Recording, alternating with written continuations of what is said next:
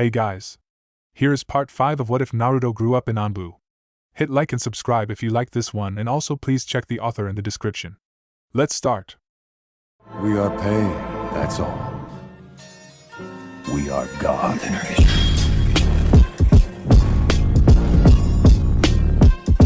Chapter 29, The Chunin Exams, Part 1. On the very day of the Chunin exams, two shinobi met.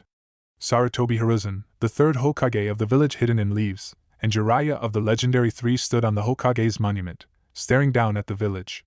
It was early in the morning and the stars were still out. The street lights were still on, and they twinkled in the darkness, even as the sun began to rise on the horizon. The third Hokage puffed on his pipe, looking out at his beloved village, while Jiraiya sat on the head of the second Hokage, watching the stars. Sarutobi lowered the pipe from his lips. "It has been a productive month," he murmured. "We are well prepared for the Chunin exams. The Chuchikage, Kazekage and Raikage will not find us wanting. I have to say," Jiraiya began, "I don't like the idea of using Naruto as a showpiece. He's already getting enough attention as it is." He didn't look at the third Hokage while he was speaking. "I don't like it, old man." "You don't have to," Sarutobi rebuked quietly. "Unfortunately, you truly don't have a say." "I am his godfather," Jiraiya reminded. He folded his bulky arms. "I would have thought that would have given me some sort of say." Sarutobi smiled gently. "According to all of the legal documents, Uzumaki Naruto is a ward of the state and falls under my jurisdiction." He puffed on his pipe. "Don't worry. He's become a fine shinobi. His parents would be proud." "Minato would be," Jiraiya said. "Kushina dash." Here he winced. "Well, we'll be hearing it when we finally cark it. She never liked the business of raising child prodigies. She wasn't impressed with what I did to Minato. You turned him into the fourth Hokage, a man still respected and feared to this day," Sarutobi said. "There is no shame in that. Tell that to the survivors of the Bloody Plains," Jiraiya said somberly. "Don't get me wrong. I loved Minato. He was a fantastic shinobi, and a kind and gentle man. But what he did after Obito died, the hundreds he killed, that was the work of a monster. That was the work of somebody who did what needs to be done," Sarutobi rebuked none too gently. He turned, puffing on his pipe. "That is what a Hokage does. They do what needs to be done to protect their village. Nothing more. Nothing less. And that includes raising a 12-year-old boy into believe he's nothing more than a weapon for the village," Jiraiya observed. There was no accusation in his voice, it was just an observation. "He is a weapon," Sarutobi said. He took a deep breath. "As much as it pains me to say, Uzumaki Naruto is a sword of Konoha, ready to be plunged into our enemies. That is the nature of Jinchuriki, the fate of the prodigy, the state of this world." The Sannin let out a loud sigh. "What a fucked up world we live in," he murmured. Sarutobi smiled. "You have become very idealistic, Jiraiya," he said, and there was something like pride in his voice. But then it hardened as the Hokage continued. "But this village cannot be run on idealism. It must be run through pragmatism and—" "Pessimism?" Jiraiya interrupted.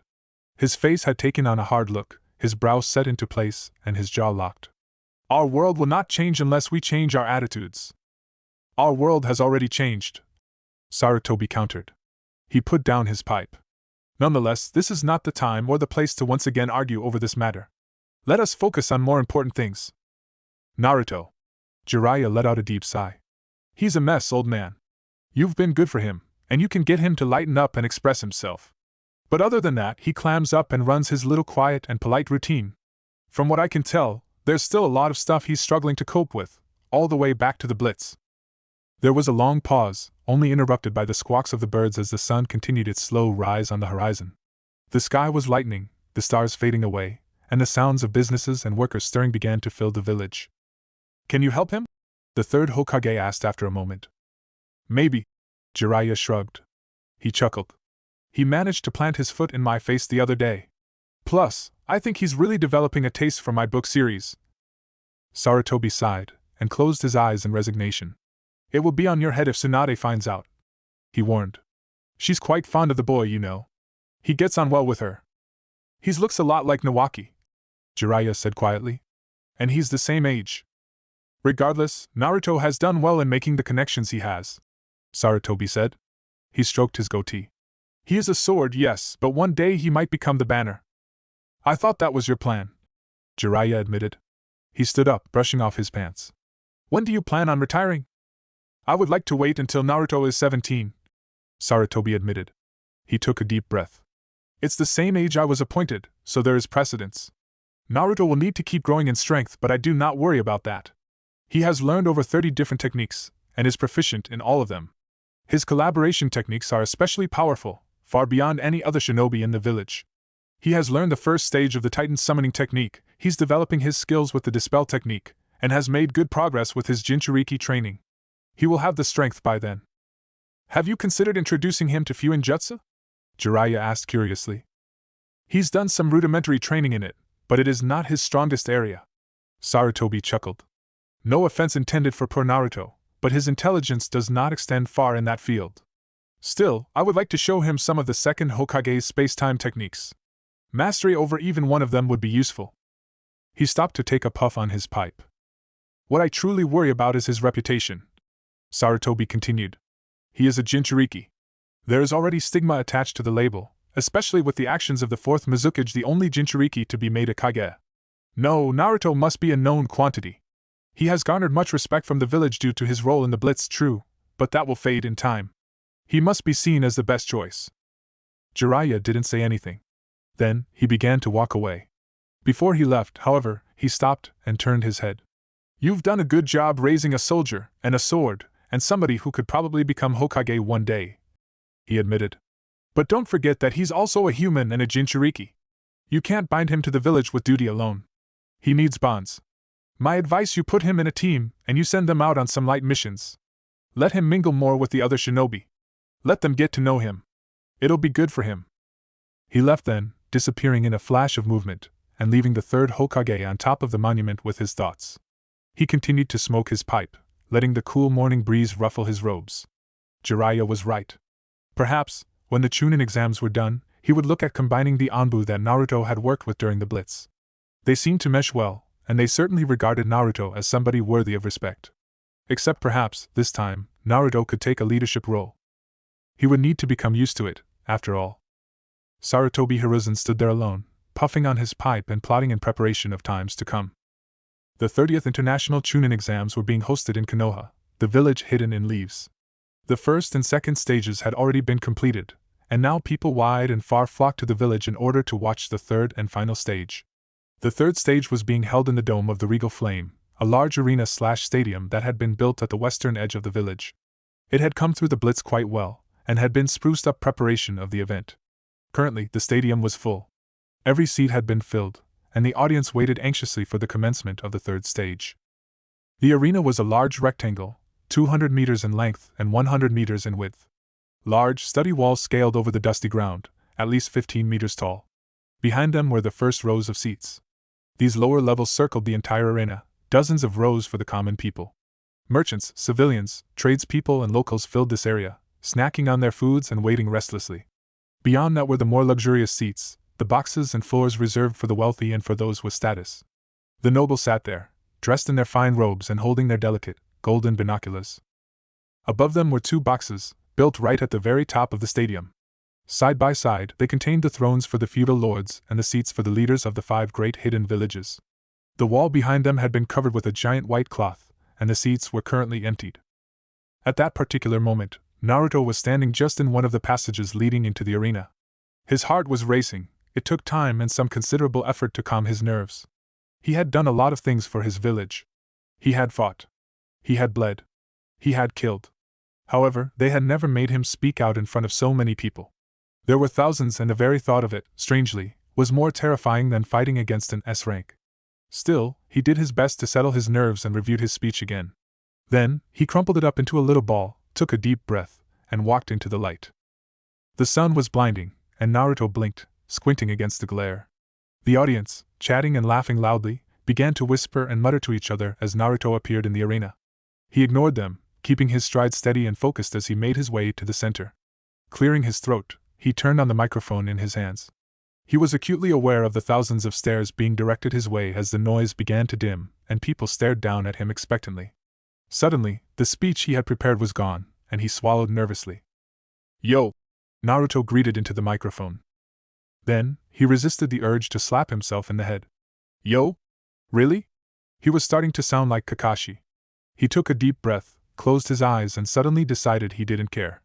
He was the one down here in the front, and he would say whatever the hell he wanted to. Except, anything that could be construed as sedition. My name is Uzumaki Naruto. Naruto continued, and he found that he was unconsciously adopting the somewhat slow drawl of his former captain, Hatake Kakashi. It was easier, actually, to fall back onto the mannerisms of somebody he knew didn't give a damn what people thought about him. I'm the proctor, and this is 30th International Chunin Exams. He paused. There was something else.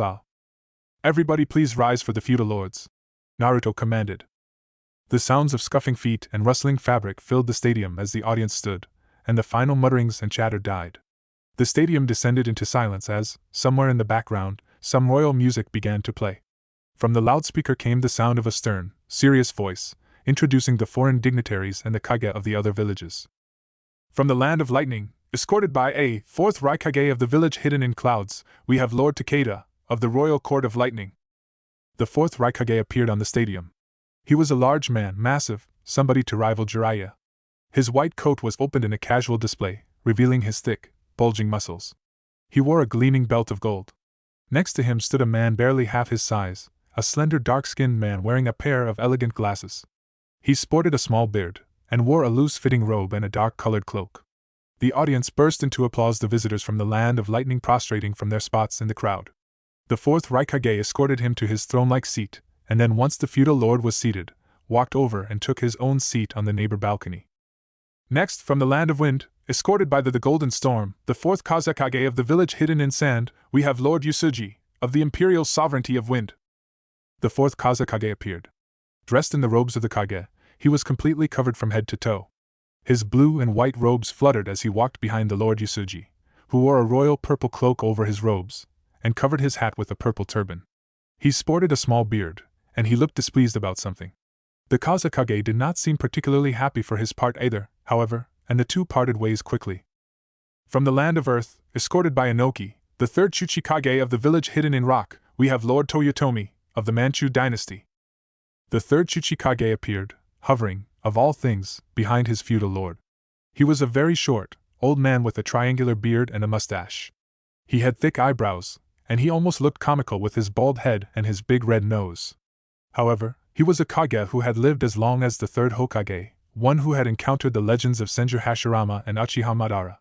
He wore a green and yellow coat with a red collar, and it covered most of his body as he floated there.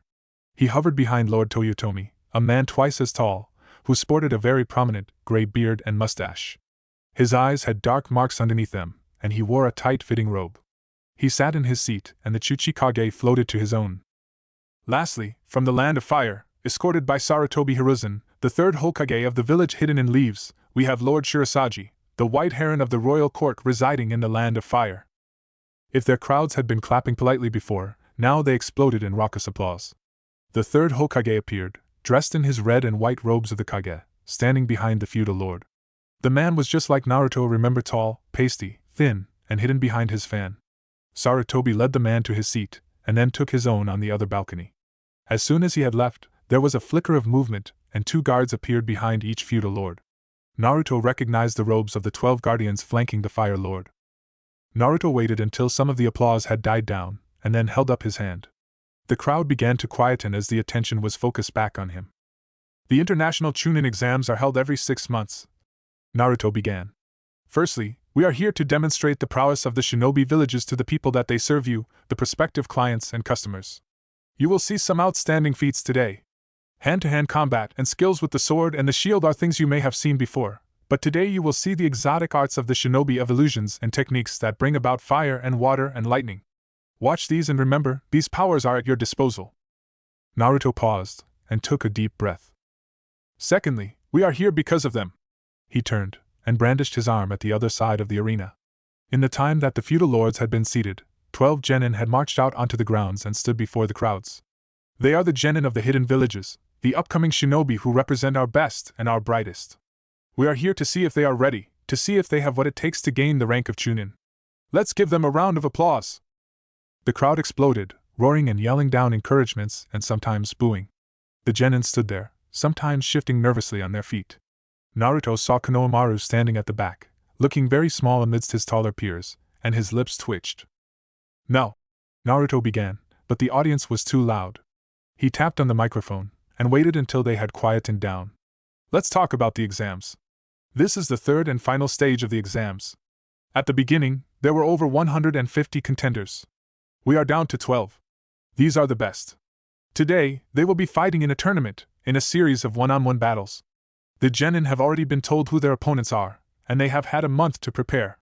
Expect to see some cunning strategy in play here today, ladies and gentlemen." He paused. However, he waited. The crowd quietened with anticipation. Naruto took a deep breath and smiled. "However, Konoha has decided to do things a little differently this year," Naruto continued, his voice lowered. There were murmurs from the audience, and the genin themselves looked confused and anxious. "Chunin must be strong, they must be smart, and they must look underneath the underneath. Most importantly, though, Chunin must be able to adapt to changing circumstances." He let that sink in. "Those that are set in their ways are destined to fail with them." He looked at each genin in the eye.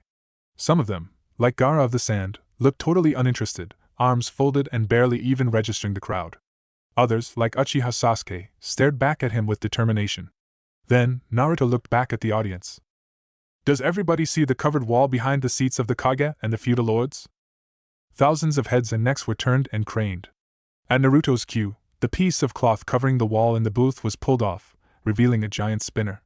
It was divided into 5 sections, each a different color, and each bearing a symbol of one of the elements.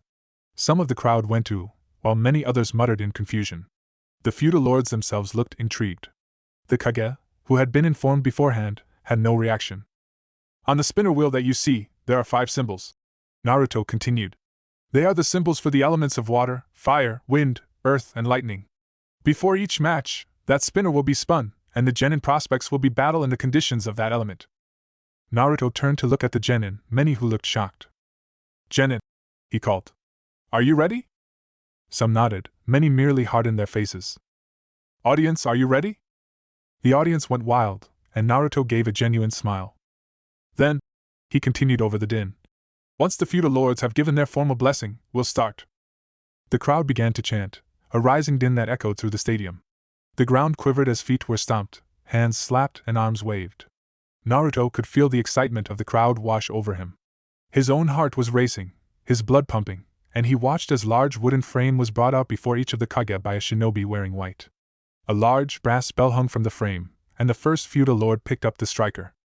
He hit the bell, and a loud gong resonated throughout the arena. Then he passed it back to the shinobi in white, who bowed, and moved to the next lord.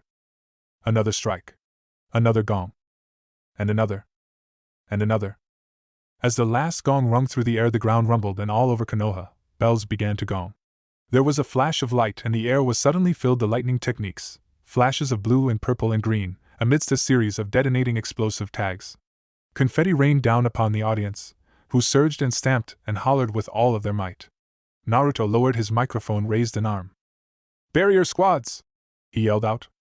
All across the perimeter of the arena, squads of Konoha's sealing corps got into position. 12 teams of 5 shinobi sat beneath their seals and channeled their chakra. Before the eyes of thousands, a transparent dome of blue light covered the top of the arena, leaving Naruto and the genin trapped inside.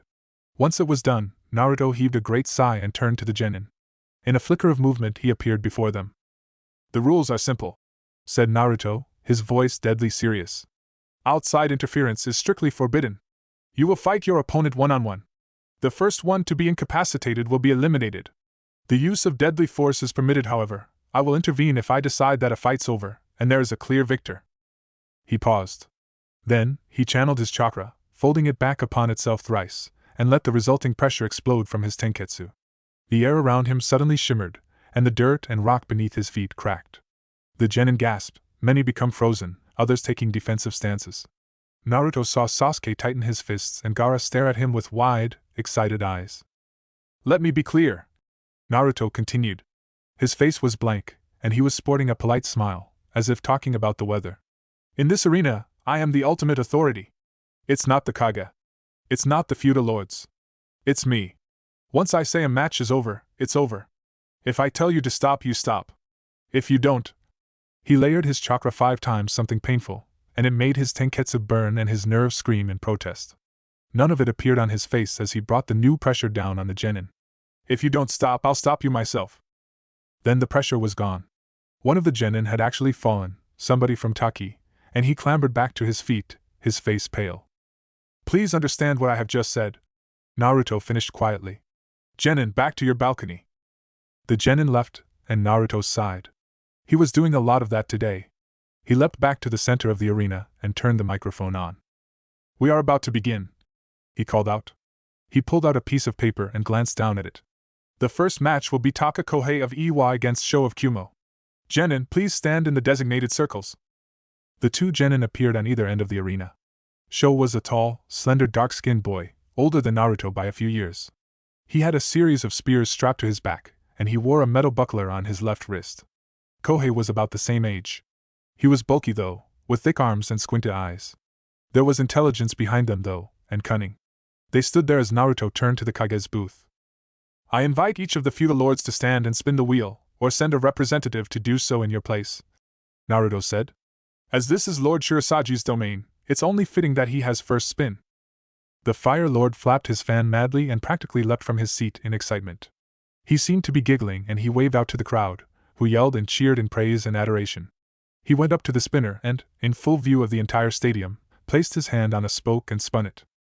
The wheel spun as far as Naruto knew, it was unbiased, and after a few moments, it slowed and came to a rest on the red section. The symbol for fire stared back at him, and Naruto smiled. And it's fire, Naruto drawled. He eyed the genin with a small smile. That'll be fun for you lot. They didn't seem to think so, judging their faces. The crowd roared in expectation. Genin, do not move, the blond boy advised. If you move, you might die. He made a hand seal and several shadow clones appeared around him. They darted away, towards the different groups of the Sealing Corp, who let them through the barrier. Then, they turned and each flipped through a series of hand seals. Naruto did the same, and the air around the arena began to ripple. The ground rumbled and shuddered, little rocks rattling on the ground, and the crowd grew white with anticipation. They didn't have to wait long. Before their eyes, the earth beneath the feet of the two genin rose. Both of them almost lost their balance, their eyes wide, as a large plateau rose beneath them, pushing them up towards the sky. Smaller columns of rock and stone also began to rise around them, some higher and some lower, until they all settled at least 5 meters off the ground, some much higher. Then the next techniques took effect. The ground beneath the pillars cracked, and smoke and steam began to rise into the air. Under the guidance of the shadow clones, giant columns of flame rose up into the air with deafening roars. They circled all of the pillars, licking away at the earth harmlessly, sustained by the shadow clones at the perimeter of the arena. After a few moments, the entire arena seemed to be alight, although there was very little smoke rising into the air. And there's your fire, Naruto said.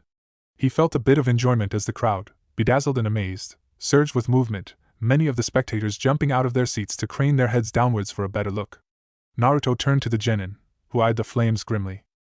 For the record, these flames, while hot, are not immediately fatal, Naruto said, much to the Kumo genin's obvious relief. If you fall into them, it's going to hurt, but it's definitely not something you have to rule out of any strategies or tactics you're thinking of. However, if you stay in them for too long, you will die, so it's been decided that if any genin stays in the flames for more than 10 seconds, I will call the match against you. Understand? Both genin nodded. Genin, fight! Kohei, the Iwanin, immediately clapped his hands together. Then, he slammed his hands in the ground. With a grunt, exertion visible on his face, the Iwanin pulled back his burly hands from the earth, and as they came out, Naruto could see that they were covered in stone. With a nasty grin, Kohei flexed his muscles, and with a sudden whoosh, small, hooked spikes shot out from all around the gauntlet of rock. An interesting earth technique, Naruto thought to himself. He stood on one of the taller, narrower pillars, staring down at the genin intently, ignoring the cries and yells of the crowd. As he watched Kohei take a running leap over the flames and onto the plateau where the Kumonin stood, his mind was already tearing apart that technique and coming up with ways to counter it just in case. Sho, the Kumonin, darted backwards as Kohei advanced, and he skillfully avoided the first swipe. The Iwanin was twice as big as him and looked to be far stronger, but with his bulky frame it would have been easy to assume that Kohei was slow. He was not. He darted around Sho in a flurry of hand-to-hand combat, handling the undoubtedly heavy gauntlets around his hands as if they were boxing gloves. After a few moments, Sho grunted as Kohei landed a devastating punch to his stomach, and he collapsed to the ground. Naruto stood there, and he did not call the match. A moment later, Kohei spun around and hunched up, bringing his gauntlets to shield his face as the show's crumpled form exploded in a puff of smoke. Using the body switch technique to escape to the other plateau, Sho snatched one of the spears off of his back and hurled it forward with great speed. The whistling in the air had given it away, however, and Kohei successfully blocked it with his rocky gauntlets. Sho was undeterred, however, and continued hurling his spears. Each one was blocked, landing uselessly on the ground as Kohei advanced, undeterred. It wasn't a bad strategy for Sho make some distance and pelt the enemies with weapons, but there were only so many spears one could strap to a body, and the Kumonin had soon run out except the one in his hands. Then, unexpectedly, Sho took running and leapt off over the flickering flames. He landed in a crouch, spear ready, and met Kohei on with an elegant twirl. Kohei batted it away with his hands, but Sho spun around him, slashing at him again and again with surprising ferocity. For a few moments, it seemed like Kohei was being forced backwards. Then, the Iwanin spotted an opening, and he raised his hands. There was a loud crack, and suddenly the rocky gauntlets exploded outwards, bombarding the other genin with a shower of sharp debris. Sho was struck several times, hissing in pain. He planted his spear in the ground and jumped back as Kohei slammed his hands back into the earth, creating another set of gauntlets for him. "Ah!" Naruto murmured to himself, his voice lost over the din around him. So that was what the Kumonin had apparently intended all along. He smiled. "I see." Sho had landed on his feet, apparently defenseless now that he had lost his last weapon, but his hands were flying through a set of hand seals, and as Kohei stood, wielding a brand new set of rocky gauntlets, the Kumonin finished his technique.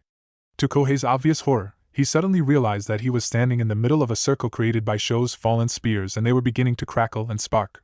There was a sudden pause as Kohei froze, and then, in a flash of lightning and a boom that sounded like thunder, electric bolts surged off the hafts of each of the spears and slammed into him. Kohei writhed on his feet, the earth elemental chakra in his gauntlets cracking and breaking apart underneath the power of the lightning technique. Sho kept it up, his hands frozen in place on the serpent seal. So focused upon his target, he did not see the ground behind him cracking, but then Kohei jumped up out of it, just as the earth clone crumbled apart, the illusion fading.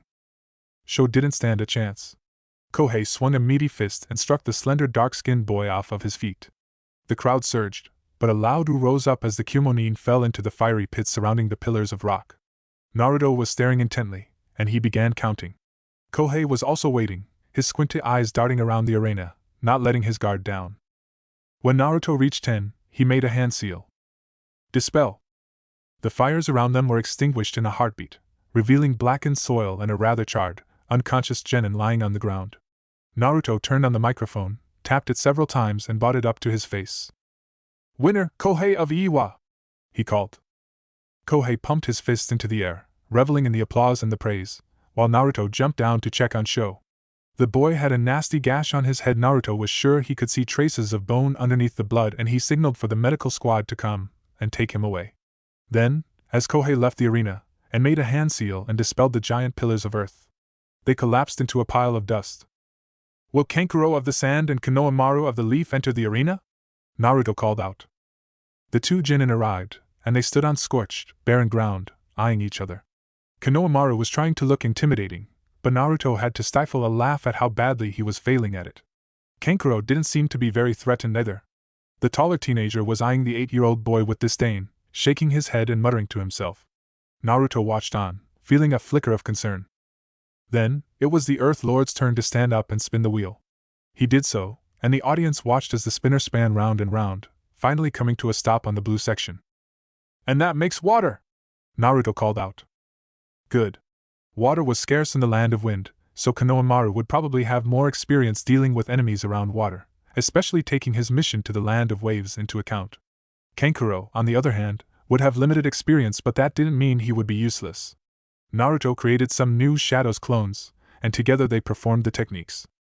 The ground beneath Kankuro and Konohamaru rose, pushing them above the arena floor, while at the same time, a gushing tide of water exploded from a series of buckets of water, riding from the edge of the arena and surging in to fill the gaps between the plateaus. It was much like how the fire arena had been, except there were a lot more tactical options with water than flame. Naruto raised his hand. "Genin, fight!" he shouted, bringing it down. Konohamaru was immediately on the offensive. His hands flipped into a series of signs, his chest bulged, and he spat out a searing ball of flame.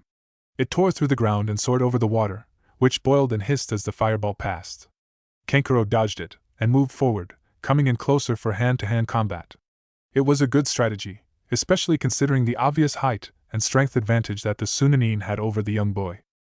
However, Konohamaru hadn't been wasting his time over the past month, and Naruto was surprised as the young Sarutobi brat dodged and evaded each of the hits. He was certainly more agile, but he lacked raw strength. Some of his hits even landed on the Sunanin, but they didn't look like they hurt much. Finally, Konohamaru was able to disengage and he jumped back, throwing a fistful of shuriken to cover his escape.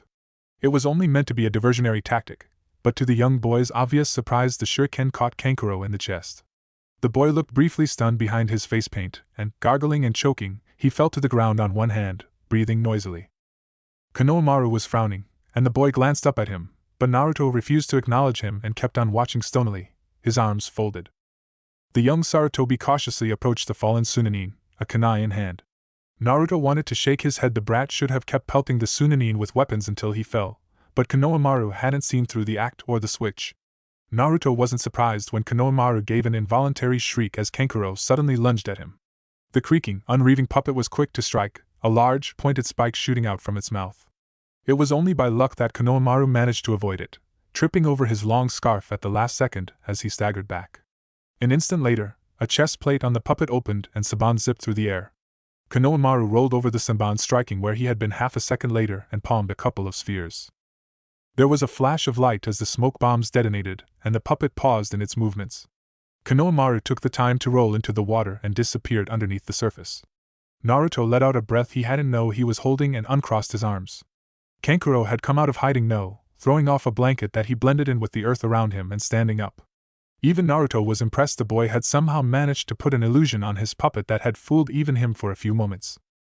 The smoke drifted away just as Konohamaru climbed out of the water on the other side of the arena, panting.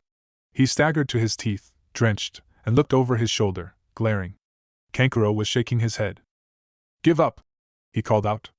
"I really don't want to go home saying I belted up a little kid." "Why don't you give up?" Konohamaru shouted. He rubbed a bloodied lip that he must have gotten when falling, and gave the other boy a cocky grin. "I'm Sarutobi Konohamaru, and I don't give up." "Fine," Kankuro sighed.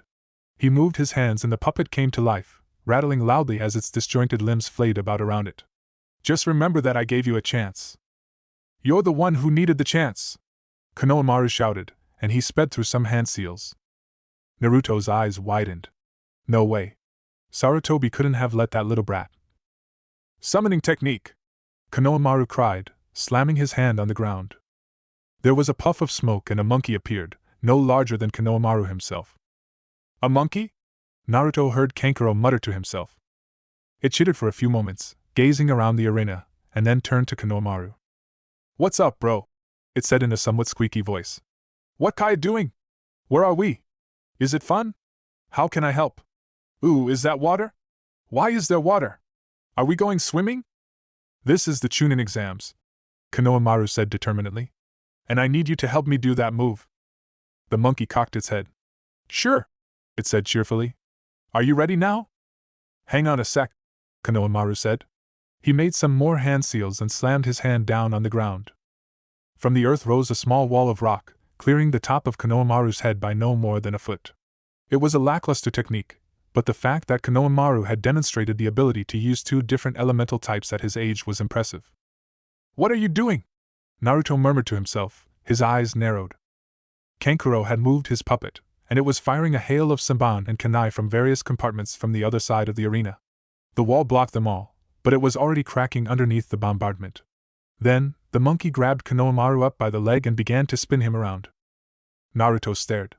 "What?" he deadpanned. Konohamaru was spun faster and faster until he became no more than a blur of blue scarf and green jacket. Naruto's mouth was visibly open, and he stared at the scene incredulously. What the hell was that? From his side of the arena, Kankuro couldn't see anything and as such, had no idea what was going on. "Jigo!" Konohamaru managed to shout. The events happened in an instant. The monkey let go of Konohamaru and disappeared in a puff of smoke, a transformation technique. There was a puff of smoke around Konohamaru's head. A second later Naruto caught a glimpse of a strange, somewhat antiquated metal helmet before the boy slammed into the wall of earth and broke through it. "What the?" Kankuro said. All the Sunanin saw was an extremely fast blur shooting at him. He raised his hands to move his puppet, but the stream slammed into it, and the puppet shattered under the force of the blow. Wooden shards rained to the ground, the puppet falling to useless pieces. An instant later, Konohamaru slammed into Kankuro with an audible crunch. The Sunanin was sent flying under the force of the powerful blow, and was sent spinning into the arena wall.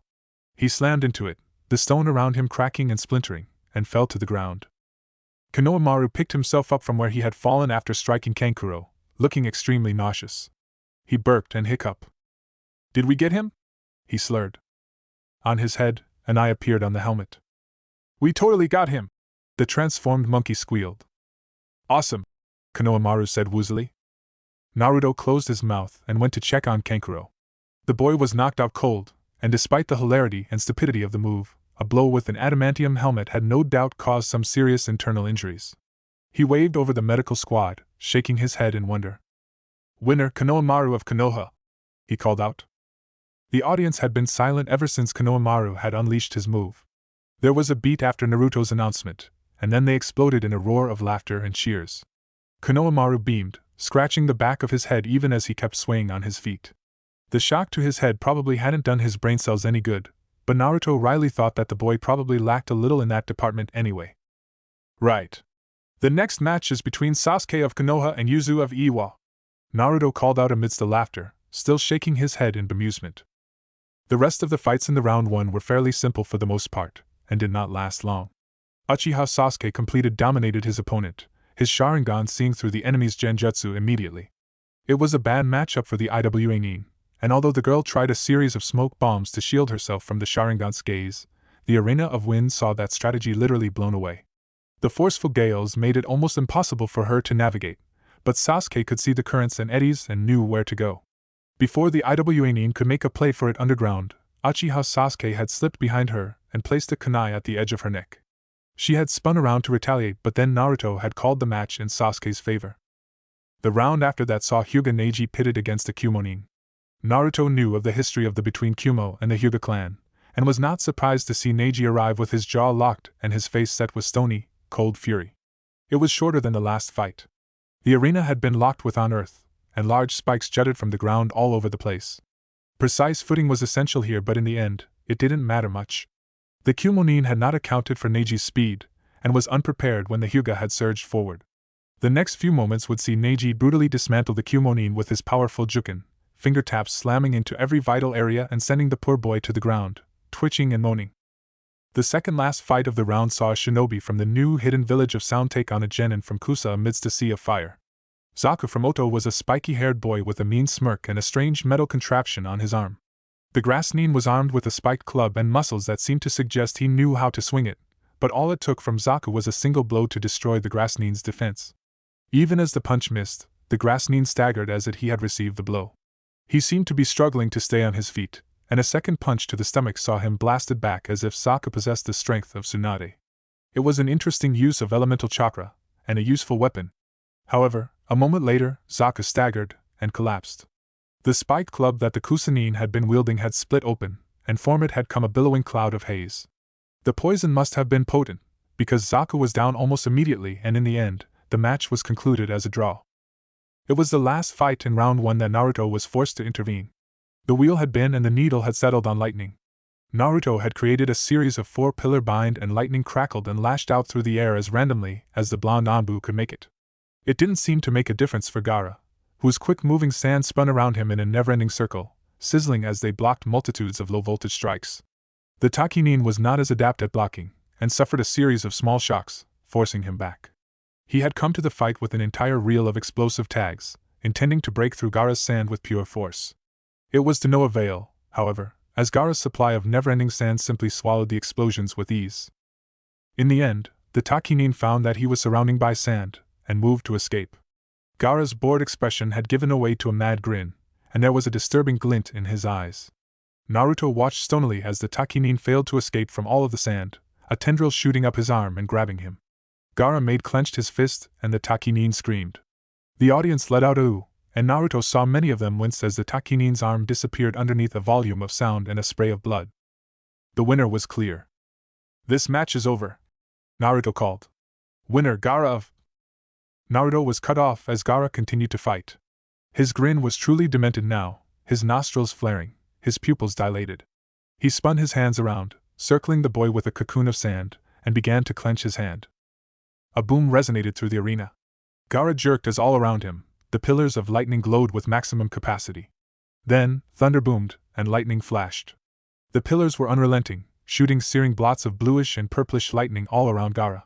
Sand rose to meet it, but unlike before it was visible pushed back, hissing and spluttering as the electricity pierced through it. At the same time, there was a flicker of movement as Naruto appeared before the sand nin, the Taki nin held over his shoulder, and his blue eyes burning with a cold fire. He raised a hand and the shadow clones paused in their barrage. Gaara was panting, practically salivating, and there was a flash of foul, hideous chakra. The ground around him was scorched and broken, the barrage of countless strikes of lightning having torn it to pieces. Despite the assault, Naruto had not truly aimed at Sans Jinchuriki, but his chakra was surging and he projected a tremendous force down on Gaara. "I said that the match was over," Naruto said quietly, even as the audience muttered and talked to each other in hushed whispers. He locked eyes with Gaara, the Taki nin stirring on his shoulder. "If you do that again, I'll disqualify you. Do you understand?" Gaara opened his mouth to reply, but then a grimace crossed his face. His hand came up, clutching at his head and the tattoo that had been grafted into his skin. He shuddered, nostrils flaring, giggling oddly, and then became still. "I understand," he replied between gritted teeth. Then he turned around muttering under his breath.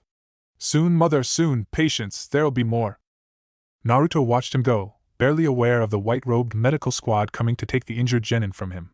His mind flashed back to the sewer he had once walked into, of the leaky pipes and the dark crevice that led to those rattling chains. If Gaara was anything like him, then Naruto knew exactly why he was clutching his head. In a way, he was sympathetic. Regardless, it was obvious that Sans Jinchuriki was dangerous, and barely in control. How the fourth Kazekage had lost control of his own weapon, Naruto couldn't understand. Still, it didn't matter. If it came down to it, Naruto would put that rabid dog down. He took a deep breath, and then turned back to the audience. He dispelled the countless four-pillar binds and reached for his microphone. "The first round of the Chunin exams is over," he said. "Round 2 will begin in half an hour." Chapter 30, The Chunin Exams, Part 2. Sarutobi Hiruzen, the third Hokage, stood behind the Fire Lord, clad in the ceremonial red and white robes of his position. His hands clasped behind him, he waited, flanked by 2 members of the Jonin Guard and 2 members of the 12 Guardians. The latter hovered around the Fire Lord, trusting nobody with the safety of the Fire Lord other than themselves. They were standing in a small alcove, just behind the booth that would overlook the arena of the Regal Flame. The large coliseum saw a variety of events, from traveling circuses and musical shows to shinobi competitions such as the Chunin exams. Hiruzen could hear the laughter and shouts of the crowd as they waited for the Chunin exams to begin, and he smiled wryly.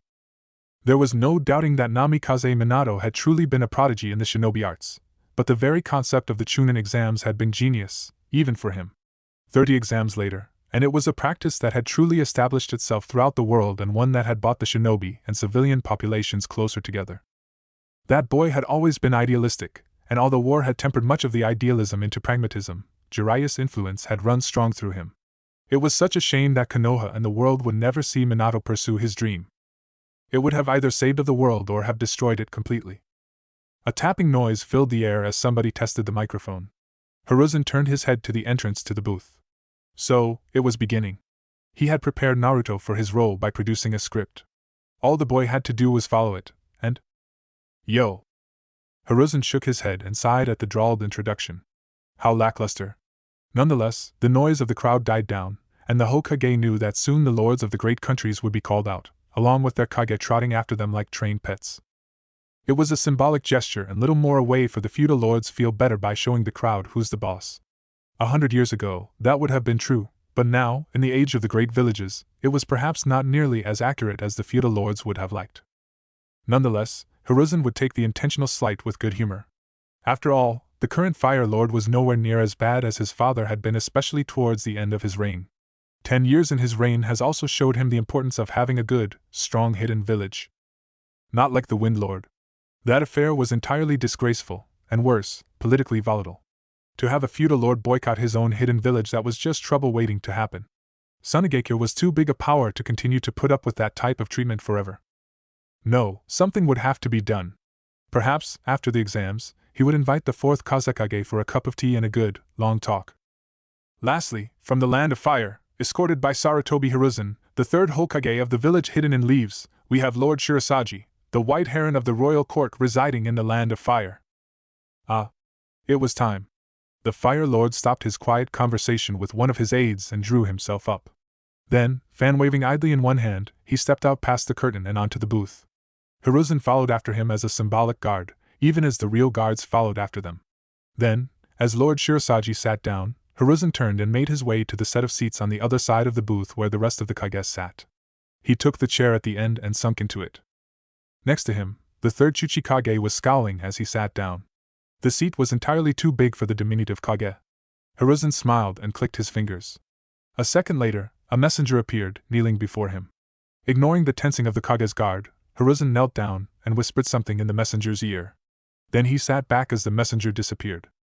A moment later, the messenger reappeared, and he carried a pile of cushions with him. The third Chuchikage's scowl faded and he turned his head, eyeing the Hokage with narrowed eyes.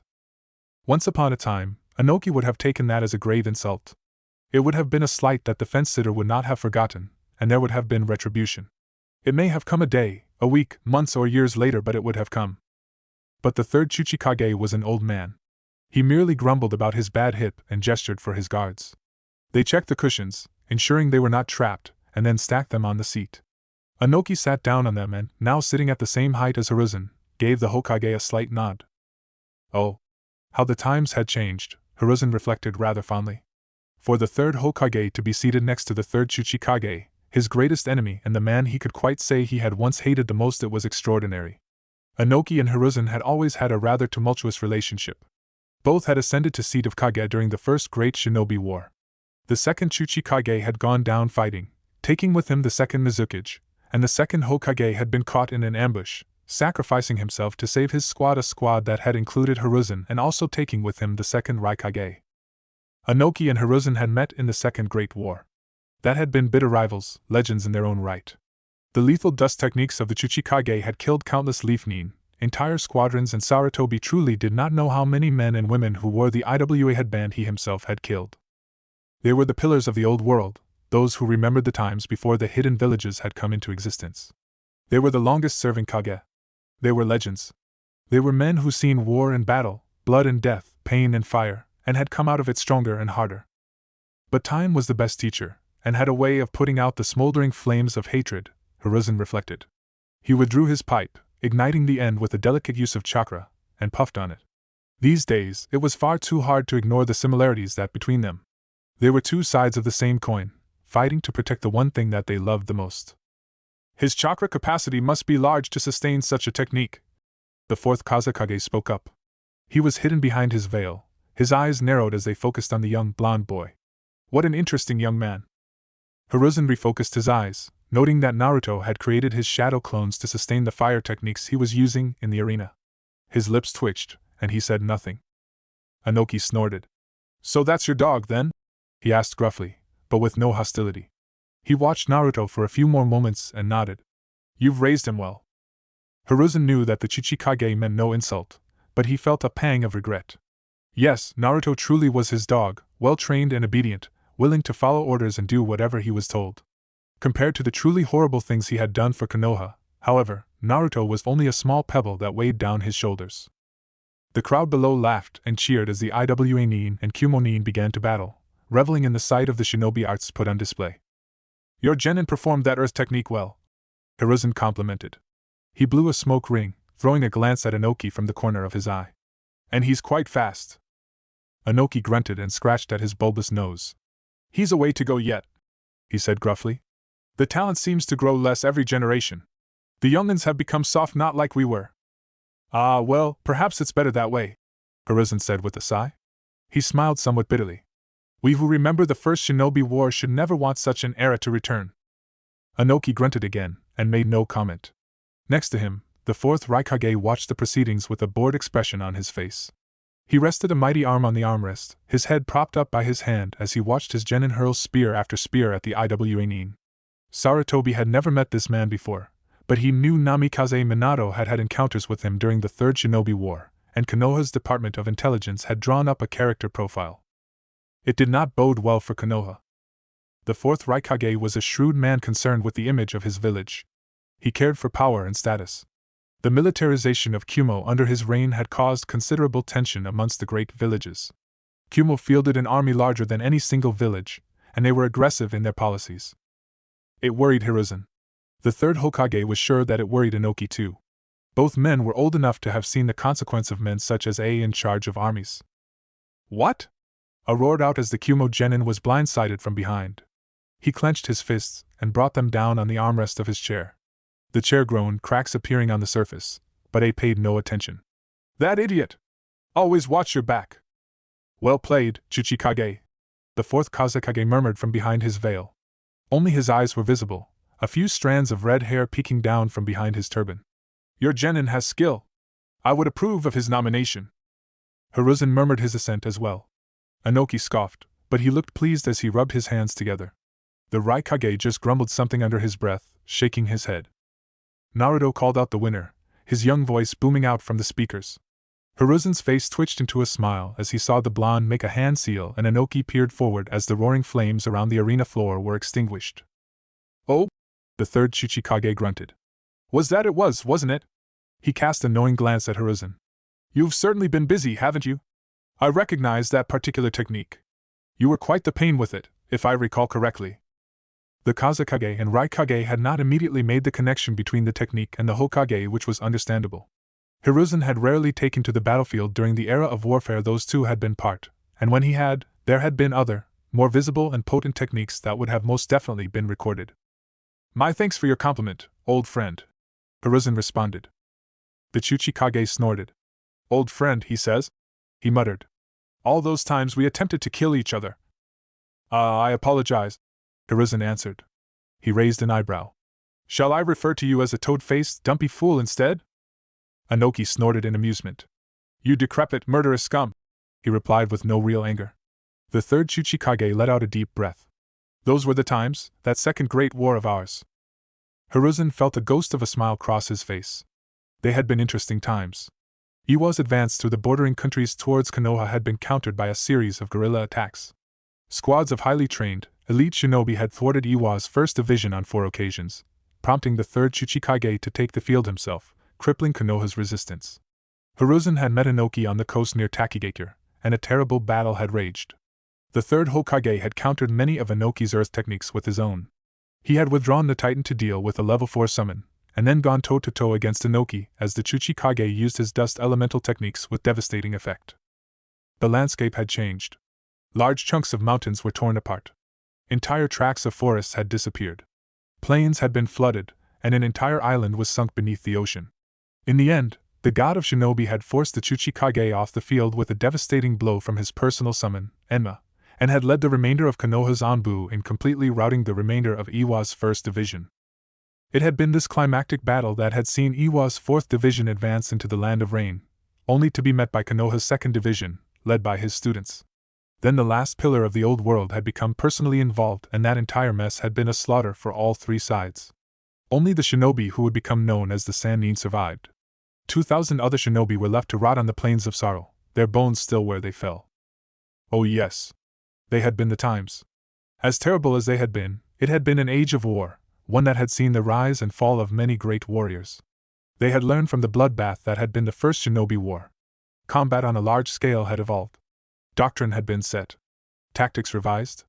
It had been a testing ground to see which shinobi village had learned the most from the previous war, and in the end, that village had been Konoha. The 4th Kazekage cleared his throat, breaking Hiruzen out of his thoughts, and gestured down at the arena. "Is that your grandson?" he inquired politely. "It is," Hiruzen said with a touch of pride. He watched his foolish young grandson walk onto the field, hardly the most intimidating sight. "I must admit, I am eager to see how Konoha Maru stands up against your progeny, Kazekage Dano." "Kankuro is skilled," the Kazekage warned. There was a hint of warmth as he stared down at his oldest son. "His skill in puppetry will soon be greater than that of any shinobi in the world. Unless Sasori of the Bloody Sand comes back," the 4th Raikage cut in. The Kazekage straightened his shoulders at the remark, eyeing the dark-skinned man with a coolness that had not been there before. Understandable.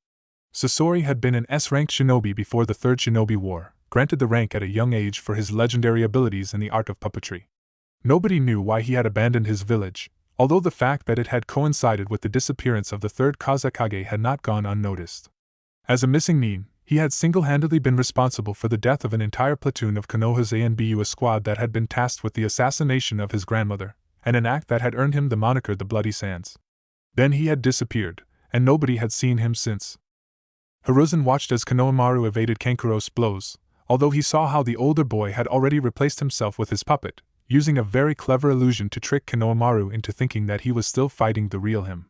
He puffed on his pipe, even as his fingers momentarily tightened around his armrest as Konohamaru was lured towards the puppet. Only escaping death via an accident, he was always tripping over that scarf of his. It was with pride, and the loose of a chuckle that had built up, that he watched Konohamaru use his head literally to smash his way through the puppet, slamming into Kankuro and ending the match in a victory.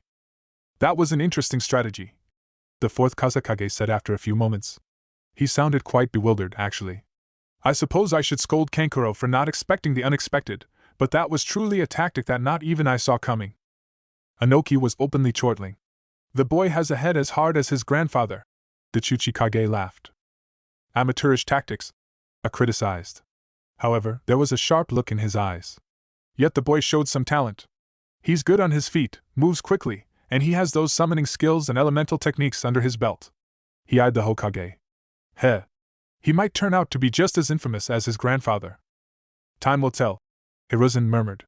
He did not appreciate A's apparent interest in his grandson. He slid the hat lower on his head, and puffed on his pipe. The rest of the fights went quickly. Hiruzen had to suppress a smile as Hyuga Neji brutally destroyed his opponent, the Kumoni never standing a chance against a Hyuga with a chip on his shoulder. For a clan of shinobi who prided themselves on their emotional control, Hiruzen had never met a group of people who could hold a grudge like the Hyuga clan could.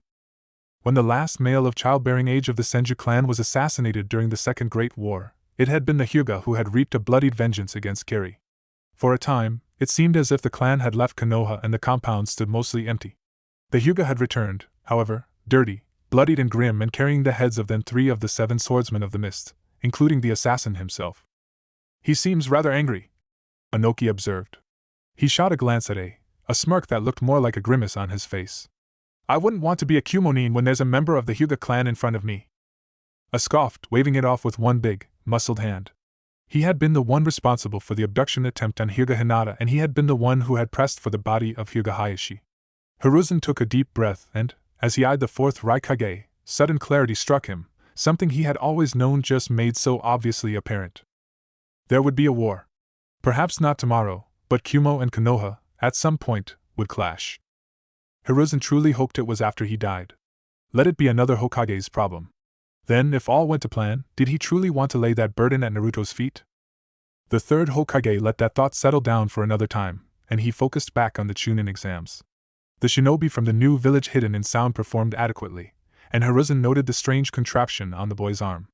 What an interesting device, to allow a genin access to powerful wind chakra. Well, that was something that could be useful. He made a mental note to make an attempt to acquire that technology at some point in the future. The last match with Gaara of the Sand, however, proved to be most interesting. The fourth Kazekage watched indifferently as his son toyed with his opponent for a few moments, and then grasped him. Hiruzen also watched as Gaara destroyed the Takinin's arm. Naruto shouted something, but Gaara ignored him and went to kill his opponent. The fourth Kazekage sighed and shook his head. Lightning struck. Thunder boomed. The stadium shuddered. Hiruzen felt his lips twitch as he watched Naruto strike at Gaara with powerful bolts of searing lightning-natured chakra, forcing the boy back while at the same time saving the Takinin. Words were exchanged. Naruto looked especially grim, and Hiruzen made up his mind even as the other Kage watched the spectacle below. Yes. Naruto would have to fight Gaara. Naruto took a sip of the water bottle, and then placed it down. He wiped his sweaty brow, breathing heavily. The work as the proctor was exhausting, that many elemental techniques were draining, even for him. It wasn't necessarily chakra consumption, for he had plenty of that. Rather, it was just tiring. Nonetheless, he could continue going, which was good, he decided as he looked up at a clock, because the exams were due to start again in 2 minutes. He stood up from his chair in the small resting area. Well, it was time to get back to work. A few minutes later, Uzumaki Naruto was walking back into the center of the arena. The crowd above and around him had mostly returned to their seats, but there was still quite a bit of movement, and the noise was almost deafening. Nonetheless, the moment Naruto had appeared, it had begun to quiet him down as thousands of pairs of eyes tracked him as he moved forward. The young blonde Anbu pulled out the microphone and switched it on. "The second round of the Chunin exams will begin," he said loudly, his voice blaring from the speakers. "So, Neji of Konoha and Kohei of Iwa make their way to the arena. You have 2 minutes." Both genin were there in seconds. Hyuga Neji looked passive, his blank, white eyes staring unnervingly at Kohei. For his part, Kohei leered at the Hyuga. The Iwa Nin towered over the boy, in height and in bulk, and his squint eyes carried a cunning glint. Naruto watched on, a polite smile on his face. The Iwa Nin definitely had a strategy here. Neji would have to be careful. The spinner was spun, and it landed on Earth. Naruto held in a wince, even as his shadow clones created a terrain full of boulders and sharpened spikes of rock.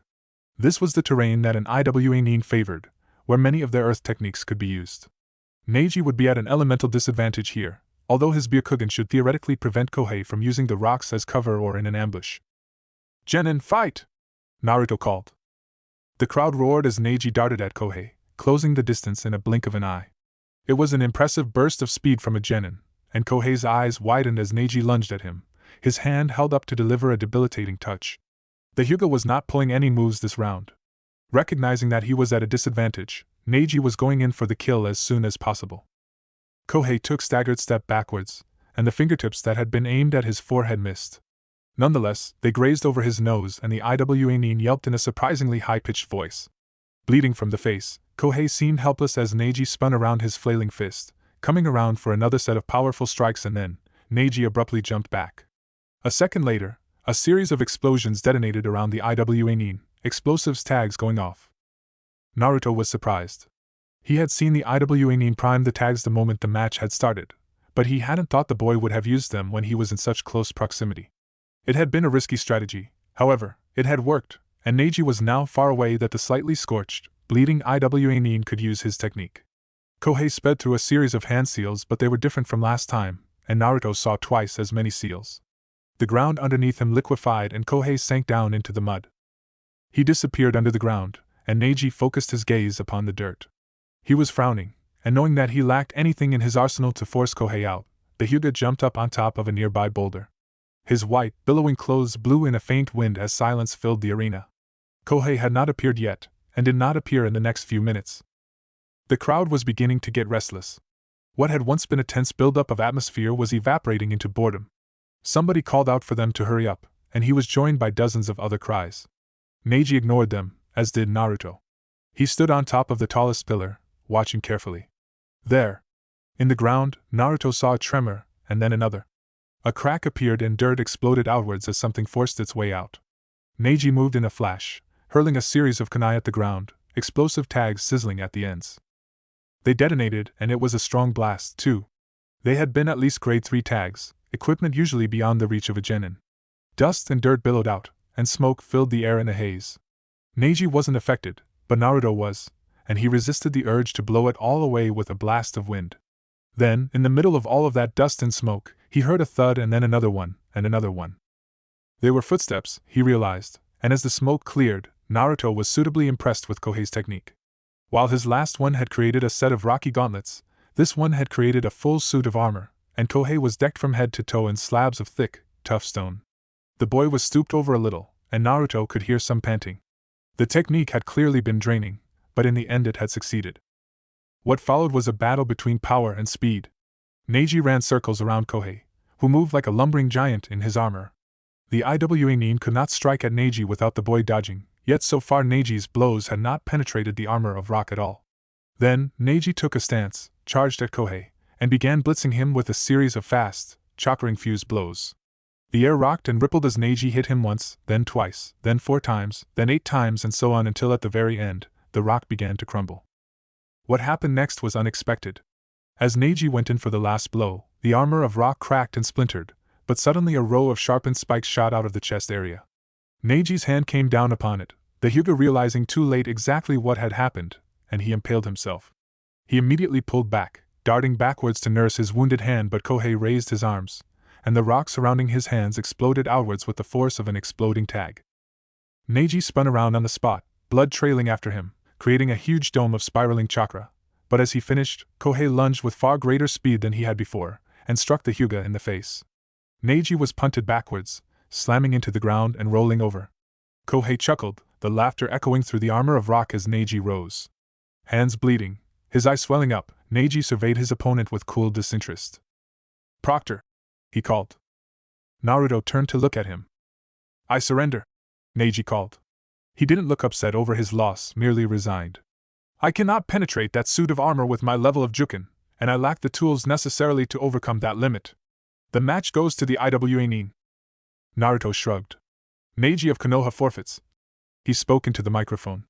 "Winner, Kohei of Iwa." Kohei allowed the rocks to fall away from him. The boy looked tired, but victorious, and he approached Neji with what seemed like a sneer on his face. His beady, little eyes looked down on the Hyuga and then he stuck out his hand. "Good match, Leaf Nin," he rumbled. Neji looked at the hand blankly. Then, he raised his uninjured hand and took it. They shook hands, Leaf Nin and Iwa Nin, surrounded by thousands of people. Naruto watched on, smiling wryly. How unexpected. Perhaps he was distracted. Perhaps he truly didn't sense them. For whatever reason, Naruto was suddenly aware that he was not alone in the arena. He turned his head sharply, a scowl coming across his features as two men and a woman ran out into the arena through one of the side entrances. "Who let you in?" Naruto asked, frowning. "This arena is for genin only." Neji and Kohei turned as Naruto flickered, coming down to stand in front of them. "I have a message for all of Konoha," the lead man shouted. He had sandy blonde hair and rather sad eyes. His mouth was set in a grim line. It was the same for his compatriots as well. The woman held her shoulders back, openly proud, while the third man hunched down under the looks. The crowd watched, some beginning to boo, as the man turned to face the Kage's booth. Naruto clicked his fingers, signaling the guards. "This is my message!" he shouted. "There can only be one king!" Naruto narrowed his eyes. Seconds had passed, and none of the guards had appeared. Something wasn't right. From the Kage's booth, Naruto saw Sarutobi rise. Nostrils flaring, the blonde Anbu raced at the man, even as he turned. The movement sent his cloak flaring out around him, revealing the circles of grade 5 explosive tags circling his chest. Each one was sizzling, seconds away from detonation. Naruto's eyes darted over his two companions, and they too wore bulky cloaks. That many explosive tags would cover the entire arena. For a split second, the man with the sandy blonde hair met Naruto's eyes, and Naruto saw that the man knew of his fate and was prepared to die. He acted. His charge came to a halt, and he jumped backwards in a flicker of movement, even as the civilians opened their arms to the crowd. Naruto appeared before the two genin, a hand on each of their arms, and he spun around, picking them up and hurling them away. An instant later, the shadow clones that surrounded the arena acted, moving through the barrier to catch the genin, throwing them backwards at the holes the barrier squads had opened, away from the danger. There was a flash of movement as Naruto spun around, a kunai appearing in his hand. The lead man had appeared in front of him, moving as fast as any shinobi, his eyes dangerously cold. "Die, you puppet!" he whispered fiercely. Then, the tags stopped sizzling. Naruto met the man's eyes as fire sprung out from all around him, closing in on him with no hope of escape. In the Kage's booth, Sarutobi Hiruzen watched as Kohei weathered the attacks of the Hyuga boy and forced the prodigy into resigning. Next to him, Inoki leaned forward as he watched on, a touch of smugness on his face. Hiruzen harumphed and puffed on his pipe, drawing comfort from the tobacco. "Very well," he conceded, as if it had been his intention all along. "You may have that round. Your genin is quite skilled, I'll give you that. He has researched his opponents well." "Kohei is a rising prodigy," Inoki replied. He settled back into the lush cushions underneath him, looking satisfied. "He will rise to become a great master of earth techniques. There have been many skilled shinobi presented today," the fourth Kazekage murmured. "The potential is there." The fourth Raikage said nothing. Now that his genin were out of the exams, the man looked utterly bored. He sat there, chin rested upon arm, watching, and no doubt making a mental note of everything he saw. Hiruzen eyed from the corner of his eye. What's this, Sarutobi?" Inoki asked. "Is that part of your great show?" Hiruzen turned his eyes back to the field. A group of people had just emerged from underneath the arena, and even at that distance the third Hokage could tell that none of them wore the uniform or headband of a Leaf Nin. What was this, then? "I don't know," Hiruzen murmured. He felt the chakra within him begin to stir as his instincts began to stir. Something wasn't right here. "I have a message for all of Konoha," one of the intruders screamed out to the audience. The Hokage saw Naruto summon the Jonin guard, the shinobi who should have been guarding the entrance to the arenas, and his eyes narrowed as he saw that none answered the call. One of the intruders turned to face the Kage's box, and Hiruzen stared down at the man who so brazenly stared back, no trace of fear on his face. "There can only be one king!" the man roared. For a split second, Hiruzen froze. His eyes darted to the left, where the Fire Lord had stopped fanning himself. The noble looked truly stunned, and he turned his head to look at the Hokage. Shirasagi's eyes met those of Hiruzen, and an unspoken message was passed between them. The third Hokage rose up from his seat, ignoring the Kage that sat around him, and he moved to the edge of the balcony. Naruto was charging at the man, the intent to take him down clear. Suddenly, though, Naruto halted his advance and retreated. The blonde Anbu picked each of the genin up even as the intruder who had spoken moved forward with the speed and grace of a shinobi. Then, Naruto threw each of the genin clear, turning back just as the man was upon him. A devastating explosion rocked the arena.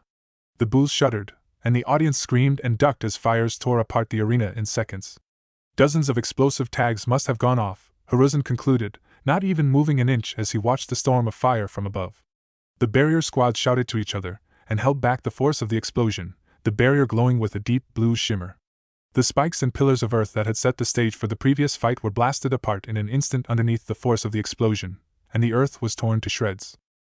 Perhaps an entire reel had been primed, Hiruzen thought in the back of his mind, but the rest of him was utterly focused on below, and he was barely aware that each of the Kage had come to join him.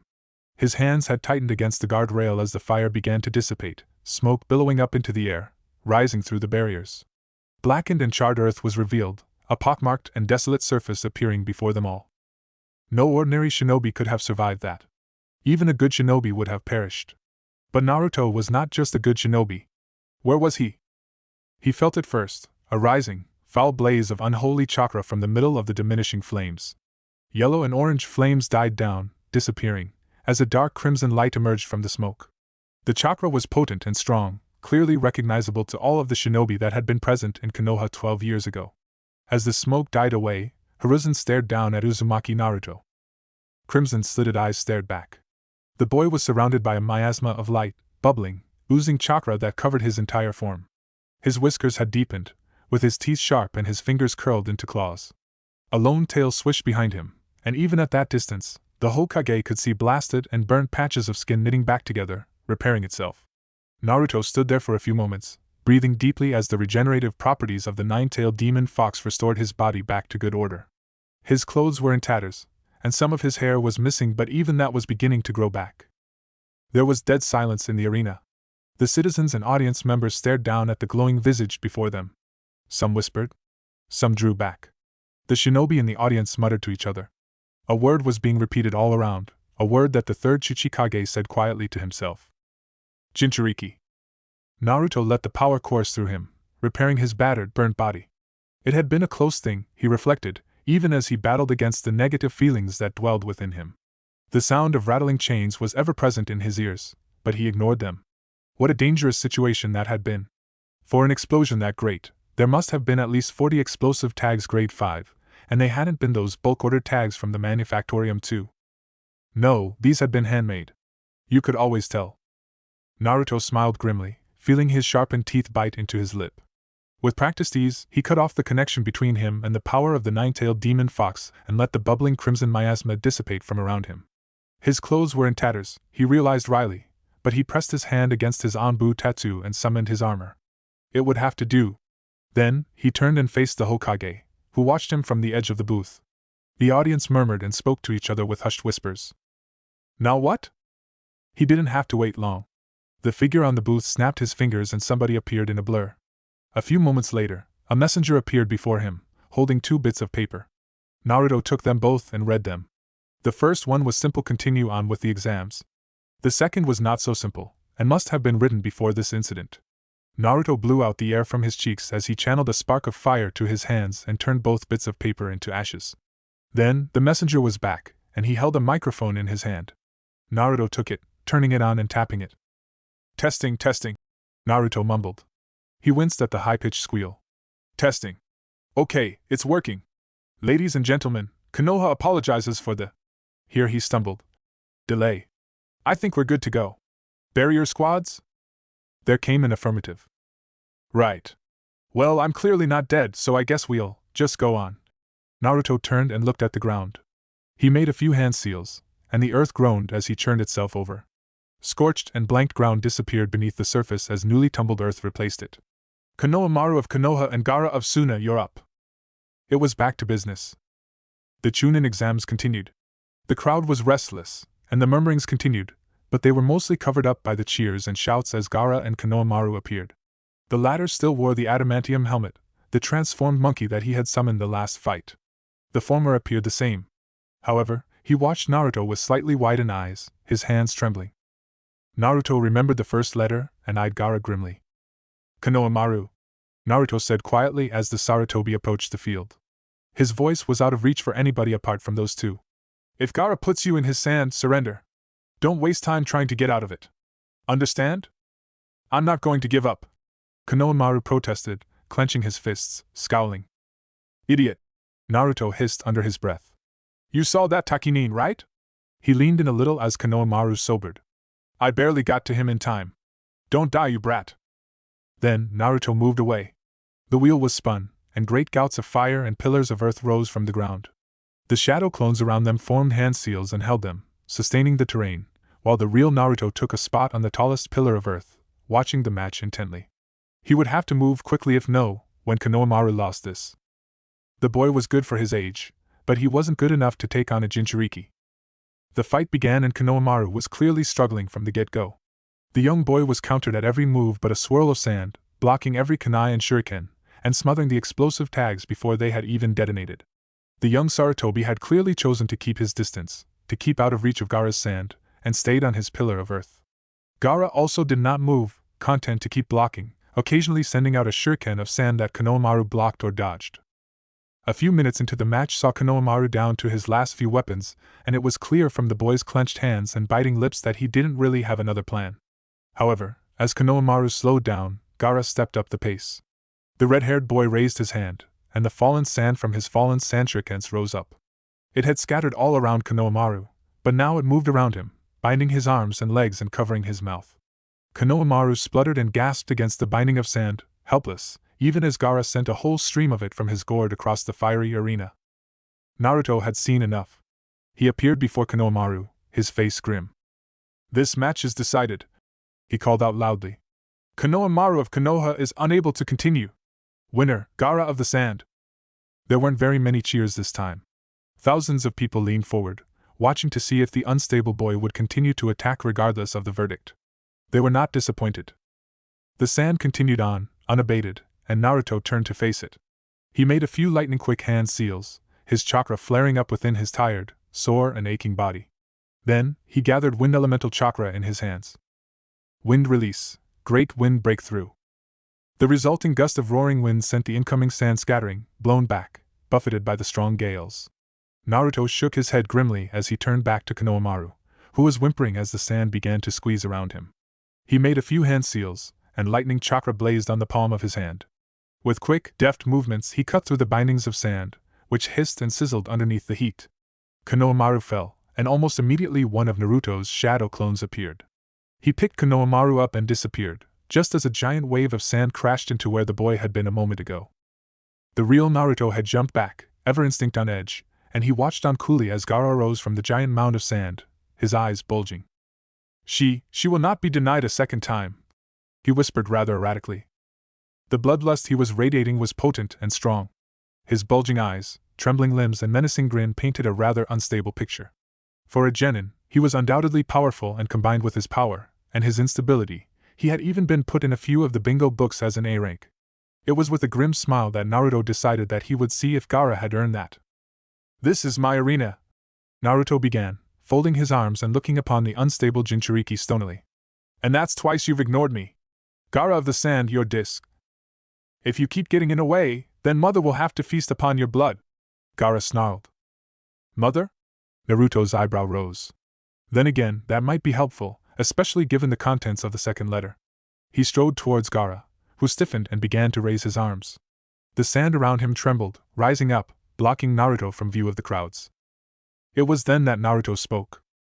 Gaara, Naruto began. Your mother is a whore and a bitch, and she never loved you. Gaara's eyes bulged. If it were possible, the bloodlust around him thickened. He was shuddering as he swept his arms in a rather grand gesture, pointing at Naruto.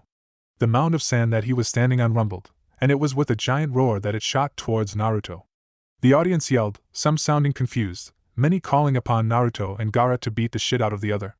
As the sand surrounding him from all sides, cutting off any opportunity to escape, Naruto reflected that one way or another, they were about to see it. Then, he was surrounded.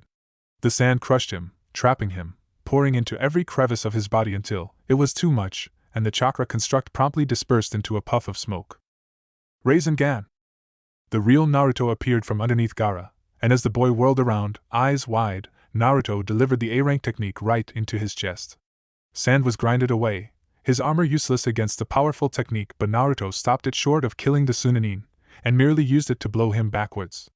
He was sent spiraling away, towards the pits of flames, but his sand raced out to catch him. Fire release, Great Dragon Fire Technique. From the rising pillars of flame came a dragon head-shaped ball of fire. The sheer heat of the technique would have been felt by those sitting in the top booth had the barrier not been shielding them, and Naruto skillfully manipulated the technique to turn. It opened its mouth and roared the sound of 1,000 explosions, and then it shot forward in a flash. Gaara's sand came out to block it, and block it did, but for a few moments, the fire looked as if it were going to eat through the flames, which had begun to blacken. Then, Gaara screamed and the ground cracked. From the crevices came more sand, broken and crushed rock that Gaara used to reinforce his barrier. Summoning technique, Arise Titan. As Gaara finished blocking the flames, hands out and visibly panting, the earth around him shuddered. From the ground came a giant fist of gleaming rock, which swung down to strike at him. Gaara disappeared in a haze of sound, an instant before the giant fist struck the ground where he had been standing.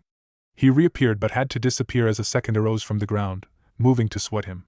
Each hand looked like it could have belonged on a Class 5 summon. Stop it! Gaara shrieked. She wants. He was incoherent. The chakra around him boiled and writhed, a sickly yellow-golden color, and Naruto shuddered as the first trace of the tailed beast's chakra began to be felt. Naruto stood back, patiently waiting as the sand surrounded Gaara, enveloping him and changing him. One of his arms grew in length, a giant claw of sand, the paw of the one-tailed demon raccoon. Then, the sand crept over his face, layering over his skin, crawling into his eye socket, altering and building upon what was already there. It was a startling change, Naruto realized. Was that he had come off to everybody? He shrugged to himself, and reached into his vest. It had gone on long enough. His objective had been fulfilled. Gaara had used the chakra of the tailed beast. All he had to do now. Gaara, half boy, half something, roared, and the sound sent the hairs on the back of his neck rising. The air was thick with foul chakra and inhuman killing intent. Naruto was breathing deeply, but remained unaffected and alert. It was powerful and potent, yes, but nothing compared to the last 6 months. He darted forward, utilizing his speed, and before Gaara could react, Naruto was upon him. The blonde Anbu dodged one swing of the claw, and then another, spinning around and delivering a giant slap to the thing's head. Gaara froze, and then the sand around him began to crumble to the ground. The yellow tag on his head glowed, the faded seal on it becoming as fresh as it would have been had it been written yesterday. Naruto didn't know where Sarutobi had gotten the seal from. The man had not written it himself. The chakra in the seal, while powerful, was decidedly feminine, but it worked wonder. In less than 10 seconds, Gaara, cut off from the chakra of his tailed demon, sank to his knees, looking lost. Where is she? He muttered to himself. Mission details: force an encounter with Gaara. Overwhelm him. Show that Konoha's Jinchuriki is better than Suna's. Mission accomplished. Naruto sighed, shaking his head wearily. The fight had been just the last in a series of adrenaline-surging events, and he truly couldn't wait until the day was over. As the audience began to clap or boo respectively, Gaara looked up at him with shaking hands. Why did you stop me? Naruto considered that. Because it was my job, he answered after a few moments. And because as much as that brat pisses me off, he's a comrade. He leaned down, his eyes dark. And you don't fuck with my comrades. Comrades? Gaara whispered. He sounded lonely. That sounds nice. It is, Naruto answered after a beat. He was staring at Gaara now, and seeing the lost expression the boy wore brought the sounds of rattling chains to his ears. Was this what he would have been like had the Hokage not dragged him into his life? A life where his only comrade was the mighty beast within him. Do you want comrades? Naruto asked him, scratching his head. Gaara jerked at that. They'll betray me, he murmured. They always do. It probably doesn't help that you keep trying to kill people, Naruto interjected. Besides, I don't know much about you and your family, but that girl from your team, what's her name? Temari?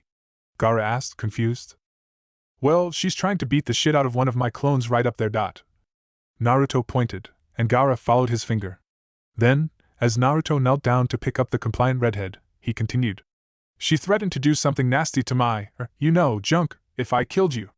That doesn't sound like something a betrayer would say, does it? Gaara considered that. Whatever. Naruto sighed, as he heaved the boy over his shoulder. Members of the Kazekage's guard were coming onto the field. It's not my problem, and I'm not your counselor. He handed Gaara over to the grim-faced Sunanin. Oh, Gaara! Naruto called as the boy was carried away.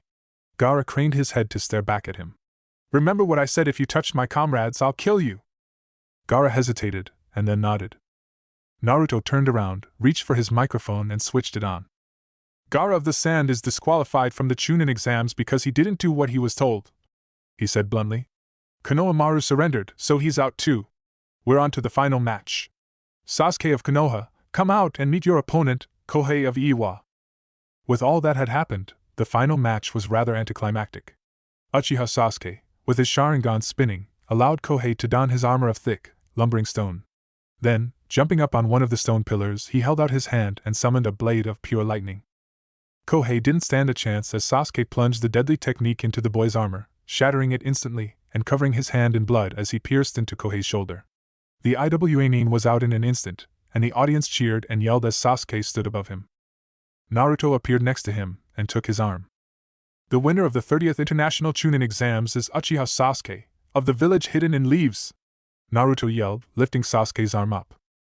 The crowd stomped and chanted. Sasuke stood there, his shoulders squared, Sharingan spinning and an unmistakable look of pride on his face. Naruto clapped him on the shoulder. Well done, the blonde Anbu said quietly, barely audible over the din. Remember what I said a while ago? Sasuke turned, a faint puzzled look on his face. Then, his eyes widened and darted to look at Naruto's shoulder, where his Anbu tattoo lay. He looked back at Naruto, who winked. I think I might be seeing you soon, Naruto murmured. No promises though. Now wave. Sasuke nodded respectfully, his face lighting up with a fierce smile, and he waved. The Chunin exams were over. Chapter 31, Recruitment. Naruto enjoyed his sleep in the next morning. Almost as soon as the exams had finished, the boy had been whisked away to Konoha's Department of Intelligence.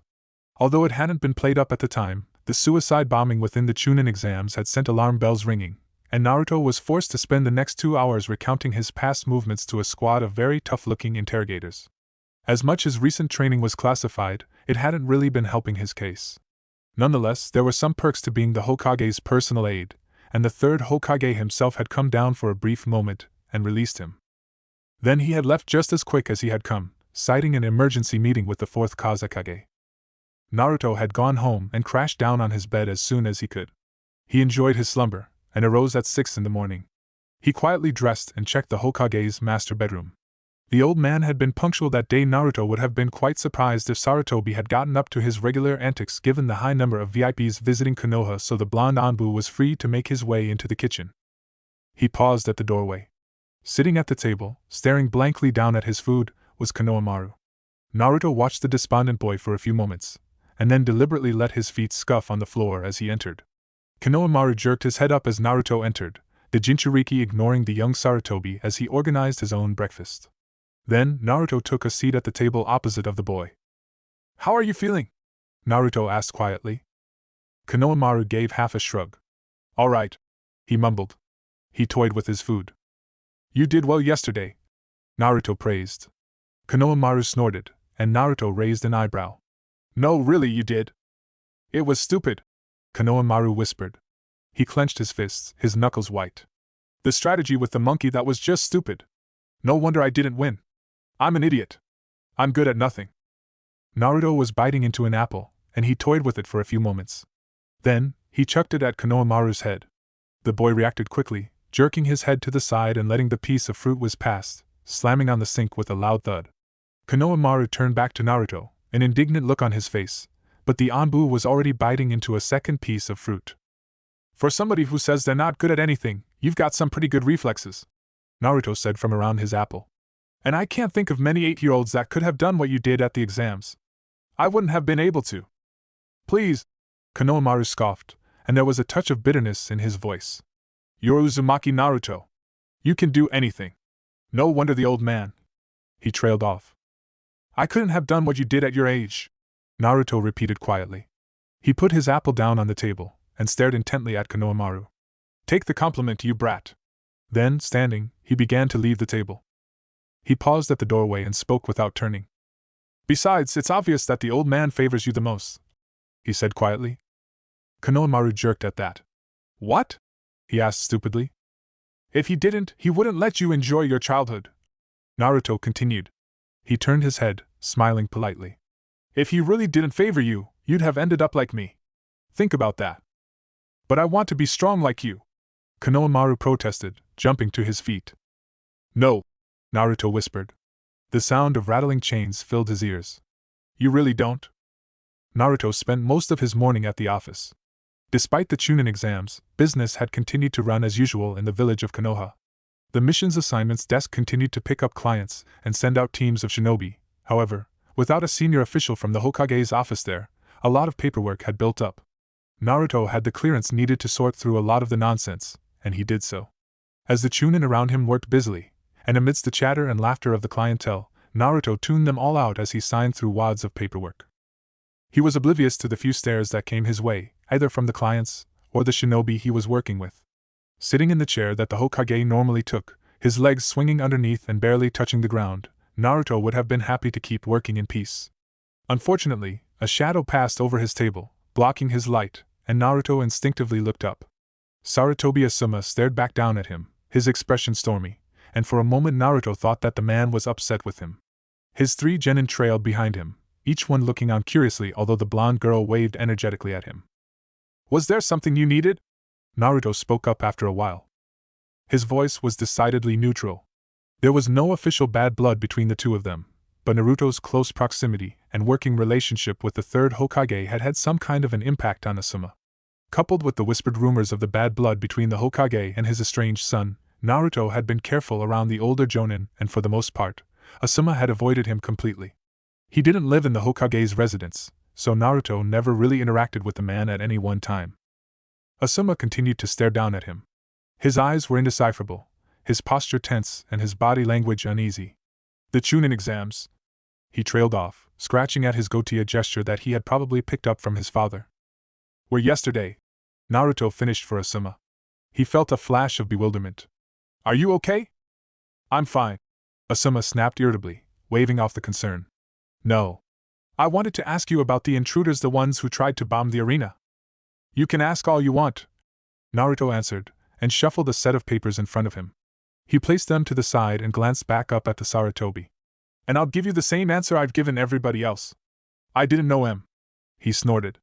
I'd even say that I had nothing against them, you know, if they hadn't tried to blow me up.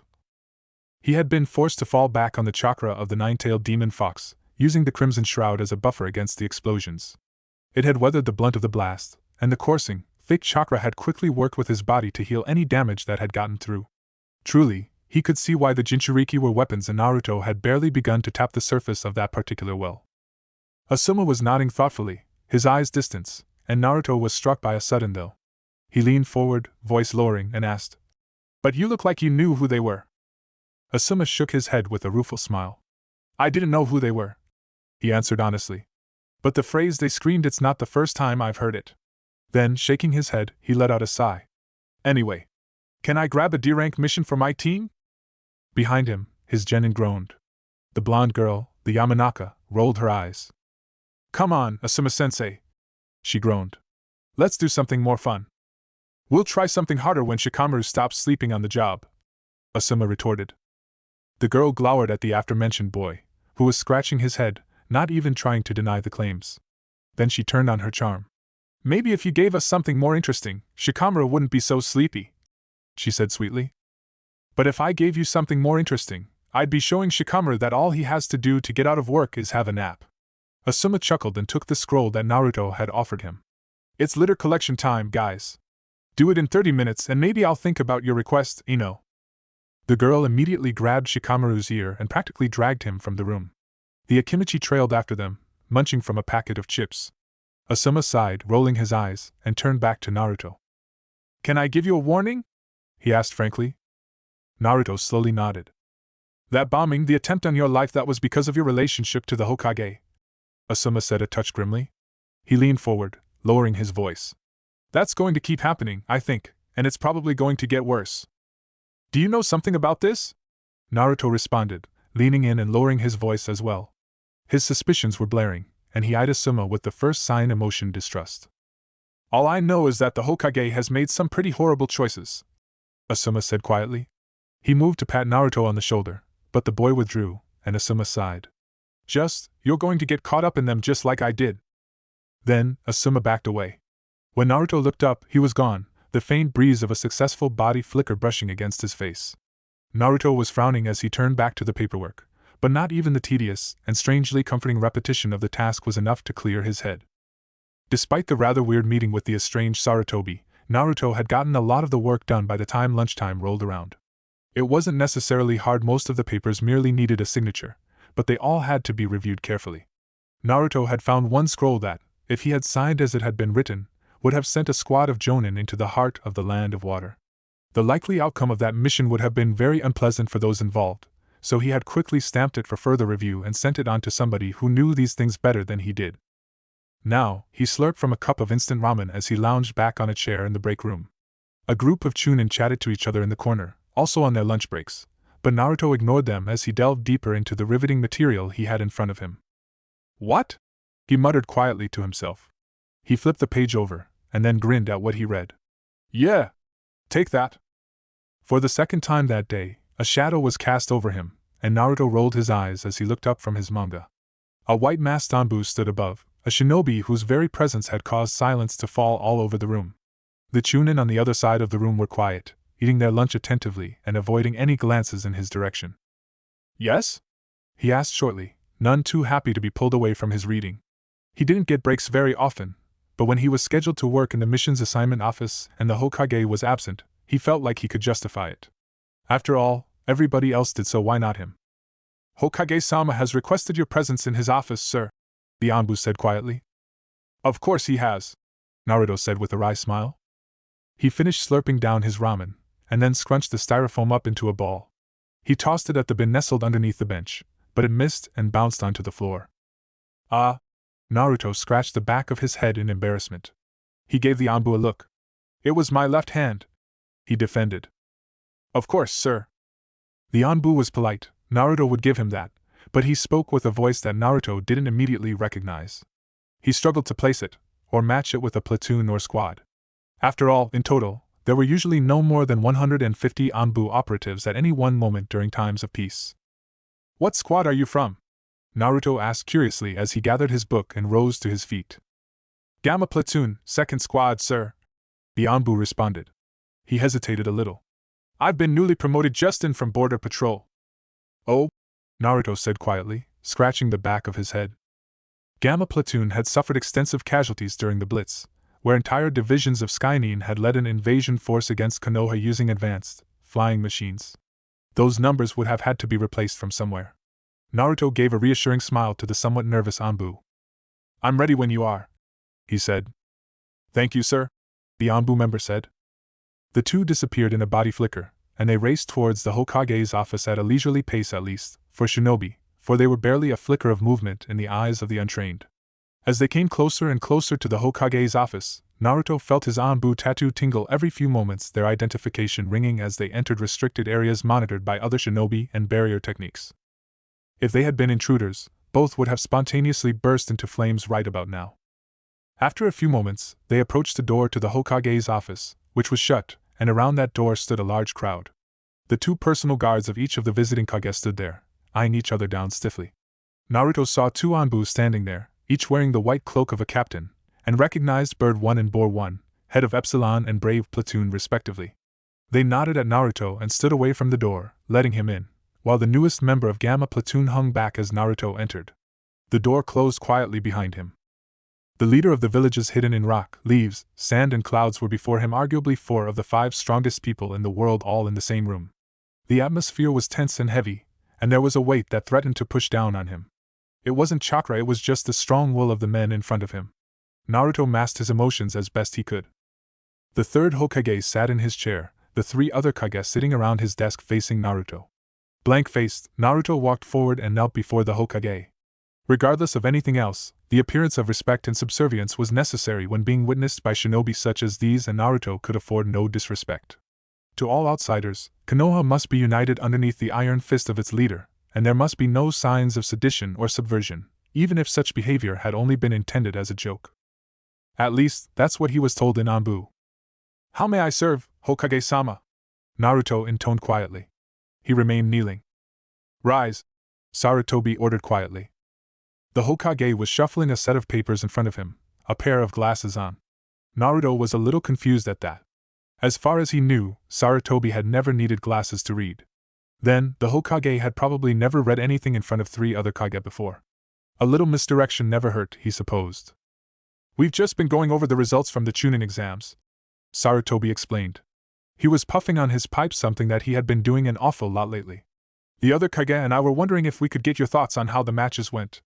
You were, of course, the proctor, and as such possibly saw more the strategy and tactics of the genin than any of us." The third Chichikage snorted. "Speak for yourself, you old goat," he grunted. He hovered near the table, using some kind of strange technique to keep himself aloft, and his arms were folded over his chest. "I saw everything just fine. Not everybody needs glasses. I too would like to hear the proctor's opinion." The fourth Kazekage cut in with what was probably an attempt to defuse the situation. The fourth Raikage grunted, and just eyed Naruto blankly. The hulking man towered over the rest of the other Kage, his yellowish-white hair combed back. He didn't wear a shirt underneath the ceremonial yellow and white robes of the Raikage, a gleaming golden belt adorning his waist. Naruto didn't like the look the man was giving him, but he hid his emotions well. "Yes, Hokage-sama," Naruto said, and he stood there. "Who would you like to hear about first?" "Well, why don't you go through all of the genin and tell us who should and should not become a Chunin?" the Hokage requested with a rather kind tone. "Very well." Naruto thought about it for a few moments. "Firstly, I think Kohei of Iiwa and Sasuke of Konoha should definitely get the promotion. Both showed advanced combat maneuvers, skill in different areas of the shinobi skill, and the ability to think ahead and implement strategies. They would make good Chunin." The Chuchikage looked a little pleased at that. Sarutobi nodded thoughtfully. "Very well," he murmured, and ticked something on the piece of paper in front of him. "Neji of Konoha might be a possible contender," Naruto said after a few moments. He was frowning slightly, thinking. He has quite a bit of skill, and he was able to recognize when he was in a disadvantageous situation and react accordingly. "He surrendered," the fourth Raikage cut in. He leveled a firm look at Naruto, one that the blonde tried to meet without flinching. "That's the act of a coward." "He didn't surrender." Naruto disagreed mildly. "He decided to tactically retreat." The fourth Raikage stared at him for a few moments, and then he threw his head back and let out a bark of laughter. "Ha! I like this one, Hokage-dano," he approved. He leveled Naruto a fierce look. "He's smart, and he's got balls." The Hokage smiled politely. "Thank you, Raikage-dano." He looked at Naruto. "Thank the nice Raikage, Naruto." "Thank you for your compliment, Raikage-sama." Naruto obeyed immediately. It only sent the Raikage into another round of laughter, the huge man slapping his thigh. He was still grinning as he quietened down, revealing a pair of sharp incisors, his small mustache and beard twitching. Nobody else in the room had moved. The fourth Kazekage was unreadable from behind his veil and robe, while the third Chuchikage hovered there with his eyes closed, listening intently. The third Hokage had his elbows on the table and hands folded, watching everything play out carefully. "And the rest?" Sarutobi said after a few moments, resting his chin on his hand. "I feel that neither Garan nor Kankuro showed the qualities necessary for a good Chunin," Naruto said after a few moments. He resisted the urge to sound apologetic for it, but the fourth Kazekage merely sighed and nodded. "Sho of Kyumo did show some use of strategy, but whether that was enough..." He hesitated. "That's a question for you, as the Kage, to answer," he finished. "I see," Sarutobi murmured. He wrote something else down. "Anybody else?" Naruto shook his head. "No, Hokage-sama," he answered. "Then you're dismissed," Sarutobi concluded. He placed his pen down, and shooed Naruto away. Come back in 15 minutes. I need to go over some paperwork with you. Yes, Hokage-sama, Naruto replied. He bowed his head respectfully, and the eyes of 4 of the most powerful men in the world followed him as he left the room. When Naruto returned, the other Kage had left, and Sarutobi had taken off his reading glasses. He was leaning back in his chair, puffing on his pipe as he stared at the faces of his predecessors and, in one case, his successor. Naruto didn't know what he was thinking, but he could tell that the Hokage was in a rather melancholic mood, so he silently walked over to the tea set in the corner and used a slither of fire chakra to boil the water. Then he got about making the Hokage's favorite tea. A few moments later, he carefully balanced the saucer on the cup and brought it over to Sarutobi. He sat it down on the desk, and the Hokage took the cup and tasted it. Naruto, he murmured and then sighed, placing the cup back down. I feel as if... He trailed off, and a rather wistful sigh escaped him. He smiled thinly. It has been a rather exciting half-year, has it not? The Blitz. The cult of Jashin. The Manufactorium. The Chunin exams. Yes, sir. Naruto agreed wholeheartedly. Sarutobi spun around on his chair and eyed Naruto thoughtfully. He took another sip of his tea and then sat it down. You used to call me boss. It was an observation, not a question. Naruto, I think you've become rather boring. Naruto's eyebrows shot up at that. Boring, Hokage-sama?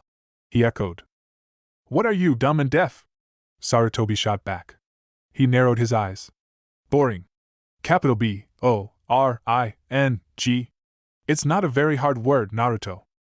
Naruto's face probably reflected the doubt he felt. He eyed the Hokage strangely.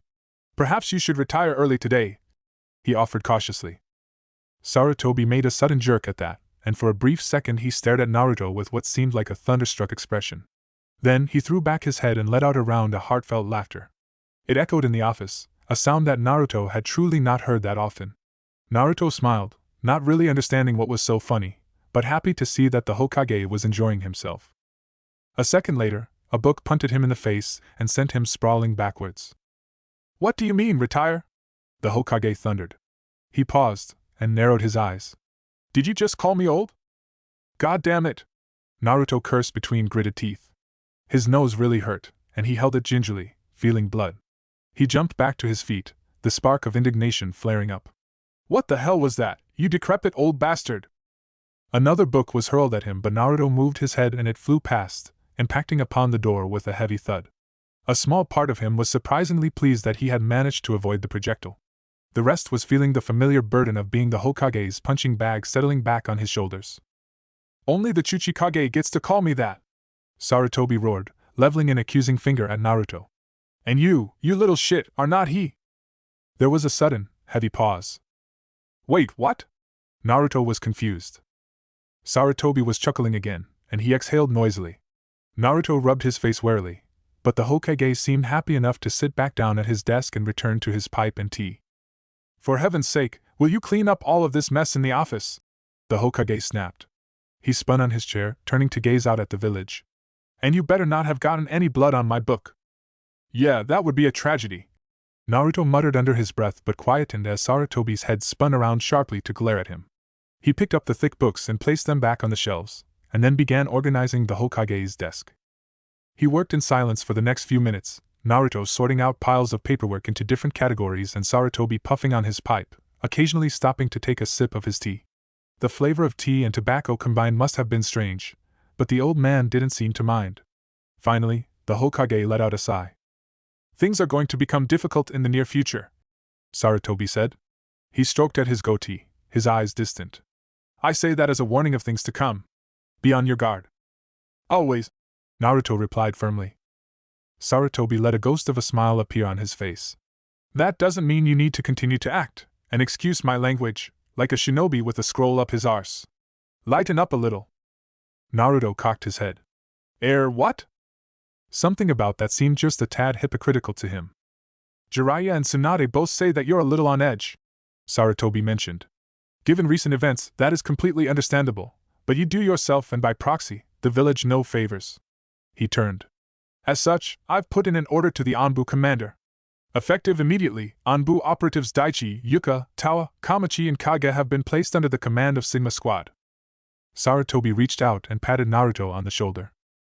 After all, Tsunade was telling me that it's important for children to play with their friends. Remember, I want you home before 10, and stay away from the bad touch.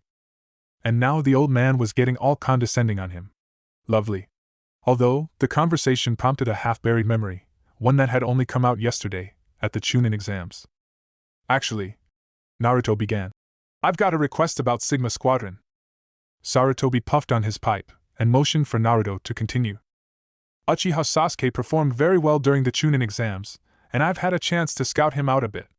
I was actually thinking that he'd fit in very well with Anbu, especially since we need to replenish the ranks.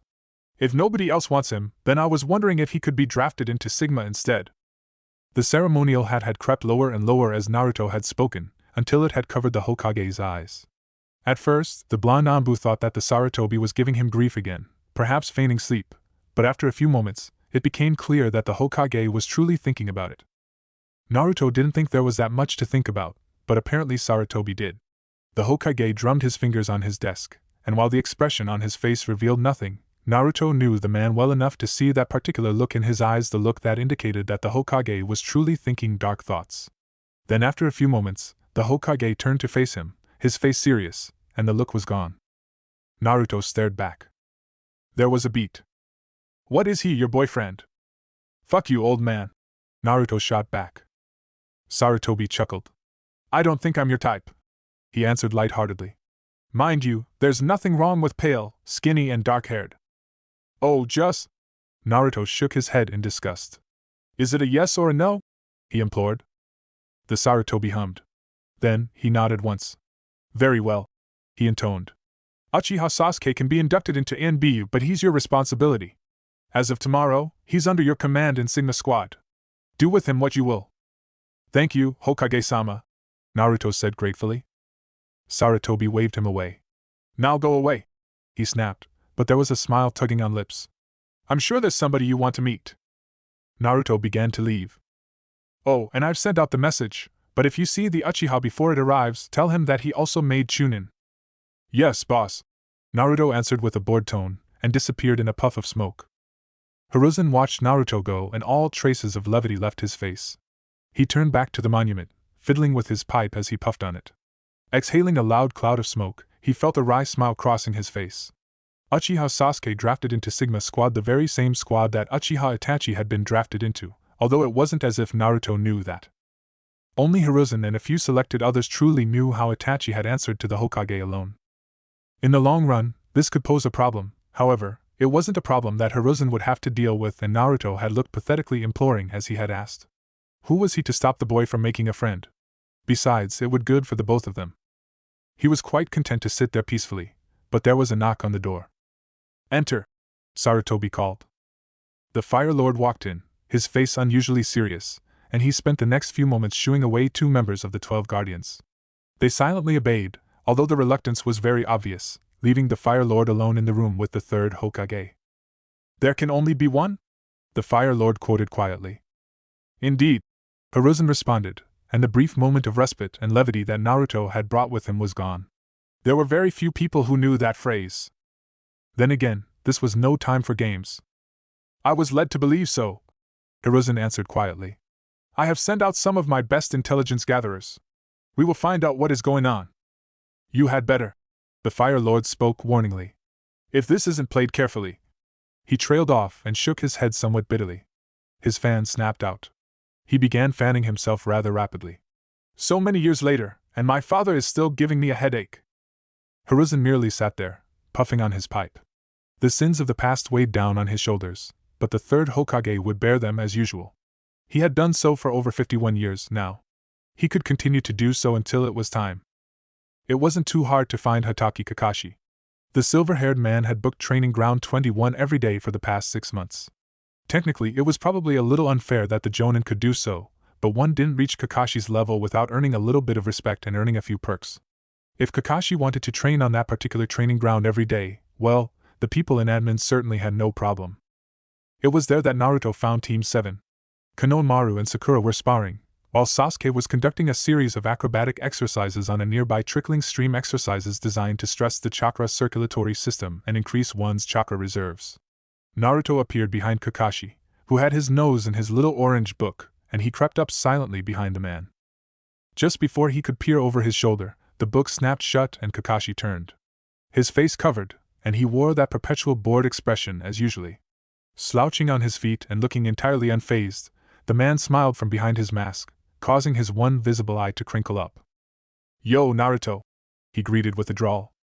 "Captain," Naruto greeted back, and fell in by Kakashi's side. The two watched the genin continue to spar. Sakura was taller, and had longer reach, but Konohamaru was definitely faster, and he was using that to his advantage. The blue scarf whipped up and around him, and Naruto smiled with a twinge of pride as Konohamaru used it as bait, dangling in front of Sakura's eyes and blocking her vision. When the girl went for it, Konohamaru dodged, letting the girl overextend herself and capitalizing on it instantly. "He's gotten better," Naruto said mildly. "I suppose there's nobody better to teach him how to fight dirty." "You're more than welcome to teach him boxing if you'd like," Kakashi retorted. He put a finger on his chin. "We could have an arena, and a bell, and a sexy girl holding out the cards, and remember, no hitting somebody on the back of the head, that's not nice." Naruto shook his head in bemusement. "Civilians," he murmured. "What a weird sport." "So, what brings the prodigious right hand of God to my humble training ground?" Kakashi inquired. He turned a flat eye at Naruto. "Has the beauty of my lovely, little girly genin bewitched you?" "What? No!" Naruto denied, rolling his eyes. "Seriously, what is it with everybody?" Kakashi ignored him and cupped his mouth. "Oh, Sakura!" he called. The girl in question turned to look at him. "Somebody likes you," he said, drawling out the middle word teasingly. The girl looked at Naruto, blushed and quickly darted her eyes away. Naruto scowled, and thumped Kakashi on the arm.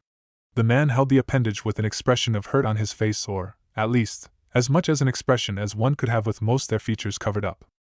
"Sasuke made Chunin, you jerk," he told the jonin quietly. Kakashi, rubbing his arm, nodded proudly at that. "Good boy," he praised. "And he's been drafted," Naruto finished. Kakashi raised an eyebrow. "Oh?" he uttered quietly. "Interesting. Where to?" Naruto gave a slight smile. "Sigma Squad, under Captain Uzumaki's authority. It's a squad of 7 now." Kakashi stared at him for a moment. Then, he chuckled and patted Naruto on the shoulder. "Well, isn't that interesting?" he said with a chuckle. "When does he start?" "Tomorrow, training ground 17, at 8. Do you want to talk to him?" Kakashi gestured at Sasuke, who was eyeing them from the corner of his eye. When he saw that he had the attention of the two jonin, he quickly diverted his gaze, redoubling his efforts on his exercises. Naruto shook his head. "It might be better if I don't," he said. "Can I leave it to you to tell him?" Kakashi rubbed the back of his head. "I tease you and say that I might forget, but this is entirely too funny." "Of course not, Captain." Naruto smiled with a touch of viciousness. "Damn right I am." "Well done," Kakashi said, and then shooed him away, his voice rising. "Now off you go. You're disturbing my cute little bunny wabbits." He deliberately mispronounced R, and drawled it in that annoying way of his. Kakashi-sensei, we're not pets," Konohamaru grumbled as he and Sakura rested underneath a tree. "Oh, I apologize," Kakashi said sincerely. He shooed Naruto away again. "Now off you go, my large, bloated milking cows." "We're not farm animals either." "Don't call me bloated," came a deafening shriek, and the girl was on her feet, thrusting a finger at Kakashi, her face red with anger. Kakashi chuckled. Naruto disappeared in a flicker of movement, allowing the lanky jonin to continue teasing his genin. Chapter 32, Initiation. Before Naruto went to sleep that night, he made a quick call into the mission assignments desk and met up with one of the clerks taking night duty. She was somebody that Naruto had met before, and had only been too happy to add a pile of small envelopes to the mailroom letters that would be distributed throughout that night. As a hidden village, Konoha never slept, and there were always stores and shops open and services provided throughout the night. Then, after that, Naruto went back to the Hokage's residence for some rest. Naruto woke up at 6 the very next morning, and after attending to his normal duties, he put in his jonin vest and strapped on his weapons and tools and left. Sometime during the night, some mail had arrived for him, and Naruto had been able to look at his schedule. For the past month, he had been on leave. Each shinobi was allocated a certain amount of days a year to keep up with their physical and chakra-based training. This training was mandatory, and depending on the shinobi, the number of days varied. An administrative clerk would be allocated far less days than an Anbu operative, for example. Despite the fact that Naruto had just spent a month in training, He still had weeks of leave left, so he had arranged for the next week off for both him and the rest of Sigma Squad. They would need some time to catch up and readjust their techniques and training with each other. That had been one of the letters. The others had been addressed to the former members of Sigma Squad. Naruto traveled through the streets of Konoha, moving from Sector 1 to Sector 11. The sun had barely begun to rise over the horizon, and the stars and moon continued to twinkle in the darkened sky. Nonetheless, there was still a significant shinobi presence throughout the village. The Kage and the feudal lords had left Konoha yesterday, but there were still a significant number of tourists and dignitaries, many who had bought their own guards, or who required some discreet surveillance to make sure that they didn't get up to anything. As the civilian population of the village began to stir, Naruto had passed 2 Anbu recon squads and a strong contingent of Chunin military police. The smell of baking bread began to fill the air, and workers had begun to set out the market stalls on the streets. Naruto walked past them all, smiling politely at the few who greeted him, and continued on. He could have easily sped through the streets, or used the designated rooftop passages as a shinobi with Anbu clearance. He had access to the best ones, after all, but there was something about walking through the village at dawn that he liked. He arrived in Sector 11 some time later. It was a huge, sprawling sector, filled with restaurants, food stalls, museums, galleries, and other areas of interest. Sector 11 was where people went out for the night. Naruto had made a booking at one of the local restaurants, a little corner shop that served to both shinobi and civilian customers. It was a small shop, filled with booths and round tables. Behind the counter by the door, the kitchen was visible and the sound of sizzling food could be heard. The server at the counter blinked olishly at him, as if he was trying to remember where he had seen Naruto's face before, but luckily he didn't remember, and he gestured at the booth that Naruto had booked. Naruto walked over, striding past a bickering couple who spoke to each other in hushed tones, and eyed the booth. He hadn't been the first to arrive. Kage sat there, reading a newspaper with a pen in hand. The older Anbu agent was in his early to mid-20s, with dark hair, dark eyes, and a very ordinary face. There was nothing remarkable about him, either in features or personality, but Naruto knew that he was a strong jonin with a flair for using visual illusions to hide his vector of attack. The former recon member glanced up at Naruto for a brief moment, and nodded his greeting. Then, he went back to his newspaper as Naruto sat down next to him. Apart from the background noises, there was silence at the table. Naruto helped himself to the bottle of water on the table and poured himself a glass. Then, he peeked over Kage's shoulder as the man did the crossword. He was tapping his pen repetitively as he thought for a few moments, but was filling in the blank spaces rather quickly. Naruto read one of the clues, frowning. Watchful, he read out. Looking? Observing? Looking is 7, observing is 9, I need 8. Kage spoke tonelessly. He cocked his head, eyeing the puzzle carefully. Vigilant, which means 18 across must be victorious. He wrote the words down. For letter word being with an E. Clue otherwise. He paused. Else. In the next few moments, Kage finished the 100-clue crossword puzzle and folded the paper in half. As he tucked it away, Naruto saw that the rest crossword puzzles on the other side had been filled in with that neat, printed handwriting. Do you do many of them? Naruto asked curiously. 12 a day, Kage replied quietly. Then, he cocked his head, continuing on as if he felt the need to justify himself. I consider it training in order to improve my cognitive function. Good on you, was all Naruto said. Kage nodded. Some of the others have arrived, he said. Naruto looked over and saw a disgruntled Tawa and a flushed Kamachi entering the restaurant. Both Anbu operatives were refusing to look at each other, and the poor server looked extremely nervous as he pointed at the booth, sighing in relief as the obviously angry shinobi left. Kamachi and Tawa sat on the other side of the booth, Kamachi placing both hands in her lap and looking down, and Tawa grunting as he sprawled over the seat, throwing his arm over the ledge. There was an awkward silence. Naruto and Kage exchanged a look. The other Anbu gave a slight shake of his head, his eyebrows slightly raised. Hello? Naruto said, although it came out as more of a question. Hello? Kamachi and Tawa replied in unison. Then, stiffening, they turned on each other, furious scowls on their faces. Don't talk when I'm talking, you jerk! Kamachi snapped. A stand of her light brown hair fell out of place, dangling in front of her eyes, while a pair of saban kept the rest of her hair in a bun. Oh, what, you're the boss of that now? Tawa asked incredulously. He had his dark brown hair up in a spiky ponytail, and a series of crisscrossing red lines could be seen on his revealed arm. Get over yourself! Get over myself? Kamachi repeated. She clenched her fists, glaring at her partner furiously. You're acting like this is my fault. You're the one who destroyed my new piece of art. That was art? Tawa sounded amazed. It was a bunch of swirly lines and some colors. Where's the art in that? It used complementary colors to invite some color into a room with neutral colors. Kamachi practically hissed. Or at least it did before you threw a fucking fireball at it. Well, it's your own fault, Tawa growled. He wrenched something off of his belt and revealed his Anbu mask. While they were normally white with black patterns adorning them, somebody had taken what seemed to be like a packet of crayons to it, decorating it with lovely rainbow swirls and scribbles. Kage let out a snort, and Naruto palmed his face, although a smile was crossing his lips. Both of them were ignored, however, as Kamachi and Tawa slammed their heads together, straining against the force the other was pushing against them. A rather deranged grin has crossed both of their faces, and their hands drifted down to their utility belts. For a moment, it looked like a full-blown fight was about to occur. And then Naruto calmly picked up his glass of water, gave it a little swirl, and chucked it directly at their faces. Both Anbu operatives backed away, Tawa spluttering somewhat, and the tension was immediately diffused. Be nice, children, Naruto drawled as he put the glass down. Yeah, be nice, spoke a new voice, and Hyuga Daichi strode over, a bright smile on his face. Naruto grinned, feeling a rush of relief at the sight of the Hyuga. The older teen had been in intensive care for at least a week after the events of their last mission, and then he had been spirited away by the Hyuga clan. Naruto hadn't seen him since, and as he looked at the short-haired shinobi, he immediately noticed one difference. Where most Hyuga had various shades of white in their eyes, Daichi's had turned a murky gray. The blonde Anbu didn't say a thing as Daichi deliberately took a seat between Kamachi and Tawa, forcing Kamachi into the corner and putting a little distance between her and Tawa. Kage surveyed Daichi, scrutinizing the older teen.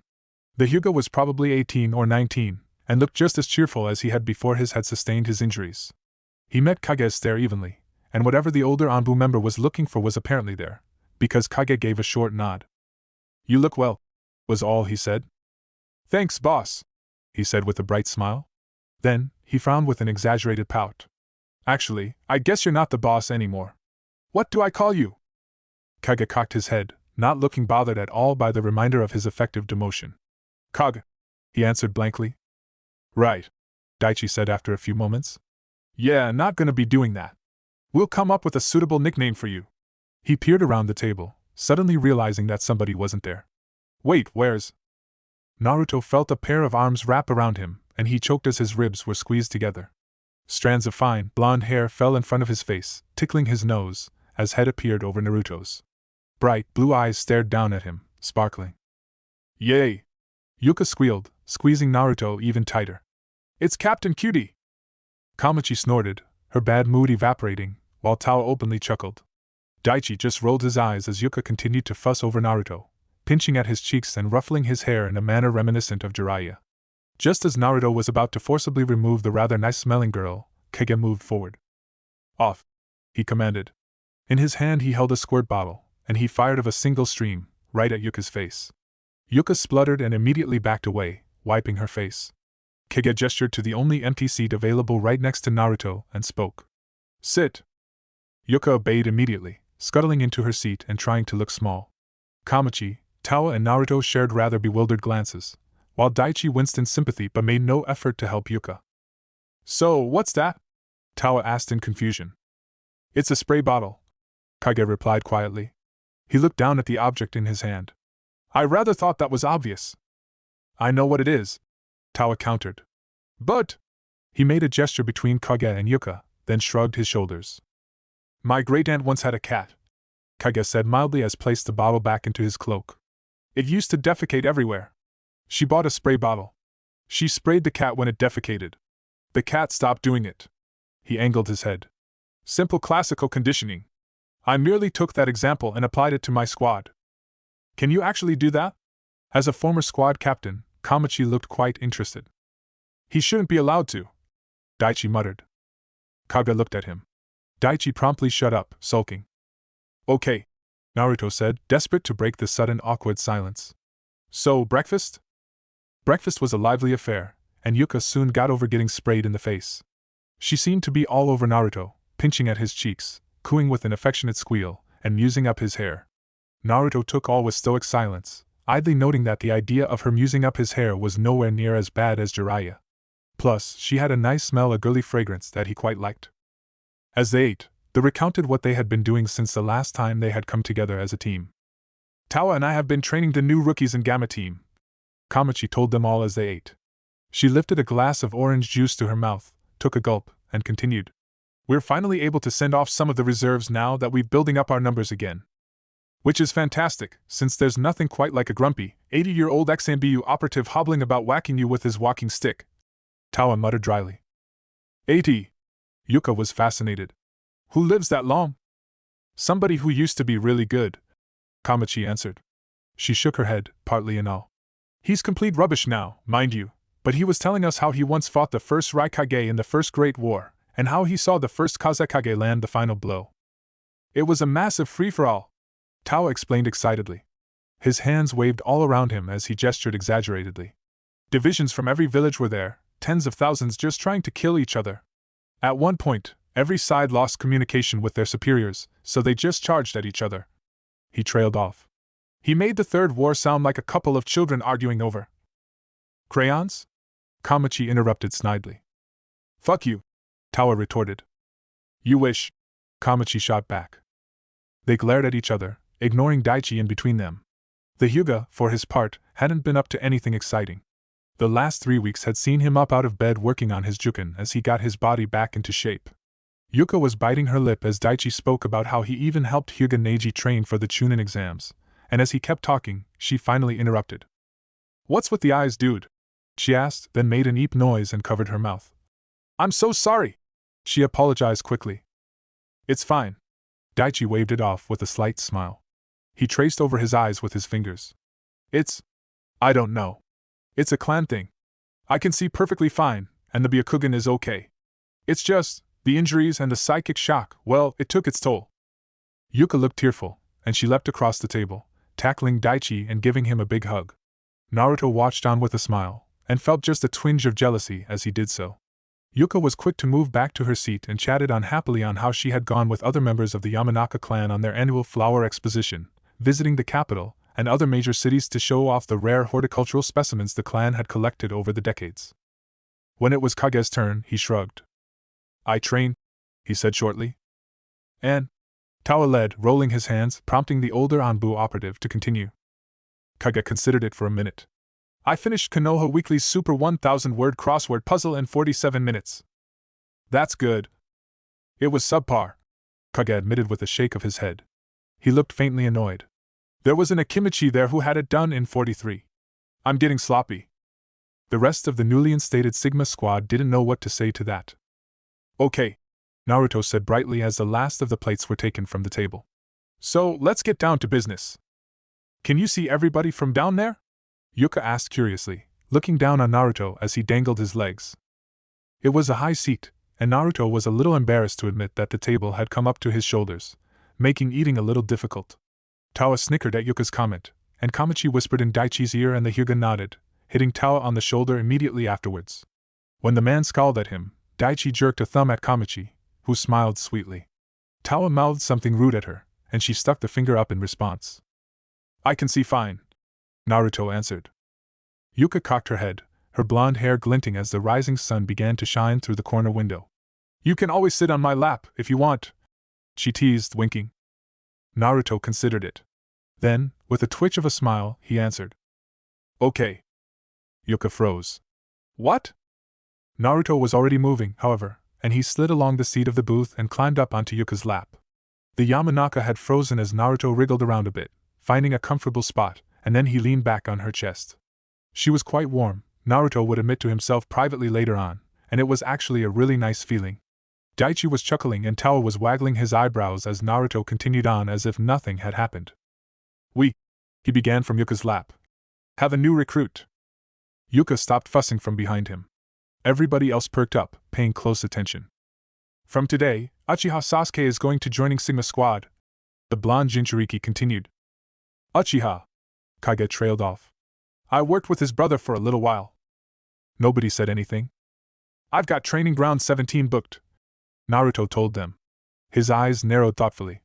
Before we go there though, I just want to hear some ideas on what to do about his initiation.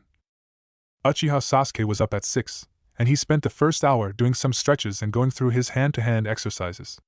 The deserted Uchiha compound was silent, save for his grunts of exertions as he practiced his jabs on a battered training post. Although he lived at a small apartment in town, Sasuke made a point to visit the Uchiha compound to train. It helped inspire him. Breathing heavily, Sasuke listened to the sounds of birds chirping for a few minutes, and then he went inside and prepared his breakfast. It was a small one, and he wasn't sure just how difficult or strenuous the first day would be. After that, he climbed the stairs and entered the master bedroom. Staring vacantly at the spot where his mother and father had been murdered for a few moments, he walked past it and climbed on top of the master bed. A white plastic covered it, and it crinkled and rustled as Sasuke put his weight on it. Then, cross-legged, he turned and faced the giant, ornate mirror that had been hung over the dresser. In the room where his brother had murdered his parents, and with the musty, acrid smell of dust mingled with dried blood that had never quite come out, Sasuke activated his Sharingan. A pair of crimson eyes stared back at him from the mirror, the Tsutomu appearing to spin lazily around the socket. Sasuke took a deep breath, inhaling the lingering scent of his father's cologne, and began working on some exercises. With his hand clasped together in a seal, he was there for 30 minutes. It was an exercise that he had once been told about, one that was meant to prepare him to use his Sharingan to force an ocular illusion upon an enemy. He didn't have to do it in that particular room, he just found that it helped his motivation. After that, he stripped out of his training clothes and placed them in the basket. It was almost full, and Sasuke would have to do the washing as soon as the day was over. Then, he showered, dressed in a pair of shorts and his blue, high-collared shirt, and tidied up the kitchen. Afterwards, he left the house, locking the door as he went, and walked through the empty district.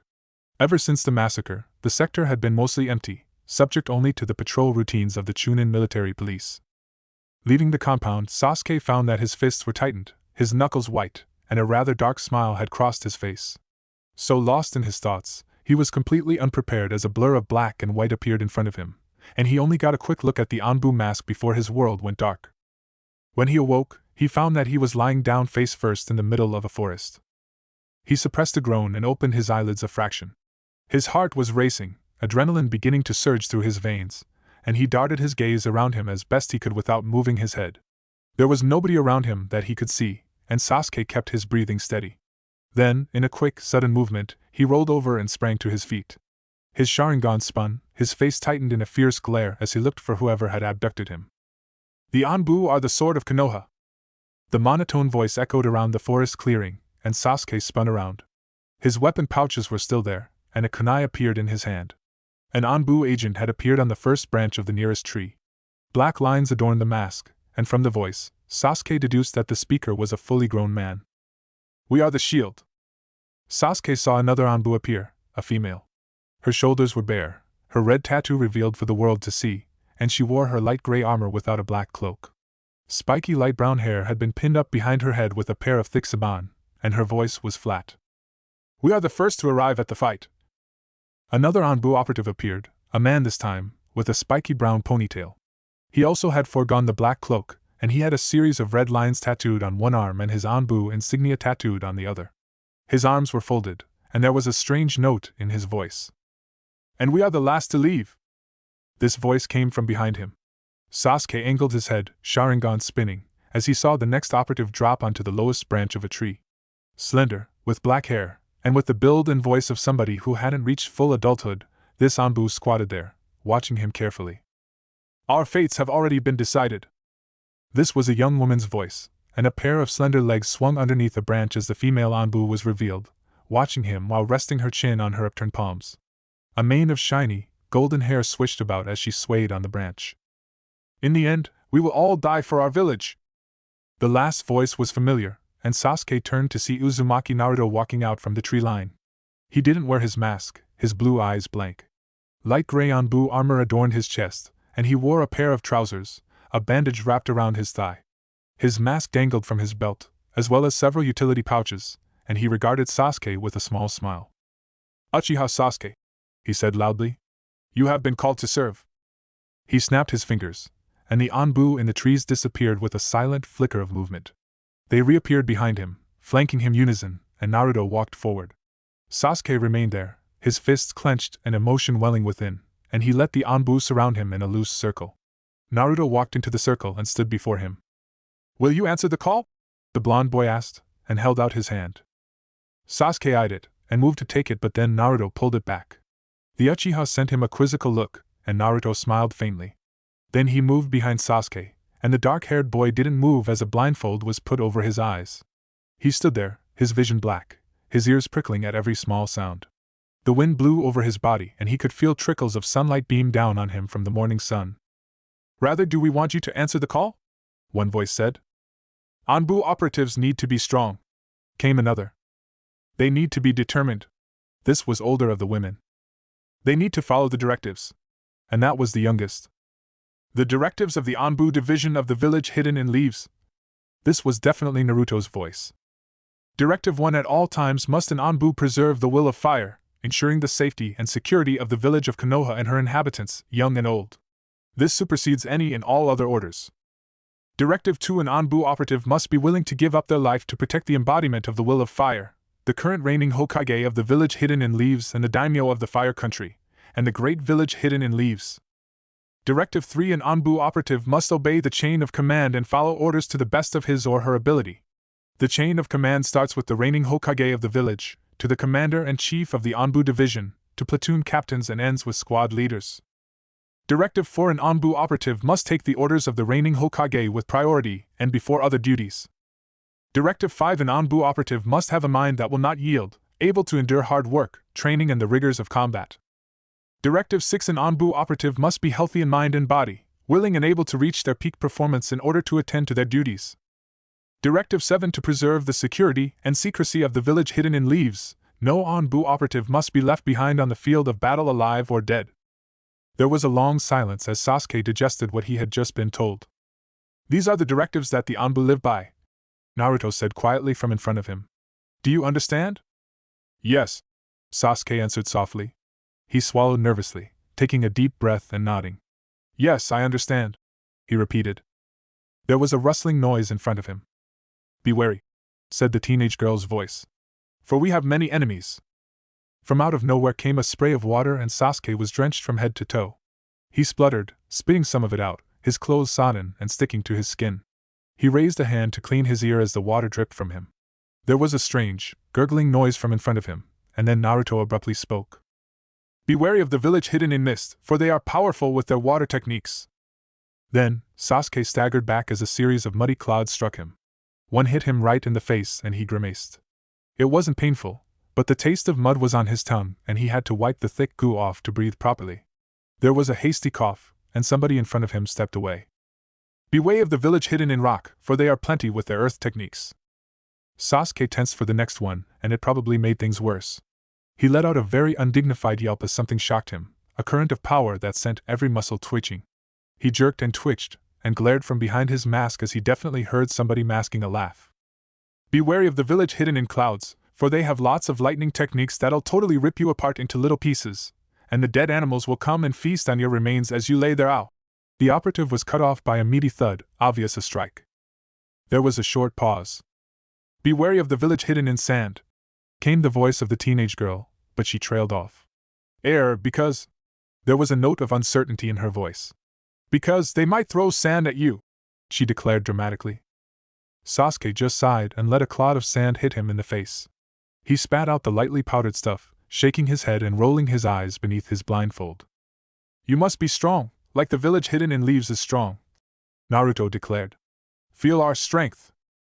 Then, Sasuke was crushed as a huge mass came falling down on him with the rustle of leaves and branches. He fell to one knee, fighting through the torrent of weight, feeling dead leaves and twigs crush underneath his hands. He rose up with his blindfold still intact, coming out from the obvious pile of leaves to a round of chuckles and laughter. "Uchiha Sasuke." Naruto's voice was warm, and a pair of hands took of his blindfold. Sasuke blinked, and looked down at himself. Wet, dirty, covered in mud and sand, hair standing out at every end, and up to his waist in dead leaves, he shook his head resignedly. Naruto stood before him, flanked by the Anbu operatives, each who had taken off their masks. The young blonde put his hand out again, staring into Sasuke's Sharingan without fear. "Will you answer the call?" he asked quietly. Sasuke raised his arm and they shook hands. Naruto smiled. "Welcome aboard." The other agents had taken off their masks, and Naruto began introducing them. "That's Kage, he's a close combat specialist, great with a blade, excellent stealth," Naruto was saying. Sasuke stared at the rather plain man, who nodded at him with absolutely no emotion. Then there's Tawa over there. He's got this cool seal etched into his arm, and it lets him make any weapon he wants. It's really handy, he can go in for close combat and stand back for ranged attacks. Tawa waved lazily. Then there's Daichi, he's a Hyuga, so expect him to dominate in hand-to-hand. The Hyuga gave a cheerful thumbs up. And then there's Kamachi. She's a Jonin, very good with Senbon and wire attacks, and she's even got some medical training in there. She'll probably save your life. Kamachi shook his hand very professionally. Then the annoying blonde over there is Yuka. She's a Yamanaka, and specializes in auditory and visual illusionary techniques. If she pinches your cheeks, punch her. Well, the blonde teenager said thoughtfully, one finger on her lips. He is pretty cute, but not as cute as my Captain Cutie. She squealed, sounding eerily like her relative Ino. She made a move to come towards Naruto, but the blonde had somehow produced a spray bottle from somewhere, and the Yamanaka eeped and moved backwards, her hands up. This is really good. Naruto sounded amazed, and he eyed the bottle with something like reverence. What is it? Sasuke asked, looking confused. Naruto turned around and sprayed him in the face. Sasuke spluttered, waving his hands in front of his face frantically. What was that for? He demanded. What was that for, sir? Naruto corrected and sprayed him again. It didn't hurt, but it was really annoying. Nonetheless, Sasuke took the hint. Don't worry, Tawa cheerfully called from across the clearing. We've got a week to get you up to speed on the basics. And there's lots to learn, Kamachi murmured. But before we do, there's one more thing we need to do before your spot here is really permanent, Naruto said. Naruto entered the Hokage's office, the rest of Sigma squad flanking out behind him. His face blank, Naruto knelt down before the Hokage, and the rest of the Anbu operatives did as well. Uchiha Sasuke stood there for a moment, surprise visible on his face, but then he too knelt down. The third Hokage stared over them from behind his desk, his elbows on the table as he rested his chin on his knuckles. Sasuke felt the third Hokage look at him, and was suddenly glad that he had his eyes on the floor. There was an unusual tension in the room, and the Uchiha swallowed. Rise. It was not the voice of the Hokage. An Anbu operative had appeared from behind the Hokage. He didn't even slide in from the shadows one moment, he was not there, and the next he was. Naruto and the rest of Sigma squad rose, and Sasuke followed suit. He gazed at the new Anbu operative. Unlike the other Anbu he had seen, this one wore a mask of pure, gleaming silver. There was something about him, a certain edge to the way he stood, and Sasuke suddenly had the strangest feeling that this new Anbu agent was one of the strongest people he had ever met. Ferret. The Anbu with the silver mask spoke. Sasuke was assuming that this Anbu was male, but after hearing the genderless, synthesized voice that held both bass and treble tones, he wasn't quite sure. Commander. Naruto returned quietly. Sasuke couldn't help but raise an eyebrow. Ferret? Was that Naruto's codename? I am interested to know why you have inducted a new member into the Special Assassination and Tactical Squad without my express permission. The Anbu agent, the commander, spoke. Sasuke couldn't detect any emotion in that heavily synthesized voice, but he got the feeling that the commander was not pleased. Naruto evidently got the same impression because his shoulders squared back just a tad, and he leveled a blank gaze towards the commander. As the Anbu fall under the purview of the Hokage, and Sigma Squad represents his persona interests, I wasn't aware that I needed your express permission, Naruto said very carefully. He gestured at the Hokage, who sat there, watching. I really only need his. The Anbu commander cocked his or her head. You would defy me on this? Even if you are right, you could be making a powerful enemy here. I could, Naruto admitted. He shrugged. I guess I might. The Anbu commander considered that. Why? Naruto thought about it for a moment, his face strangely pensive. Around him, his squad remained at attention, armored and masked. Because I said I would, he answered finally. The Anbu commander chuckled a truly odd sound, and once again Sasuke couldn't tell if it was a laugh of amusement or rising anger. Very well. The third Hokage moved for the first time, his dark eyes peering out from his red and white conical hat. Sasuke felt pinned by the man's look as the Hokage looked over him with disinterest. The Uchiha could barely believe that this was the same man who would visit the academy and tease the students. Here, he was somebody completely different. Uchiha Sasuke, the third Hokage began quietly. You have come highly recommended by current Anbu operative Uzumaki Naruto as a possible recruit for the Special Assassination and Tactical Squad. After reviewing your record and speaking with your Jonin sensei, I have decided to agree to Naruto's request. From this day forward, you have been allocated to the ANBU's Sigma Squad, under the purview of Uzumaki Naruto, for a probationary period of 1 month.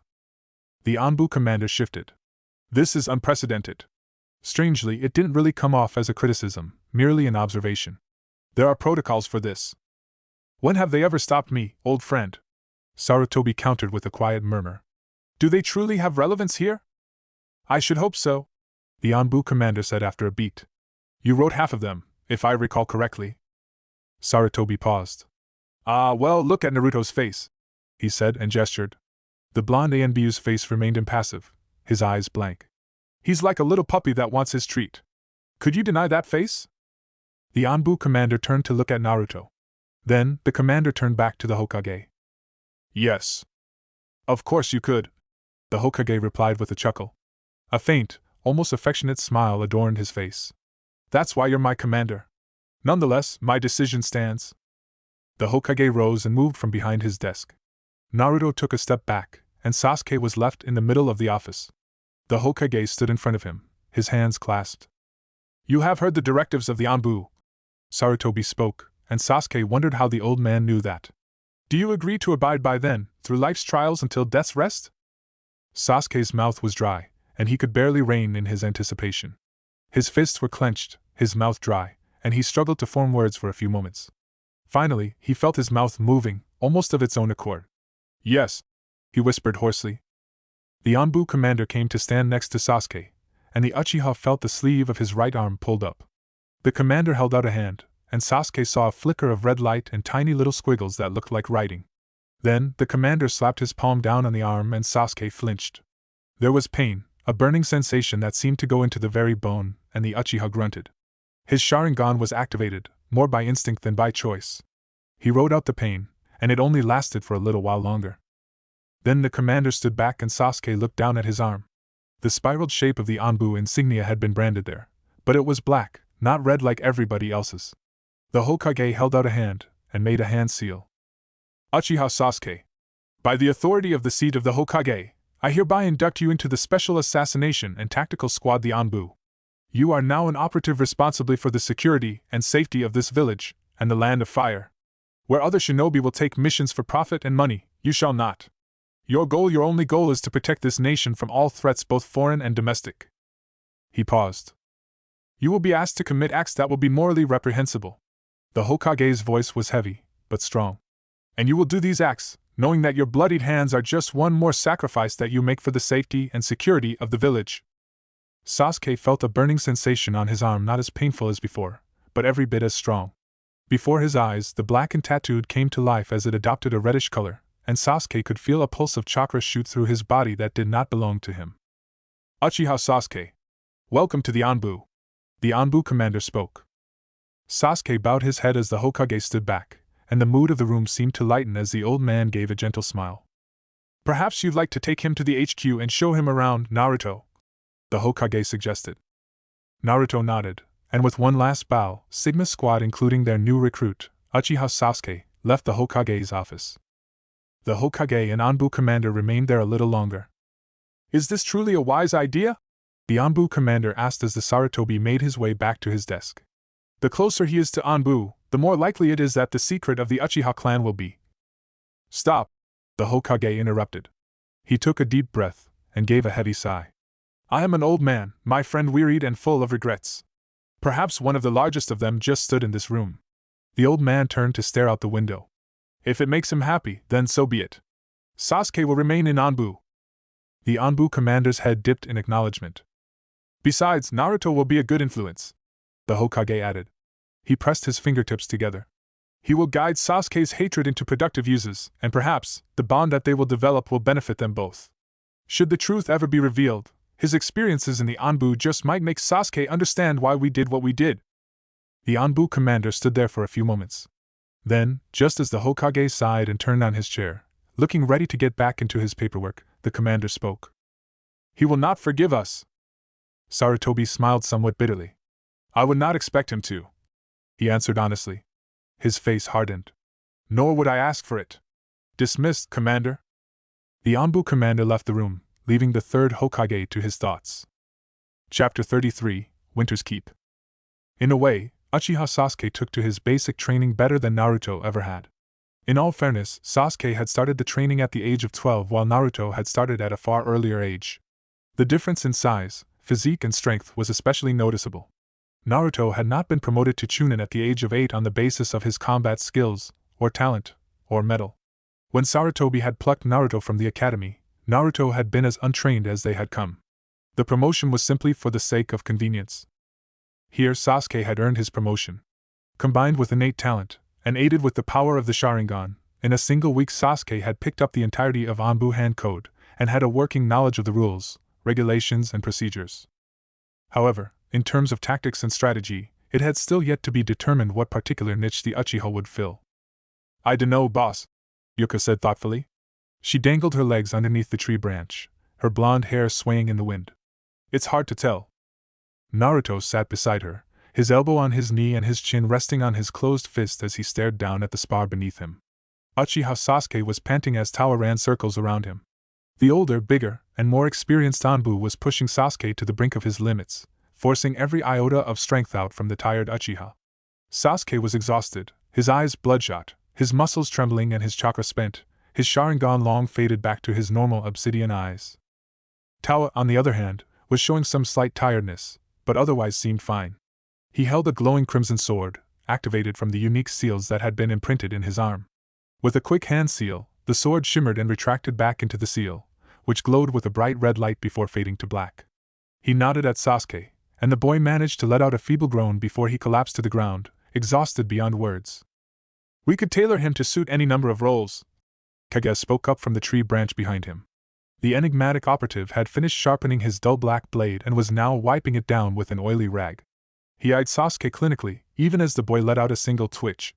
"His evasion skills are high, and his speed is adequate. With some training, he could become a close combat specialist, or a long-distance fighter. With his Sharingan, we could give him a blade and he would be effective, just as if we had him study Genjutsu." Naruto made a humming noise in the back of his throat. His face was scrunched up into a contemplative frown, and the moment was only ruined when Yuka let out the squealing noise that had grown to exasperate him and ruffled his hair. "Look at you, all serious and cool-looking," she cooed. "No, wait, don't, ga." Kage dropped the squirt bottle. "Bad Yuka," he deadpanned. "Down." Yuka folded her arms, pouting. Naruto found that he was almost annoyed by Kage's intervention. Sure, Yuka was kind of annoying, but she was also kind of pretty and girly, and she smelled really nice. Then, he shook his head and gritted his teeth. Damn it! This was Jiraiya-sama's fault. That stupid old pervert. He focused back on the issue at hand. "For now, he'll stay in reserve," Naruto declared. He rubbed his hands together. "We'll use him as a general operative to start off with. If we teach him a bit of everything, he can fill in when necessary. We'll sort out his niche later." Naruto stood up and leapt off the branch. He landed effortlessly on the ground, hearing a crunch of leaves and twigs as both Yuka and Kage landed next to him. Kamachi was already crouching beside the newest recruit, her hands glowing with a warm green light as she tended to his exhaustion, while Tawa was holding a drink bottle to the Uchiha's mouth, letting the boy drink from it. Sasuke's utterly drained eyes flickered towards Naruto, who smiled brightly. "Having fun?" the blonde asked cheerfully, coming down to kneel by the other boy's side. He patted Sasuke on the head, almost like one would pat a pet. "Don't worry. We're only just getting started." Sasuke made a noise in the back of his throat, something gurgling and desperate. Naruto made a skeptical face. That was either a whimper of fear or a cry of joy. He turned to Yuka. "What do you think, Yuka, fear or joy?" "Definitely fear, boss," Yuka answered with a grin. "Our level of training will not exceed the maximum threshold as prescribed in village legislation and Anbu policy," Kage offered, although with his blank tone it was hard to tell if he was teasing or being reassuring. Naruto paused at that, and looked at Kage. "Does our policy actually have a maximum threshold?" he asked curiously. "No." Kage gave a slight shrug. "I was trying to make him feel better." Naruto glanced down at Sasuke, who was beginning to regain movement in his arms. "Good work," he deadpanned. Kage looked down at Sasuke as well. "Thank you," he replied. Sasuke managed to survive his entry-level training.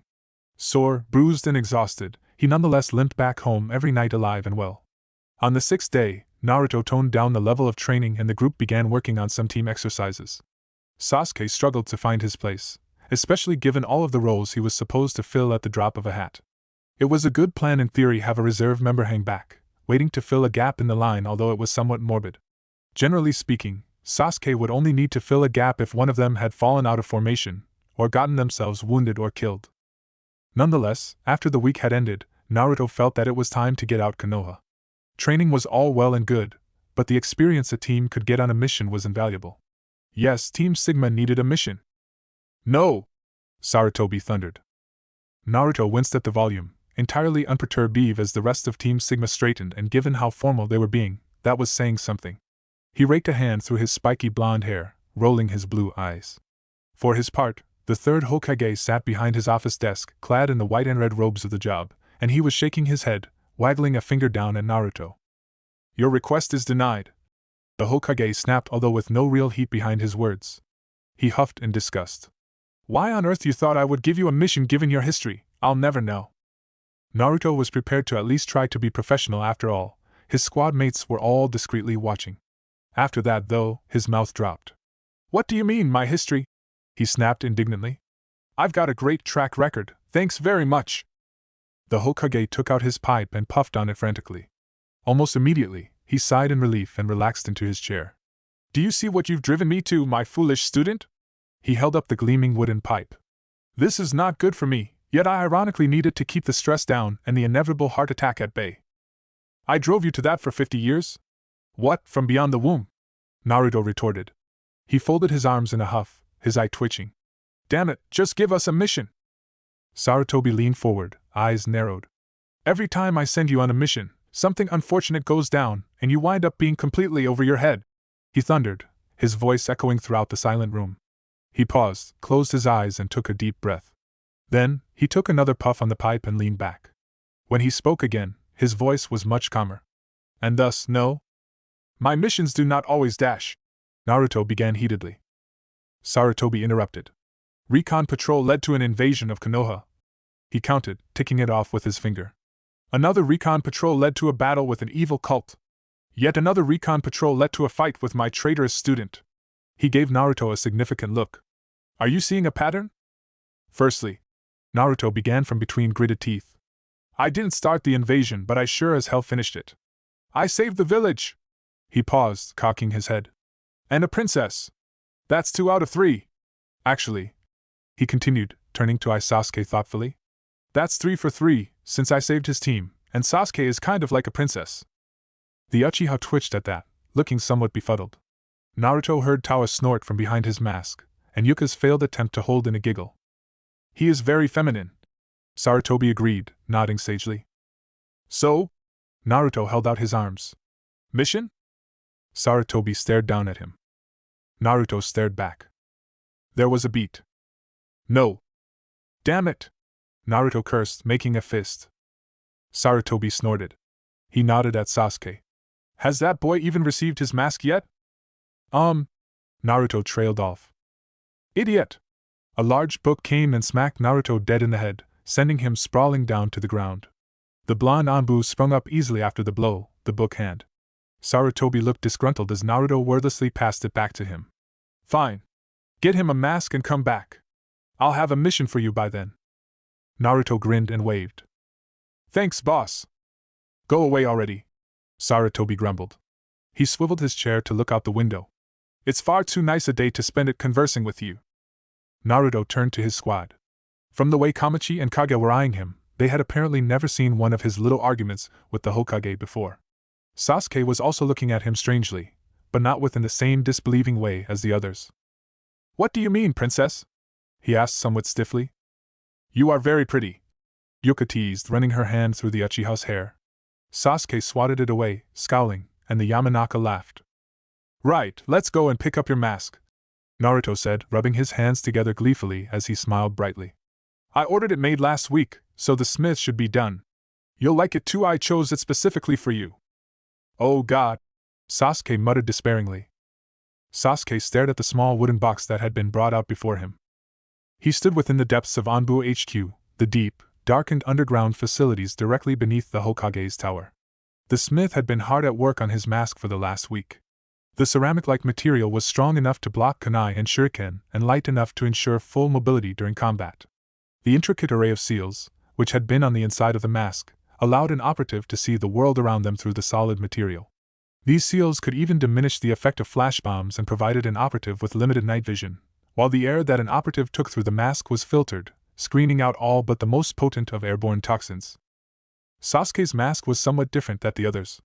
Should he choose to, Sasuke could take off the top half of his faceplate, revealing his eyes and the bridge of his nose while still keeping his air supply filtered.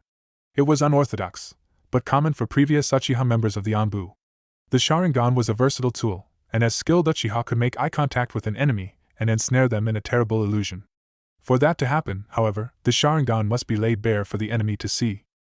The mask was a powerful tool. It offered a great many useful functions for any shinobi. It was difficult to create. It was expensive. It was rare. Sasuke didn't want it. "What's that?" he asked flatly, pointing at the painted lines around his mask. "Is that?" Next to him, Naruto smiled. "That would be the marks that designate your Anbu codename," he answered. The blonde scratched the back of his head. "Your codename isn't classified. It's really just a tradition." "So the spots?" Sasuke asked quietly, his fists clenching. "They're part of your codename," Naruto supplied helpfully. "And the colored stripes?" Sasuke continued flatly. "Also just part of your codename." "And my codename is?" Sasuke trailed off, feeling the urge to palm his face. Next to him, Naruto grinned and slapped Sasuke on the back. "Welcome to Team Sigma, Operative Peacock." Sasuke really didn't like the name, and his feelings much have shown on his face, because Naruto gave him a nudge with his elbow. "Don't forget that my codename is Ferret," he remarked glibly. Sasuke nodded at that, but then a suspicious thought occurred to him. "Hang on," he said after a pause. He whirled upon his new captain, who stood back grinning like a fool. "Who chooses the codenames?" he demanded with a sinking feeling in the pit of his stomach. "Oh well." Naruto waved the question away lazily, a manner that Sasuke thought would have suited Kakashi just fine. "Does it matter? I mean, life goes on. The sky is blue, the grass is green, and Uchiha Sasuke is a peacock. Now, put that pretty bird's mask on and let's go back for our mission." "Oh God," Sasuke muttered despairingly. It was becoming somewhat of a familiar phrase for him. Uzumaki Naruto and Team Sigma stood cloaked and masked before the third Hokage. The old man sat behind his desk, puffing on his pipe as he reviewed a document before him, utterly ignoring the presence of his soldiers. The Anbu operatives, of course, waited with the pretense of patience. Some, like Kage, stood there stoically, and would have been happy to stand there all day if that was what had been ordered. Some, like Sasuke, could feel his legs beginning to spasm. Military drill and protocol had never been his strong suit, and the Uchiha had tended to slouch around everywhere with his hands in his pockets. After standing perfectly still in the same place for 15 minutes, it was beginning to take its toll on him.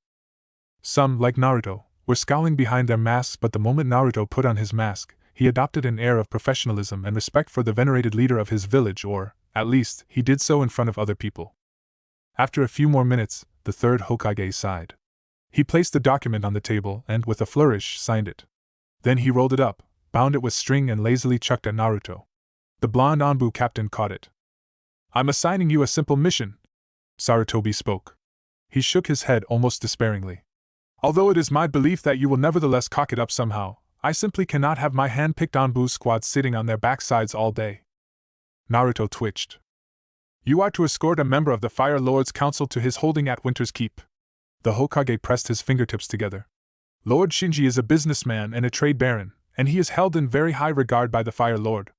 As such, this mission warrants a greater and more prolific force than is technically required, and the danger level is low. Do you understand?" Naruto thought he did. Lord Shinji was an important guide to the Fire Lord, so by having the third Hokage's personal Anbu squad escort him would send a message and a statement, and all of that subtle underneath stuff that Naruto struggled with. He nodded. "Good," Sarutobi said with a sigh. "Dismissed, and try not to blow anything up." Lord Shinji was a large, round portly man dressed in fine, crimson and purple robes. He wore clogs on his feet and his toenails were finely manicured and painted yellow. He was a man somewhere in his 40s, with the loops and curls that were favored. Naruto and his Anbu squad had been assigned to guard Shinji and his entourage. There were at least 20 of them, many who held up Shinji's palanquin while the overweight noble sat on his cushions, poring over bundles of paperwork. On the top of palanquin was a miniature aviary, and within was a flock of trained messenger birds. Every so often, Lord Shinji would withdraw a bird and send off a message. Sometimes the birds returned, sometimes they did not. At one point, Naruto spotted the large, bulky man frowning as he sent out another messenger, the third for that morning, but he paid no attention to it as the carriage kept trudging forward. They were moving at a slow pace, but it really didn't matter. They were traveling on one of the Land of Fire's main highways, heading southwest to one of the Land of Fire's most significant holdings. Winter's Keep and the outlying towns and villages were the center of economic trade between the Land of Fire, the Land of River, and the Land of Wind, and Shinji ruled it all. The city had garnered its name because of the curious geography where it had been built.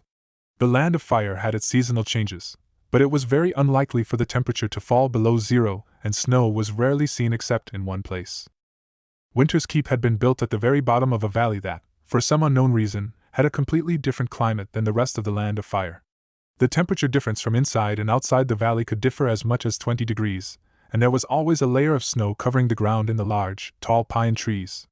Nobody had ever been able to explain it, but it had made Winter's Keep a very popular tourist destination, a huge importer of lumber for firewood, and a natural wonder of the world. It had only ever been a tourist destination until Lord Shinji had rose to prominence, and now money flowed to and from this city in a never-ending stream of trade. Nothing eventful happened during the 4-day journey. Naruto used the time to run Sasuke through some more team exercises as they rotated through defensive formations. Lord Shinji didn't seem to mind actually. He clapped and cheered during one of the few breaks he took from his work as Naruto and Team Sigma staged a false attack. The combination of Naruto, Kage, and Yuka had dove onto the triad formation of Tawa, Sasuke, Kamachi, and Daichi, metal clanging against metal and showers of sparks. It had been a rather close fight, although the proximity of Lord Shinji had left Naruto, the ninjutsu specialist, rather outmatched by Daichi and Tawa's close combat talents. Still, despite his burning muscles and the sheen of sweat that glistened on his brow, Naruto was quick enough to keep them at bay if not outright defeat them, while Yuka was pushed back by Sasuke, his Sharingan whirling behind his half-masked face. An unfortunate matchup.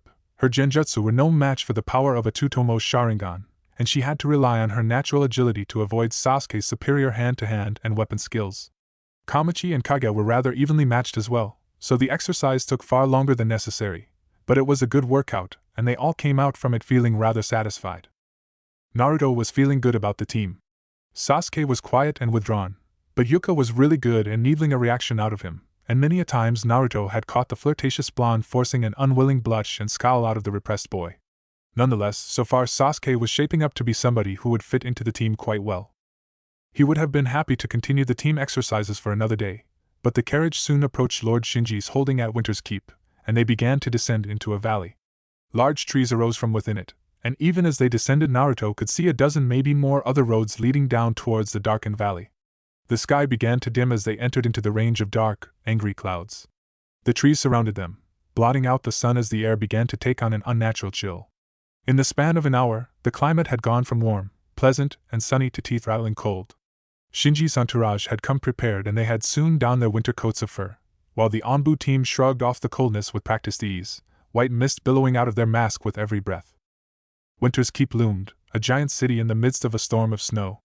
The first thing that became apparent was the giant spire that arose from the center of the city, the Land of Fire's seat of power of the region and the stronghold of the representative of the Fire Court. It was as tall as the Hokage's tower, made from blackened brick and stone, and looked somewhat foreboding as it loomed over the smaller buildings and houses around it. Naruto couldn't really see much of the rest of the city, for the snow piled around their vision as it gently fell from the darkened sky. The carriage continued on unheated though, the paved road staying miraculously dry and free from ice and snow. As they trundled down towards the city, Naruto caught a glimpse of a pair of small obsidian obelisks laid out on each side of the road every so often. Made from the same material as the spire, they had been etched with seals, which glowed with a faint dim light, a mechanism undoubtedly there to keep the routes open and the traffic of trade flowing. Yet, as the carriage approached the outer limits of the city, it became apparent that something was not quite right. They passed only a few other carriages, most of them leaving the city at a rather hairy pace. Then, as they came to the outskirts of Winter's Keep, Naruto became grimly aware that not all was quite right. There was tension in the air, one made up of 1,000 little things: the stares at many of the populace through the carriage, the way women huddled their children away as Lord Shinji passed, and the feeling of 1,000 eyes looking at them. Lord Shinji's entourage had felt it too, and they moved closer to the carriage, while Naruto straightened and signaled his team. In a flash of movement, Kage and Kamachi withdrew from their mobile sentry positions and moved closer to the carriage. The rest of Team Sigma took positions around them, becoming a visible and obviously heavily armed presence around Lord Shinji. The hostility of those they passed lessened, replaced with caution and at times outright fear, but even as more and more men and women moved to avoid them, the eyes that watched them never decreased. Naruto was sporting a frown behind his mask. Under Lord Shinji, there had never been a serious instance of civil unrest of rebellion in Winter's Keep, yet the atmosphere read of a riot that only needed a spark to start. Something was wrong, and as Lord Shinji sent off the last of his messenger birds, he had the sinking suspicion that whoever he was writing to within the city wasn't going to respond. He was right. After 15 minutes, there had still been no response. Naruto thought about delaying the carriage, and he offered the suggestion to Lord Shinji, but the noble adamantly refused, and so they continued. Unfortunately, as the procession moved closer to the spire at the center of the city, that likelihood of that spark kindling a fire became greater. The closer they got, the larger the groups became, and mulish stares began to turn into dark mutters and sneering faces. Most of them didn't even seem to notice the carriage, courtesy of a well-placed avoidance genjutsu by Yuka, but the cacophony of shouts and hollers accompanying the crowds were worrying. The spire loomed above them closer as they neared their destination, but then the road before them was suddenly blocked and the carriage came to a halt. Although the gates to the spire were only a couple of 100 meters away, there was no way they were going to be able to get through the crowd unnoticed. Before them was a giant crowd, numbering in the hundreds and the thousands. Hordes of men and women stood before them, their faces grimy with soot and dirt, and their hands calloused and rough. They yelled incoherently, waving fists with fury, spittle flying from their mouths. They stood in front of the gates, held back by only a few dozen. Naruto spotted a member of the Chunin military police standing on top of the gate, her face ashen and grim as she shouted at the crowd, trying to calm them down. Beneath her were dozens of men and women, clad in padded leather armor and brandishing large shields and batons. Their postures were defensive and wary, and they huddled behind their man-sized shields as all around them the crowd screamed and hollered. Naruto assessed the situation in a single glance, and gave a slight shake of his head. There were only 7 shinobi in the bunch, and 4 of them looked like genin messengers, while one was covered in bandages and was swaying on his feet. Where were the rest of the Chunin officers? Many of the crowd were waving signs, while a small number of others hurled rocks and other miscellaneous objects that belted against the tall shields of the guard. They seemed unorganized and angry, yet many of them flocked around a large man in the front, one who was dressed in rough furs and sported a thick, crimson mop of hair. His beard quavered, he yelled out, his indistinct booming voice rising above the crowd, making an impatient gesture with his hands. The crowd responded with fervor to whatever he was saying and roared with approval as the man gestured and nodded at something. Before the eyes of the procession, a pillar of fire arose. It was with dawning horror and rising fury that Naruto watched an effigy of the Hokage catch fire and began burn, casting a blazing yellow light around the crowd. An angry chant filled the air, and Naruto clenched his fists. Treason! There can only be one king! There can only be one king! There can only be one king! The crowd chanted. The words struck a chord within Naruto, and he remembered what happened the last time somebody had been saying those words. His hands flew and he signed to his fellow members. Kamachi, Tawa, primary mission objective discard carriage escort priority objective to safety. Kamachi and Tawa nodded instantly. They darted over to the carriage, still held underneath the power of an avoidance genjutsu, grabbed a protesting Lord Shinji and disappeared in a flash. His attendants muttered and looked nervous, many of them starting to back away from the crowd now that the presence of their lord no longer held them there. Naruto ignored them and continued giving orders. Daichi, Yuka, Sasuke, form flanking formation Bravo 4, move to assist local. Then, in a flash, whatever plans that Naruto was making were obliterated. At the very corner of his eye, Naruto caught a flicker of light on one of the nearby rooftops, an apartment building at first glance. It was pure chance, the flames of the bonfire casting a brilliant light that, for a single instant, gleamed off of metal. Something flashed through the air, propelled with great speed and unnerving accuracy. At the head of the crowd, the large red-haired man let out a pained holler as kunai slammed into him, tearing through his furs and embedding themselves deep in his chest arms. At the same time, the Chunin police officer, who had so far been doing a fine job in avoiding projectiles, abruptly froze. Something was jutting out of her neck, but Naruto didn't have the chance to see anything else as a thrown glass bottle smashed into the woman's head, and she fell out of sight. There was a sudden hush. Both the crowd and the officers loomed stunned, and for a few seconds, the yells died down into nothingness. The burly, bearded man raised a shaky arm, gurgling on his own blood. His eyes were wild and disbelieving as he pointed accusingly at the officers in front of him. He tried to say something, but his eyelids fluttered and he collapsed to the ground, blood-soaked and dying. There was a tense pause. Both shinobi and civilians stared at each other uncomprehendingly. The spark flew, the kindle burned and the fires were lit. With a furious roar, the crowd surged forward, pushing back the military police even as they slammed their batons into the protesters. The officers disappeared underneath the overwhelming might pressed against them. Even the shinobi couldn't hold back the tide, and although many of the rioters went down under a barrage of shuriken, dozens more took their place. Naruto ignored the rioters, keeping his gaze peeled on the rooftop. Contact! Rooftop, bearing west. Activate bloodlines. From behind their masks, the two bloodline-using males activated their eyes. There was a split-second pause as Daichi and Sasuke analyzed the information gathered by the Byakugan and Sharingan. Then, Daichi abruptly tensed and his hands flew in a flurry of sign code. 3 contacts moving away on escape vector. Naruto gritted his teeth. Kage, Daichi, follow me. Sasuke, Yuka, assist local friendly forces. Lethal force authorized only if necessary. Scatter. In a flurry of movement, the Anbu team dispersed. Naruto took to the rooftops in a blur of movement, his blonde locks thrown back by the force of his movement and the wintry breeze. Kage and Daichi took guard behind him, and they began to chase after the enemy contacts. Naruto's thoughts were whirling, his fists clenched and his eyes hard behind his mask, and he bounded across the rooftops faster than the average man could see. The riot here had obviously not been an accident. No, the chaos happening behind him was the result of an enemy operation. Somebody had gone to a lot of effort to set this up, and for the gains for the enemy was apparent. A riot like this would have significant repercussions for the Land of Fire and Konoha. A planned operation like this was the type of black ops that only a specialized type of shinobi could perform. It was without a doubt their opponents were foreign Anbu. Contact west 2.6 clicks, Daichi signed furiously. Naruto jerked his head and the trio of Anbu changed direction. In the 30 seconds or so that they had been sprinting after the enemy, they had left the inner city behind and had moved towards the outskirts. The buildings here were nowhere near as nice, they were more like huts than homes, and they seemed to be held together just as much mud and bark as bricks. Beyond the poorer districts lay the forest. The canopy shielded the ground from light, and the constant snow significantly reduced visibility.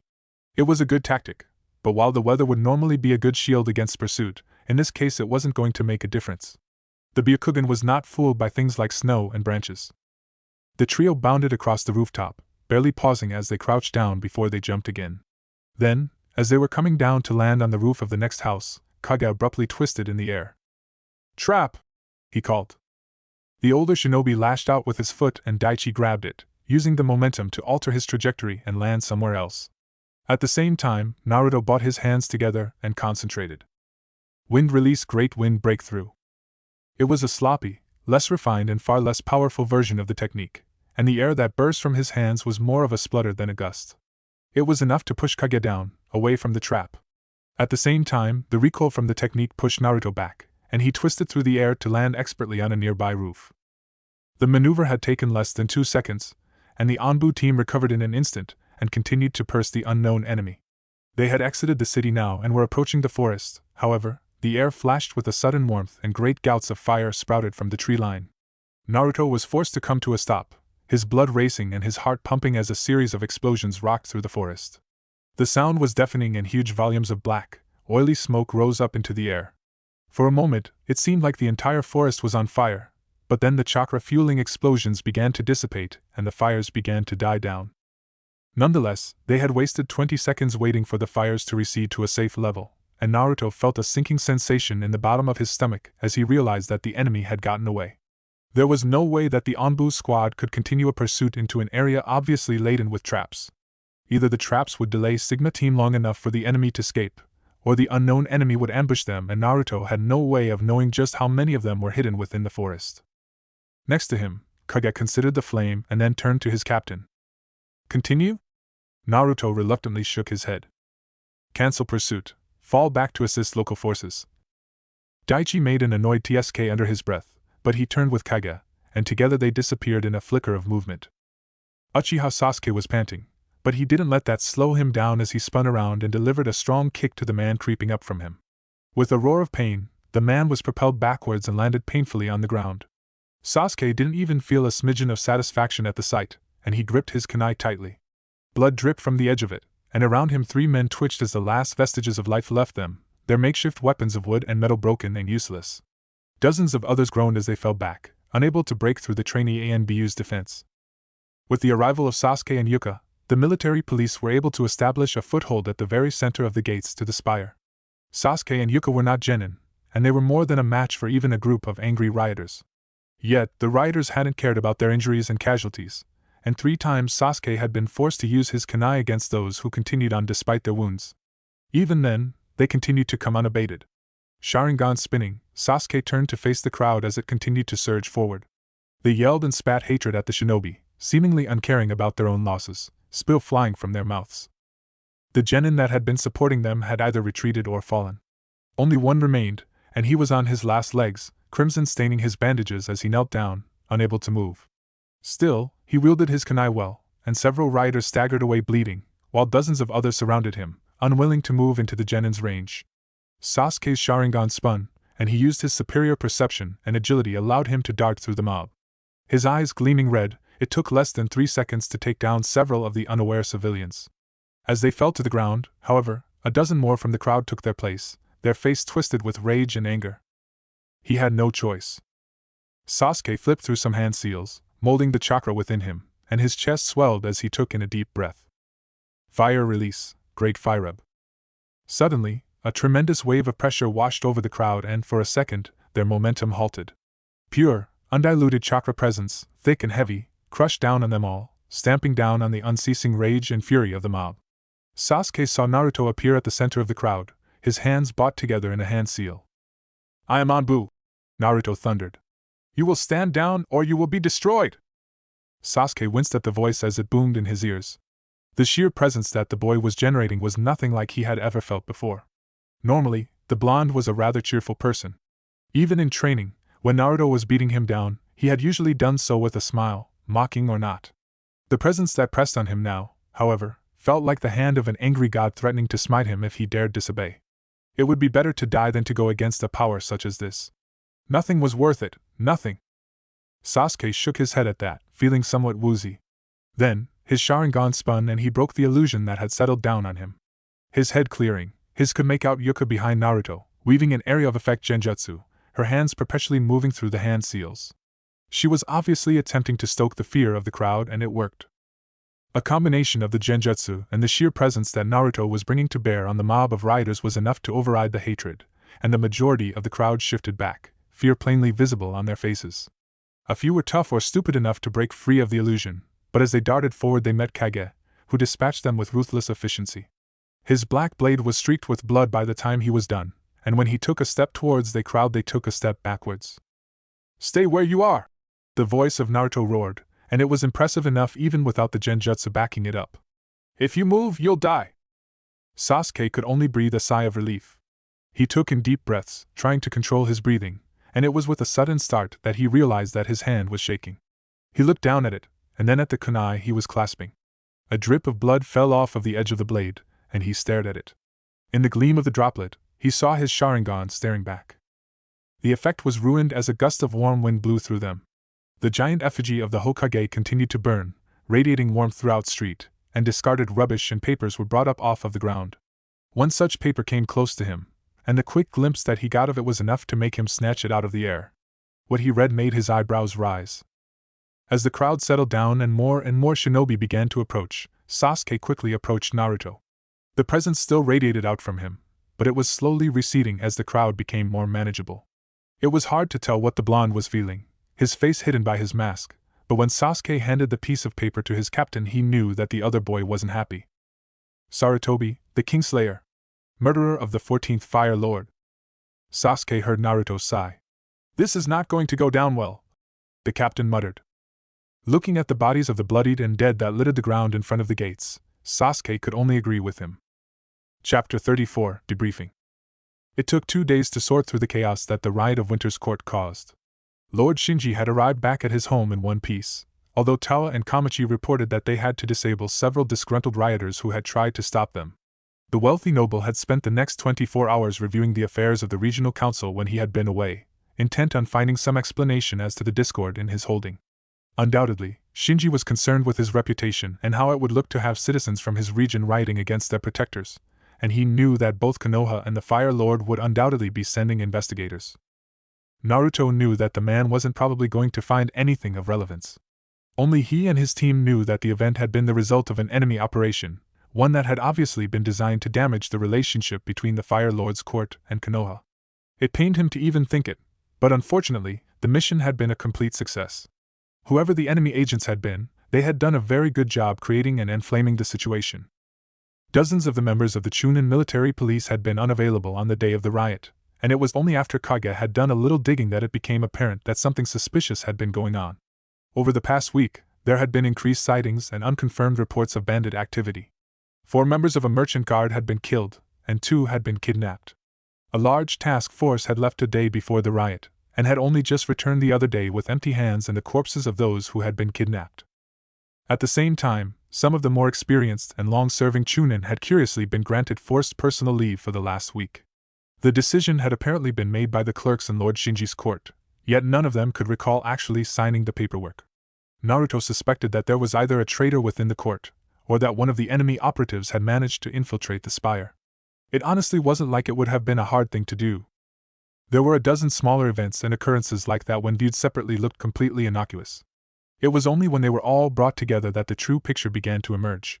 The enemy agents had arranged, through fake highway robberies and careful infiltration, for over 24 shinobi to be absent on the day of the riot. They had left a single underqualified Chunin in charge of police operations, along with a handful of non-combat genin. Then they had somehow inflamed a mob of hundreds, and through means still yet unknown, sent them in a direct line towards the spire. With the careful assassination of a significant respected community leader, they had sent the mob into a frenzy of outrage. At the same time, they had incapacitated the only Chunin with a well-crafted genjutsu, and allowed her to be taken down by what appeared to be a civilian. Despite the fact that it was targeted against Konoha, in some way Naruto admired the way that the operation had been conducted. 100 different variables had been taken into account, and everything had gone perfectly. He had a sneaking suspicion that even Team Sigma's presence in the city had been accounted for. After all, it wouldn't take long before word spread of massed Anbu felling citizens of the Land of Fire, and the damage that information could do to Konoha was not to be underestimated. Truly, the enemy agents had done a fantastic job, and their involvement in the entire affair had only come to light by mere chance. The entire situation would have to be handled carefully.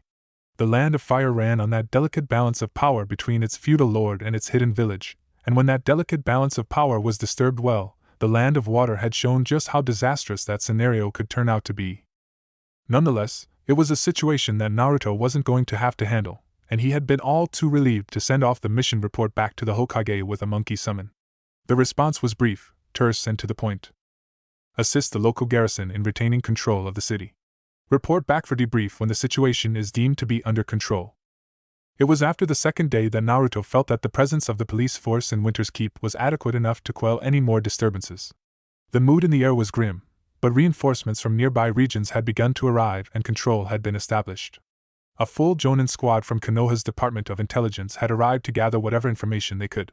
With 3 squads of Chunin backing up the police force, and a series of raids that crushed down on local terrorist groups, the presence of Team Sigma was no longer needed. Hence, Naruto gathered his team and departed from Winter's Keep. As they silently sped through the trees, running towards the top of the valley, they passed a group of shinobi carefully wading through the grass below.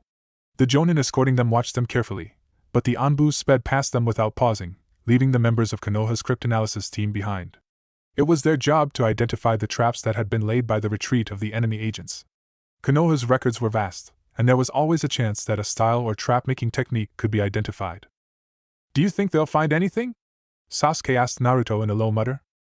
Naruto shook his head. "No," he answered a touch bitterly.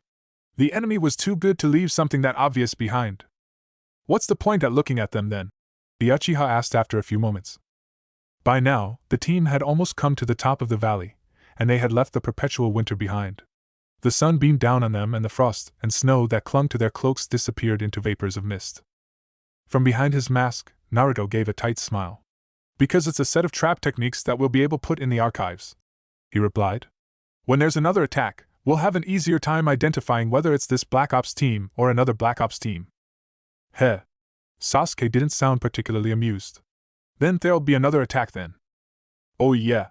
Naruto answered grimly. Why wouldn't there be? After all, for the enemy, their mission was a complete success. There's no reason for them to stop now. Without the carriage of a noble to slow them down, Team Sigma arrived at Konoha in good time. By the time they had arrived back at their home village, the sun was beginning to set. The moment that the Anbu team arrived at the main gate, a messenger had appeared in a perfect body flicker right next to them, a scroll in his hands. Naruto took it, not surprised to see a black ribbon tying it together. All it took was a wisp of his chakra to unravel the security behind the parchment, and he read the missive carefully. We've been summoned, Naruto told his team. He rolled his eyes. What a surprise. The old man better not chuck anything at me. In hindsight, Naruto thought that perhaps he would have preferred the Hokage to hurl a book at his head. It would have been better than the oppressively grim atmosphere that his team had arrived into. The room was dark, and even as the sun continued to set, the lights remained off. The third Hokage leaned back in his chair, the red glow from the end of his pipe casting an ominous glow that highlighted the old man's goatee. Team Sigma knelt before their Hokage unflinchingly as the Hokage stared off into the distance, his face creased into an expression that signified deep thought. Then, after a few minutes, the Hokage stirred in his chair. His robes rustled as he shifted, and he blinked, as if taking notice of the Anbu team there for the first time. Ah, Team Sigma, he noted. A somewhat wry smile crossed his face. Rise. We have much to discuss. Naruto and Team Sigma rose up off the ground and stood at attention. Naruto was at the lead of the squad, and he could practically feel the old man's gaze boring into him. He would have been thankful for the mask that covered his face were it not for the fact that the Hokage was seemingly staring right past it and directly into his eyes. In the end, he averted them, and he could have sworn that he saw a glimmer of satisfaction in the Hokage's eyes. There was a flicker of movement. Then, two figures simultaneously appeared behind Sarutobi. Nara Shikaku was one of them, and his scarred face was impassive, his arms folded in thought. The other was the tall form of the Anbu commander, the shinobi responsible for all Anbu operations. His silver mask displayed his rank and prestige, and it gleamed as the last, dying rays of the sun bounced off of it from the window. It was pretty much settled then. This was not going to be a nice debrief. Uzumaki Naruto, the third Hokage began in a serious tone. You have led a team of operatives under the banner of Konoha into conflict against citizens under the protection of the Fire Lord. Under your command, your team has struck down and killed those our village has been tasked to protect. The Anbu commander shifted. These charges are serious.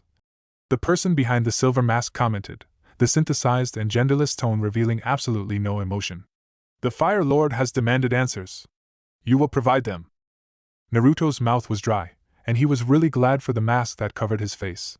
Nonetheless, he was pretty sure that all of the high-ranking shinobi in front of him could see him swallow nervously as he gathered his thoughts, trying to phrase what he was about to say next as carefully as possible. I believe that I completed my mission and followed my orders, Naruto said after a few moments. Our mission was to escort Lord Shinji to the safety of his holding. Every action I took and order I gave was for the completion of the mission. Sarutobi stared down at him, his eyes hard, and Naruto averted his gaze. It was hard to tell what the Hokage was feeling, but Naruto could feel a sinking sensation in the bottom of his stomach. He forced his fears down, ignoring the faint sound of rattling chains, and remained still. The third Hokage made a motion with his hand. Team Sigma, you are dismissed. Go. His eyes never left Naruto, and the unspoken command to stay was obvious. Behind him, Naruto heard his teammates disappear in puffs of smoke, disappearing from the Hokage's office and leaving him alone with Sarutobi. The Anbu commander bent down and murmured inaudibly into Sarutobi's ear. The old man considered whatever it was that he had been told, and then nodded. When the Anbu commander left, there was no smoke and sound, just a flicker of shadows and the execution of a near-perfect body flicker. The third Hokage stared. Uzumaki Naruto stared back. The tension in the air was palpable. Naruto's hands were clenched, his fingers digging in tight against the leather of his wrist guards. Sarutobi puffed on his pipe, letting out a small cloud of hazy smoke, and then put the slender object down on his table. The clack sounded more like a resounding boom, and Naruto gulped as the third Hokage opened his mouth to speak. What's up, Squirt? Suddenly, Naruto was under attack. He instinctively moved to bat away the offender suddenly in his personal space, but he was brushed aside with ease, and a large hand came down on his blonde locks and began rubbing them furiously. Naruto lashed out with a kick, hearing a yelp while squirming out of the man's grip, and leapt away, moving closer to the Hokage's side. Jiraiya rubbed his stomach, a mock look of disappointment on his face. When he noticed that Naruto was looking at him, the look disappeared and he smiled brightly. "Hey, old man," he said. "That right hand of yours kicks pretty hard, you know." A second later, a massive book slammed into the esteemed Sanin's face. Jiraiya made a choking noise from the back of his throat, but to his credit remained standing. Unfortunately, Naruto couldn't say the same, as the book that slammed into his mask almost immediately after Jiraiya's was enough to send him flying. "Goddamn," Naruto growled under his breath. "What have I said about the face, old man?" Jiraiya exclaimed, throwing the book away and pointing at Sarutobi accusingly. "This is my pride and joy. It's my most important weapon in the war against the sensibilities of a woman's heart." Naruto turned to stare at the Sannin incredulously. Was he serious? Jiraiya noticed his look and gave him a reassuring grin. "Don't worry, my young apprentice," he chuckled. "Even with your face, I'm sure I can teach you a few tricks to let you bag some women of your own." Naruto's hand rose self-consciously, patting away at his mask. There was nothing wrong with his face. "Jiraiya," Sarutobi's voice broke through the air, stern and unflinching. "Now is not the time." Naruto straightened at hearing the rebuke in the Hokage's voice, even if it wasn't being directed at him. Jiraiya seemed uncaring of it, however, and he leant on the corner of the Hokage's desk, his arms folded. "It's always the time, old man," the large Sannin said. He smiled wryly. "You need to lighten up. We can sit here and go on and on about how the shit has hit the fan, but it's not going to change anything. What'll come will come. We just need to be as prepared as we can." Sarutobi fixed his former student with a firm look. "I'm not as old as to be needing advice from my foolish student," he shot back. Nonetheless, the heat and sternness had faded from his voice, and he sighed. "What a mess this will become." Jiraiya, seeing Naruto awkwardly standing off to the side, waved the boy over. "Take off the mask. We're all friends here," the Sannin said cheerfully. Naruto did as he was told, while Sarutobi picked up a piece of paper. It was wrinkled, as if it had been read many times before, and Naruto could recognize his own handwriting. It was the mission report he had sent back immediately after the incident at Winter's Keep. "We're in trouble, Naruto," the Hokage said gravely. Jiraiya harumphed at the serious tone, but didn't disagree with the Hokage's words. "The entire situation has become tenuous, and it doesn't appear it will end anytime soon." "How bad is it?" Naruto asked steadily. "Bad," the Hokage replied solemnly. "The events that transpired in Winter's Keep occurred in many other parts of the Land of Fire, some less successfully and others more so. However, only in Winter's Keep did the personal representatives of the third Hokage strike down and kill fire citizens." Sarutobi paused and breathed heavily. "The outcry has only just begun, and it will become much louder as time goes on." "It was a good op," Jiraiya mused out loud. He was stroking his chin. "Masterfully done, actually. I hope the Black Ops unit that set this all up gets a bonus. They've earned it." He spoke in an admiring tone, and Naruto frowned. Jiraiya caught his look and chuckled. "Lighten up, Squirt," he said cheerfully. "Take your feelings away from the situation and look at it again. It's okay to recognize the strength and cunning of an enemy. Actually, I prefer my enemies that way. I'd hate to be beaten down by a moron." He scratched at his chin. "I see," Naruto said after a moment's beat. He steeled himself for the next question, knowing that there was a distinct possibility that he wouldn't like the answer. "What do you need of me, Hokage-sama? Am I to be the next Hyuga Hisashi?" The third Hokage froze, and his piercing gaze slammed into Naruto instantly. Jiraiya lowered the hand he was scratching his head with, looking somber. Naruto managed an uneasy smile, even though his palms were itchy and his mouth was dry. Really, it was okay. If that was what it would take, then Naruto would willingly throw himself on the pyre of sacrifice. It had been his actions that had led to the circumstances the village now found itself in. It was a moment of epiphany as Naruto suddenly realized this was what Hyuga Hisashi had probably felt. Surprisingly, the Hokage was the first to look away, breaking eye contact to stare out the window at the Hokage's monument. The Sannin eyed Naruto shrewdly, and then reached out and none too gently whacked him across the back of the head. "Idiot!" Jiraiya snorted. He folded his arms, looking unimpressed, while Naruto scowled, rubbing the back of his head. "This would have happened whether you were there or not. In fact, it was probably a good thing that you were there. If you hadn't been, all we would have had was speculation. Now we know for sure. There's an outside entity responsible for all of this." "Regardless," Sarutobi said grimly, "even if you had butchered the entire city, we could not afford to discard you like that. We will need your strength in the days to come, Naruto." There was a pause. And of course, he also meant to say that your contributions have been invaluable, and it would be a pretty shitty way to reward you for all of your sacrifice by letting you take the fall for something that's not your fault. Jiraiya added, shooting the third Hokage quite the pointed look. Because, just because we're a hidden village doesn't mean we have to forget the small, important things like doing the right thing. Sarutobi frowned. Jiraiya dash. Yeah.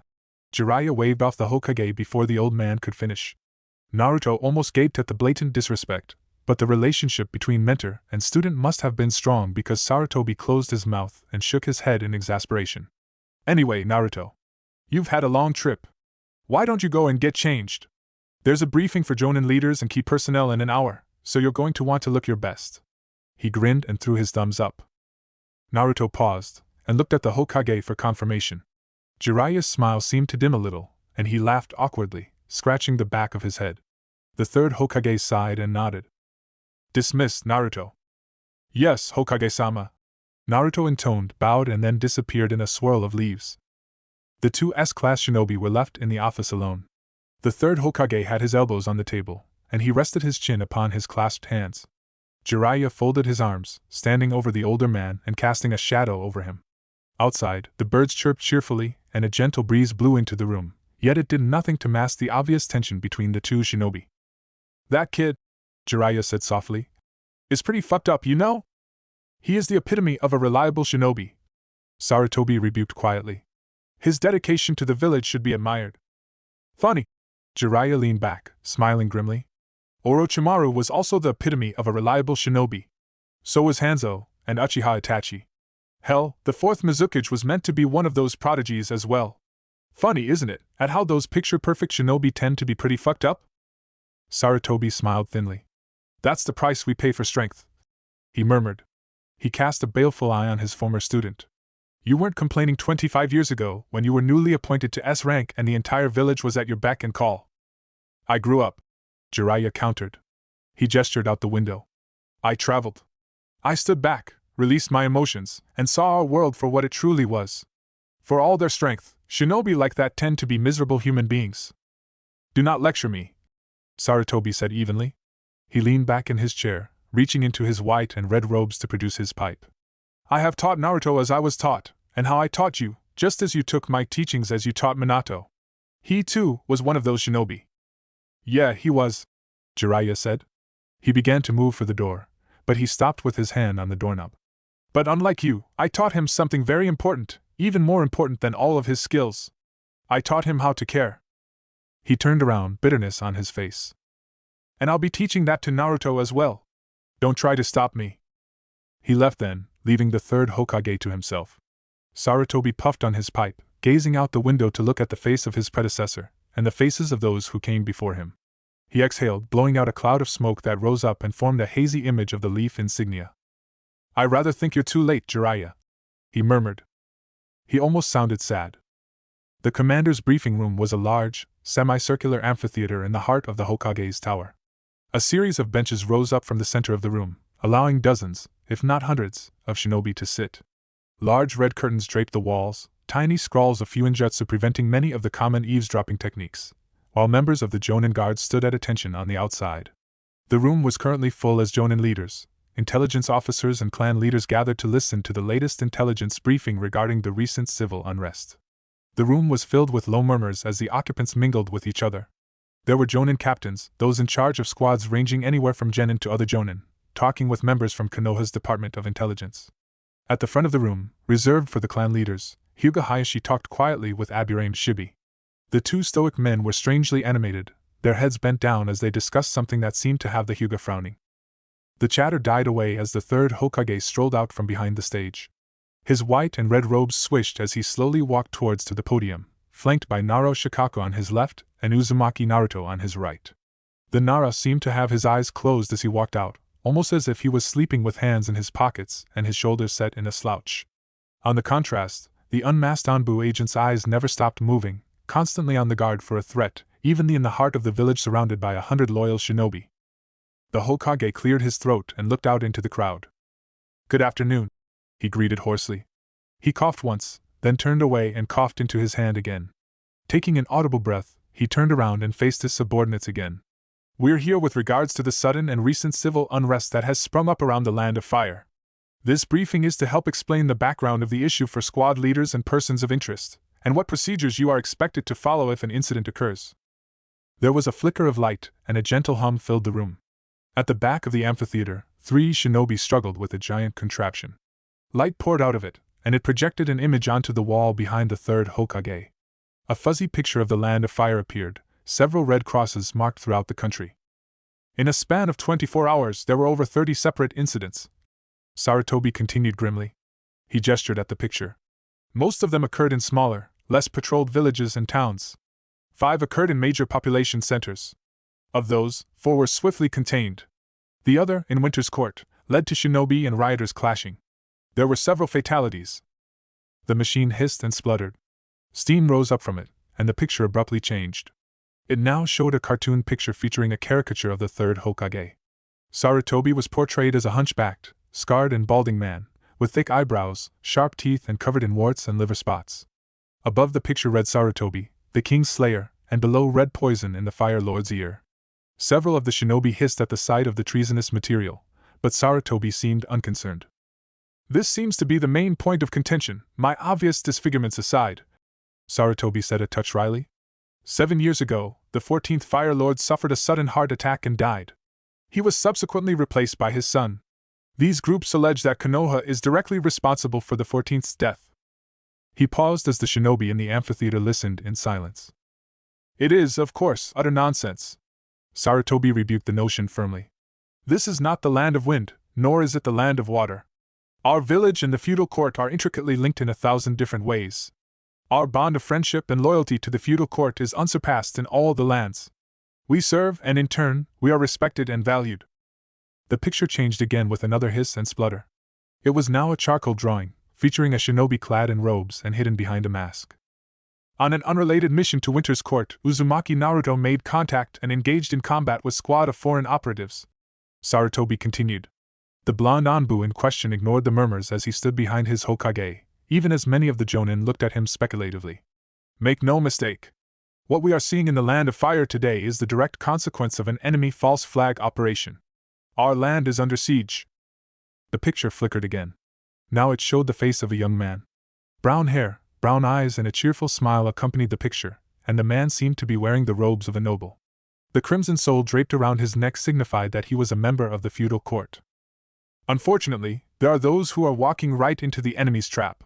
Sarutobi pointed at the picture. This is Minamoto Hideo. He's a member of the 24 Torches, the assembly of nobles that govern the regions and subregions of the Land of Fire. He's young, charismatic, and utterly convinced that the Fire Lord is under Konoha's control. The 24 Torches controls many of the logistical, financial, and local military operations in the Land of Fire. Sarutobi paused. Including Hideo, there are 7 members who are demanding an immediate review of the situation, including strict controls on shinobi placement, funding allocation, and border protection. That got everybody talking, and the Jonin burst into whispers with each other. As professional as the Hokage's voice had been, even he could not hide the disdain at the very thought of it. The Land of Fire was the most prosperous nation in the elemental countries. It possessed great wealth and needed great power in order to defend that wealth from the envious.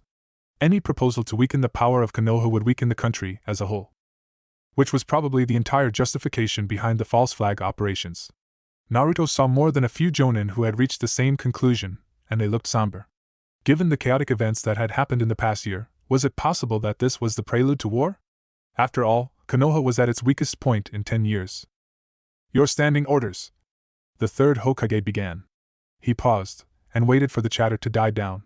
Your standing orders are as follows: carefully observe and record down all instances of civil disobedience and unrest. Any attempt by the civilian populace to impede your mission is to be met with firm, but non-lethal force. Patrol squads and military police had full power to arrest and detain people on suspicion of subversive activities. However, you do not have the authority to detain any member of the 24 Torches. Seek permission from your superiors before you do anything rash, and use your common sense. His eyes raked over the silent auditorium. Be prepared and be careful, Sarutobi rumbled severely. Make no mistake. We are at the verge of something horrible. One false step in the Land of Fire could make what is happening in the Land of Water look like a slapping war between children. We do not want to go down that path. Dismissed. The Jonin rose up from their seats, talking and mumbling to each other as they began to leave the amphitheater. The mood was sour, and many of the experienced shinobi looked grim. Naruto eyed them from his spot behind the Hokage, the latter who had just struck up a conversation with Shikaku. He wasn't a medic nin or a Yamanaka, but even he could tell that the morale in the room wasn't great. Movement flickered in the corner of his eyes. He sharply turned his head, but relaxed as he saw Kakashi striding up to the podium looking completely unbothered. The other two members of Sigma Squad hidden in the shadows knew enough about the man to let him pass without hindrance. Kakashi saw that Naruto was watching him and smiled beneath his mask, waving a hand. "Yo, Naruto," drawled the lanky Jonin. "What you doing?" "You know my job," Naruto replied in a deadpan. He frowned. "Technically, you shouldn't be back here." He gestured at the Anbu agents around him. "You're making me look bad." "Aha!" Kakashi looked a tad sheepish. He scratched the back of his head. "Well, far be it from me to make you look bad in front of your little friends." "That's my team," Naruto countered. He rolled his eyes. "Jerk." Kakashi laughed. "Well, I'd call you a baby or a brat, but you're not anymore, are you?" He leaned down and socked Naruto gently in the shoulder. "Happy 13th birthday." Naruto paused, his face scrunching up in thought. "Are you sure?" he asked a few moments later. He counted on his fingers, muttering under his breath. 5th, 6th, training on the 7th, we left on the 9th, and holy shit, it's my birthday. Like I said, Kakashi answered cheerfully, standing back. He smiled beneath his mask, his visible eye crinkling up. "Happy birthday. Feel free to come to me for any puberty-related advice." He leant down conspiratively. "I'll give you a hint, yes, you are meant to be growing hair there. It's natural." Naruto's eye twitched.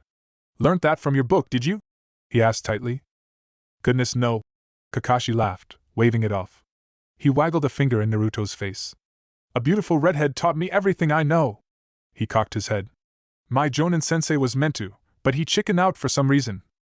"I wonder why," Naruto retorted dryly. Then, he scoffed and let out a chuckle. "You know, I bet you would have made a hilarious preteen." Kakashi nodded sagely. "I was pretty awesome," he admitted. "Learn that from a beautiful redhead?"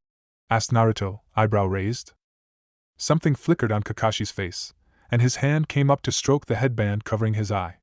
His face became pensive, and the smile that crossed his face under his mask didn't seem fake. "Nah," he answered quietly.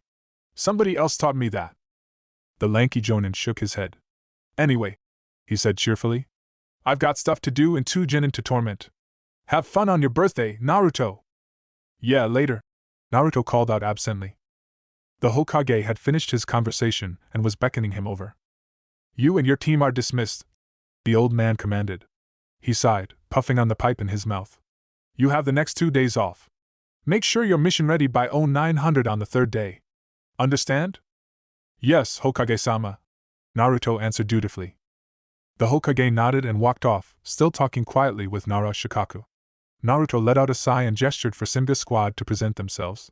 There was a flash of movement, and suddenly there were 2 people standing in front of him, Kage and Daichi. "We'll meet up at Training Ground 74 tomorrow morning at 0800, the young blonde Anbu told them. Dismissed. The 3 Anbu nodded and disappeared in swirls of leaves. Naruto sighed and jumped off the podium. He reached into his flak jacket and pulled out a bottle of water. As he walked out of the auditorium, drinking from the bottle, he heard snippets of conversation from the milling Jonin. Most of it was quiet, speculative chatter, but as he walked heard a snippet that made him pause. "He probably did it," one Jonin was saying to the other. The stripes on his cheeks indicated that he was a Inuzuka. "He didn't exactly deny it, did he?" The other, a thin, lanky brown-haired man, nodded in agreement. "The old man can be pretty ruthless when he needs to be. If it turns out that he did do it, well, it wouldn't surprise me." The other Jonin scoffed. "Man, the old man needs to kick the bucket already and put somebody new at the top. I won't want our village to be dragged down by a—" Whatever the man was going to say stopped in his throat as the other Jonin jabbed him in the ribs and gestured towards Naruto. Naruto was barely aware of the water seeping onto his clothes and dribbling down his arm, his fist clenched tightly around the bottle, his blue eyes hard and his face like thunder. "Ah shit, it's the old man's dog," the first Jonin said, not too subtlety. He folded his arms, looking down at Naruto. "What do you want, Uzumaki? Go bug somebody else. I can't be bothered dealing Sarutobi's pup at the moment." Naruto carefully put his drink bottle away, his heartbeat increasing even as the other jonin around them took notice. He took a step forward, his mouth opening, when suddenly there was a hand on his shoulder, and he was abruptly whirled around. "Captain, you need to come with me," Yuka said urgently. Her mask was on her face, her blonde locks trailing behind her back. "It's emergency team business. Kamachi and Tawa." She trailed off. Naruto groaned. Given the penchant of those two to express their affection for one another in the form of explosive tags and sharp, shiny, metal objects, he didn't even want to know mess the two of them had gotten themselves into. If it needed the presence of their superior officer, it was probably going to be bad. "Let's go," he told her, only pausing to look over his shoulder at the two jonin. "You two need to watch your mouths. Any more talk like that and there'll be an interrogator that would love to meet you." Yuka none too gently yanked him towards Kamachi and Tawa's apartment. They two Anbu operatives lived in the row of apartment buildings over in Sector 7, so it was a quick journey over the rooftops until they had made it. They entered the building, and Yuka practically dragged him up to Kamachi's solid steel door. She pounded on it, and it creaked open. Light spilled out from the crack and Yuka drew back. She nodded at Naruto, and he took a deep breath before he pushed open the door, fully expecting the worst. "Happy birthday!" came a chorus of voices. Somebody pulled a cord and a sign flapped down from the wall. "Happy 13th birthday," it read, and moments later there was a small puff of smoke and a tiny hail of multicolored confetti rained down all over the room. Kamachi, Tawa, Kage, Sasuke and Daichi stood in the middle of Kamachi's apartment. They were all wearing brightly colored party hats, even if Kage and Sasuke had faces of stone. Tawa was holding a bottle, and he raised in Naruto's direction, while Kamachi smiled at him. Daichi gave a cheery wave, and suddenly a set of arms threw themselves around his neck and Yuka's blonde hair tickled his face. "Happy birthday, my cute little captain!" she squealed. She tugged at his cheeks. "Ooh! Look who's growing up to be a big boy. You're a big captain now, aren't you?" "Yes, you are! Yes, you are!" "What the— stop that, get off, ga!" Naruto batted the crazy woman away, and spluttered as he got a mouthful of her hair in his face. The excitable Yamanaka pushed him towards the rest, and Tawa was there to meet him with a grave expression. "Real men," he said. "Drink this." He handed Naruto a bottle, and the young blonde took it gingerly. He sniffed at it, and recoiled, even as Yuka pushed Sasuke towards him. Kage lurked in the background, a quiet but steady presence, while Daichi came up, laughing sheepishly and trying to apologize for Yuka. Naruto took it all in and smiled.